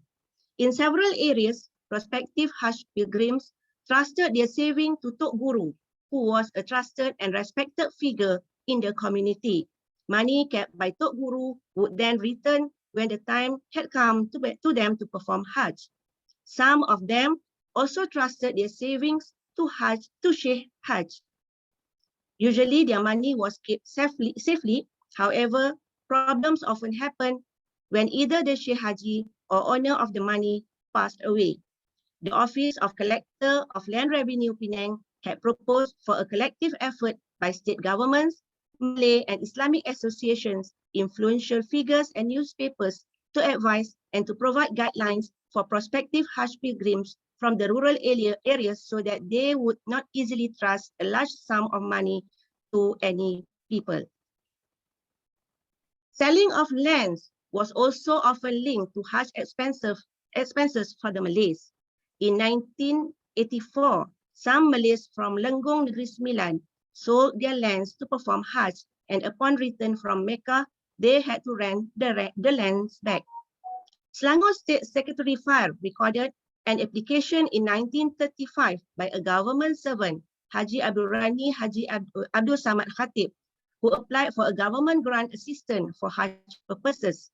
In his application, he informed that he had sold his rubber tree plantation land at 400 ringgit for this purpose. However, his wife still owned 3 acres of rubber tree land in Ulu Bernam, as well as a third of 2.5 acres of village land in Selangor. Stories about Malays selling their lands to fund their Hajj expenses were often found in literary writings in the 1960s. According to Harun Aminur Rashid, a Hajj pilgrim from Tampin who sailed with him to the Holy Land in 1960 had sold 4 of his 6 acres of land to perform the Hajj. Royal Professor Unku Abdul Aziz used to voice his dissatisfaction of the Malay saving method for Hajj purposes, which he believed would brought negative impacts on the economics for the Malays, especially those in the rural areas. Typically, a farmer would keep surplus paddy, which would then trade for buffaloes, which would later sold for land. Finally, the land was sold to pay for the Hajj. Land as a form of saving leads to subdivision, neglect, high rents, poor treatment of tenants, and fragmented farms. Worse, pilgrims, having sold everything to perform the Hajj, returned to nothing. They considered themselves lucky to win up as tenants working land they had owned before. Another method commonly used by the Malays to fund their expenses to the Holy Land was through a transaction known as jual janji. This was very popular method to gain cash in the northern states of the Malay Peninsula, especially in Perlis, Kedah, and the Korean district in Perak around 1970s. However, there was a differences in the terms between Perlis and the Korean district in Perak. In Korean, loans from jual janji may be settled at any time if there was no period set, but the ownership rights belong to the lenders for as long as the loan is not settled. Meanwhile, in Perlis, all jual janji transactions must include a period for settlement. According to Hajjah Umi Kulsum Puluk Manap, who performed in 1936, she and her husband obtained the money for Hajj expenses through a jual janji deal for her 1 per 8 acres of rubber state plant. However, upon their return in 1948, after staying in Mecca for 12 years, the lenders has increased the price of the land, stating that the market price changed. She and her husband refused to buy the land back because the lender had broken their original agreement. This land was then sold by the lender to another buyer. As the Malays refused to get involved in riba, they ended up with the jual janji system where they bound a contract to exchange the ownership of houses or land for a fixed period to obtain cash. Usually, the amount borrowed was lower than the property that was exchanged, and this shows that the borrower had no intention to sell off their property. Both parties signed or stamped their fingerprints on an agreement in front of a witness. If the borrower failed to settle their loan within a fixed period, the land would be surrendered in full to the lender. The borrower had the responsibility to accompany the lender to the land office to transfer the ownership to the lender legally. The borrower then had to rent the land after the ownership was exchanged to obtain their daily income. In this jual janji deal, the borrower was at the losing end because not only did they have to let go of their land at a much cheaper rate than the market price, but they also had to pay rent every season. Often, the borrowers could not pay off their loan and ended up losing their land. Keeping livestock was also another favorite form of savings for the Malays. When Malays managed to raise a certain amount of savings, they would buy livestock, especially cows and buffaloes.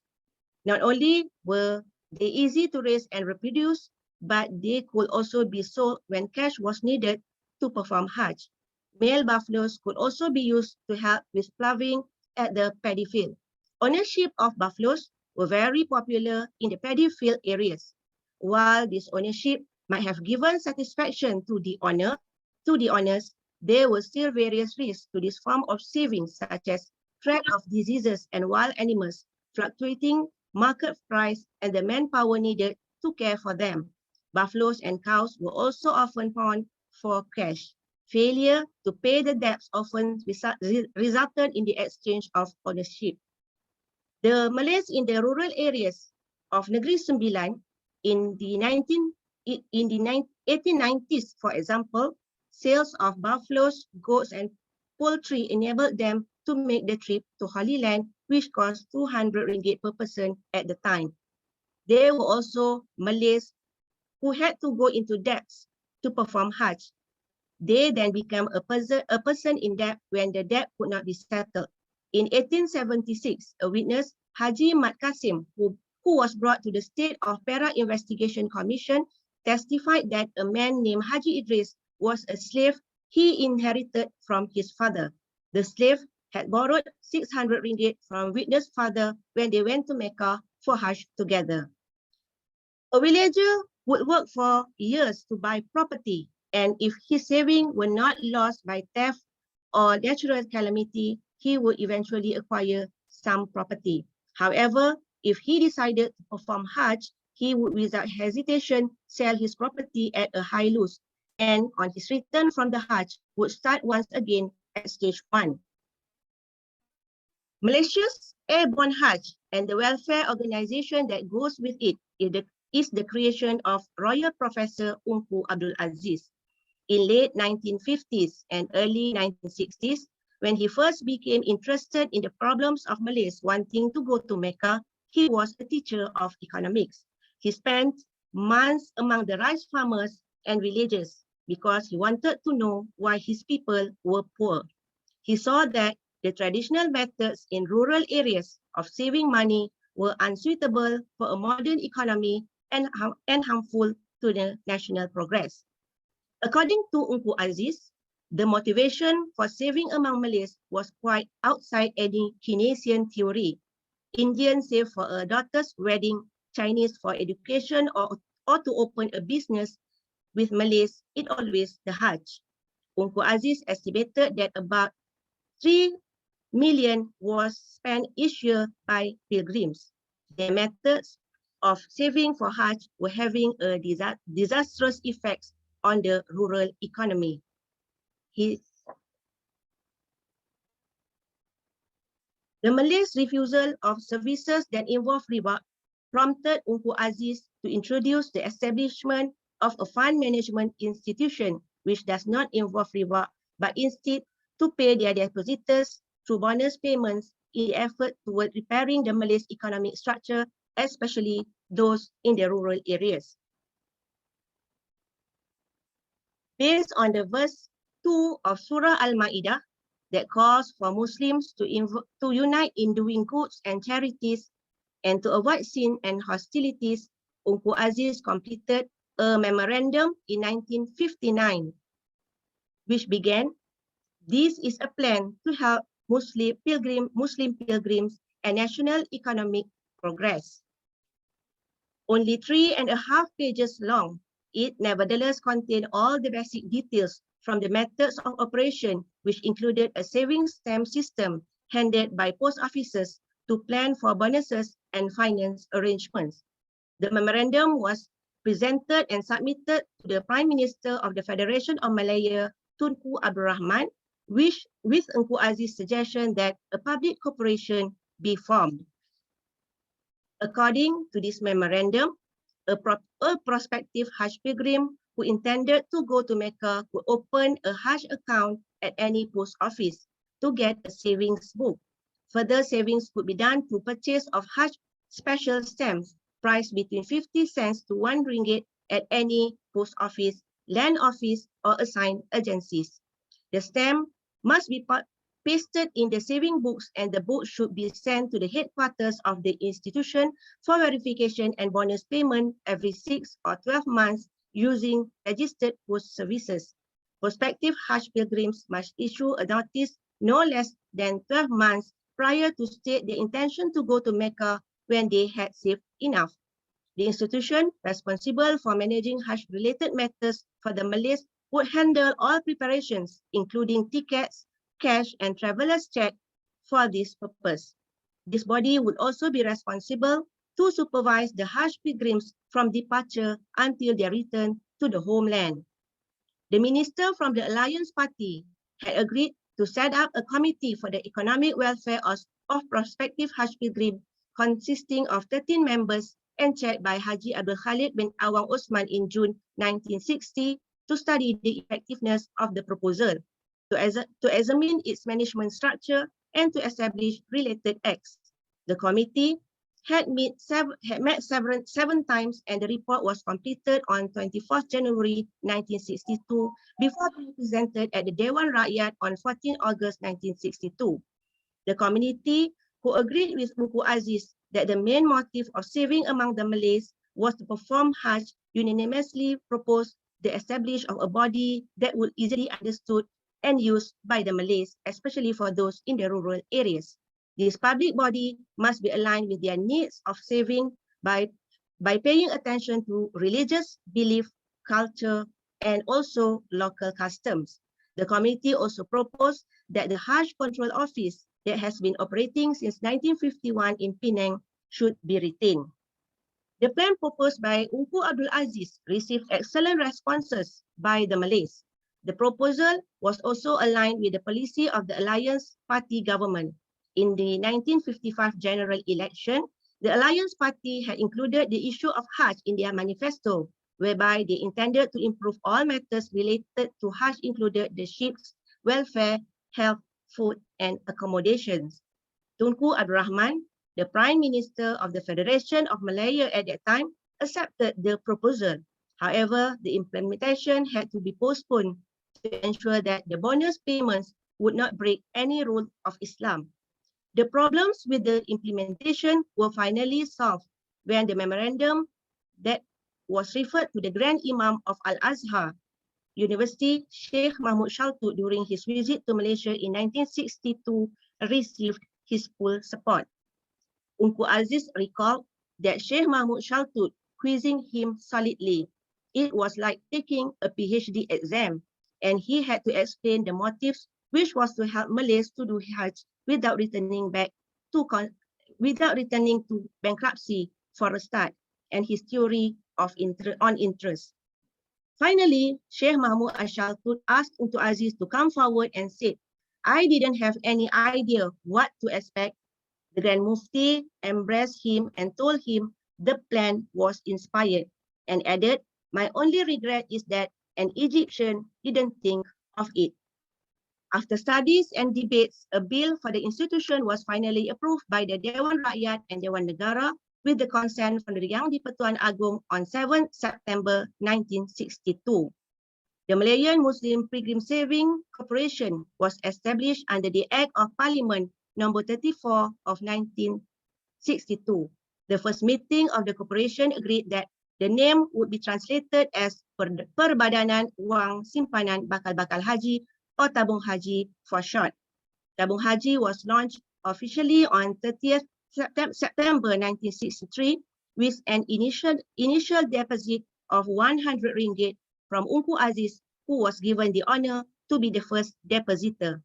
Tabung Haji was placed under the Ministry of National and Rural Development.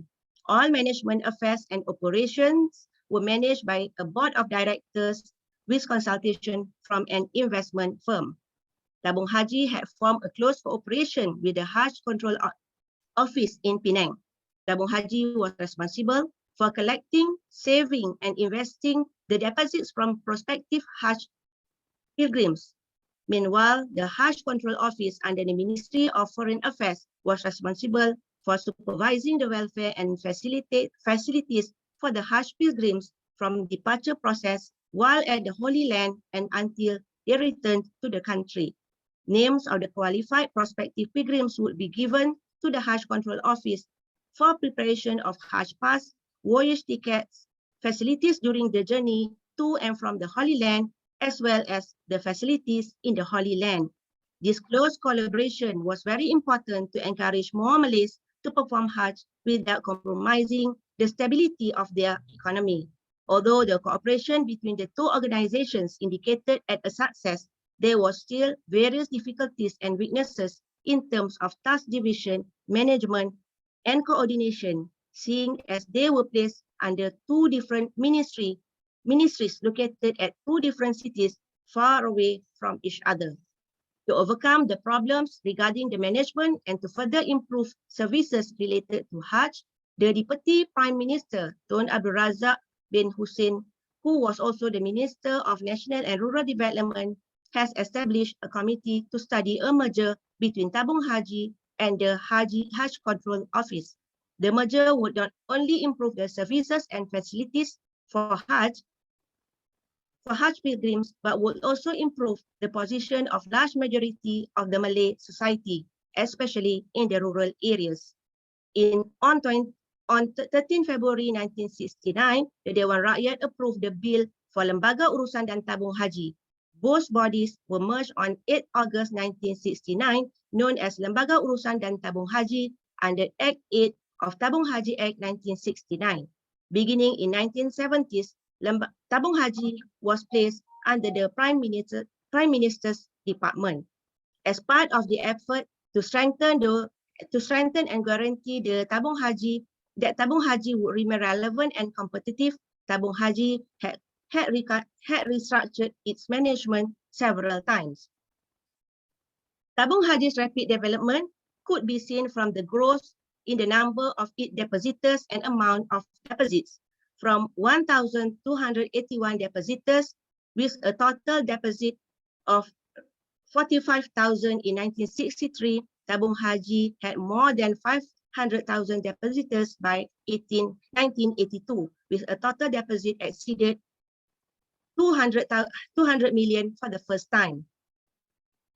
The support and confidence of tabung haji depositors remain intact as tabung haji recorded total deposit at 69.4 billion at 31st December 2019. From the period of January until December 2019, more than 300,000 new accounts were opened. This very encouraging development was the result of continuous campaign, especially in the rural areas since 1972.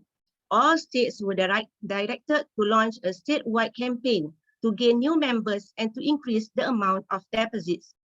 The states were free to conduct their own campaigns depending on the wisdom of the state manager. In 1974, the campaigns were brought to mosques, schools, and governments and private sectors. The campaigns were successful with the opening of tabung haji branch offices in 12 states. Cooperation were also given by the state Islamic departments, Ministry of Education, Prime Minister's Department, and Ministry of Labour. The Prime Minister's Department and Ministry of Labour had issued a circular to permit Muslims in the government, statutory bodies, and private sectors to make contributions through monthly salary card each month. To obtain maximum results, scheduled visits to the sectors were also conducted. When it was first established, tabung haji took the initiative to provide information cards complete with drivers, film machine, and religious film for 6 states, namely Selangor, Kedah, Johor, Kelantan, Terengganu, and Pahang. In 1979, a movie titled Menyahut Lambaian Kaabah, which was made with cooperation from the National Film Department, was played in the villages to promote saving with tabung haji. Usually, tabung haji officers would have dinner with the village chief, and the motif would be played after, and the movie would be played after the Maghrib prayer. New registrations and initial deposits would be collected right after the movie was played. The services was provided with the aim to spread the information to attract more Malays to join tabung haji. However, in many cases, the deposit was the last for Malays in the rural areas. A brochure titled What is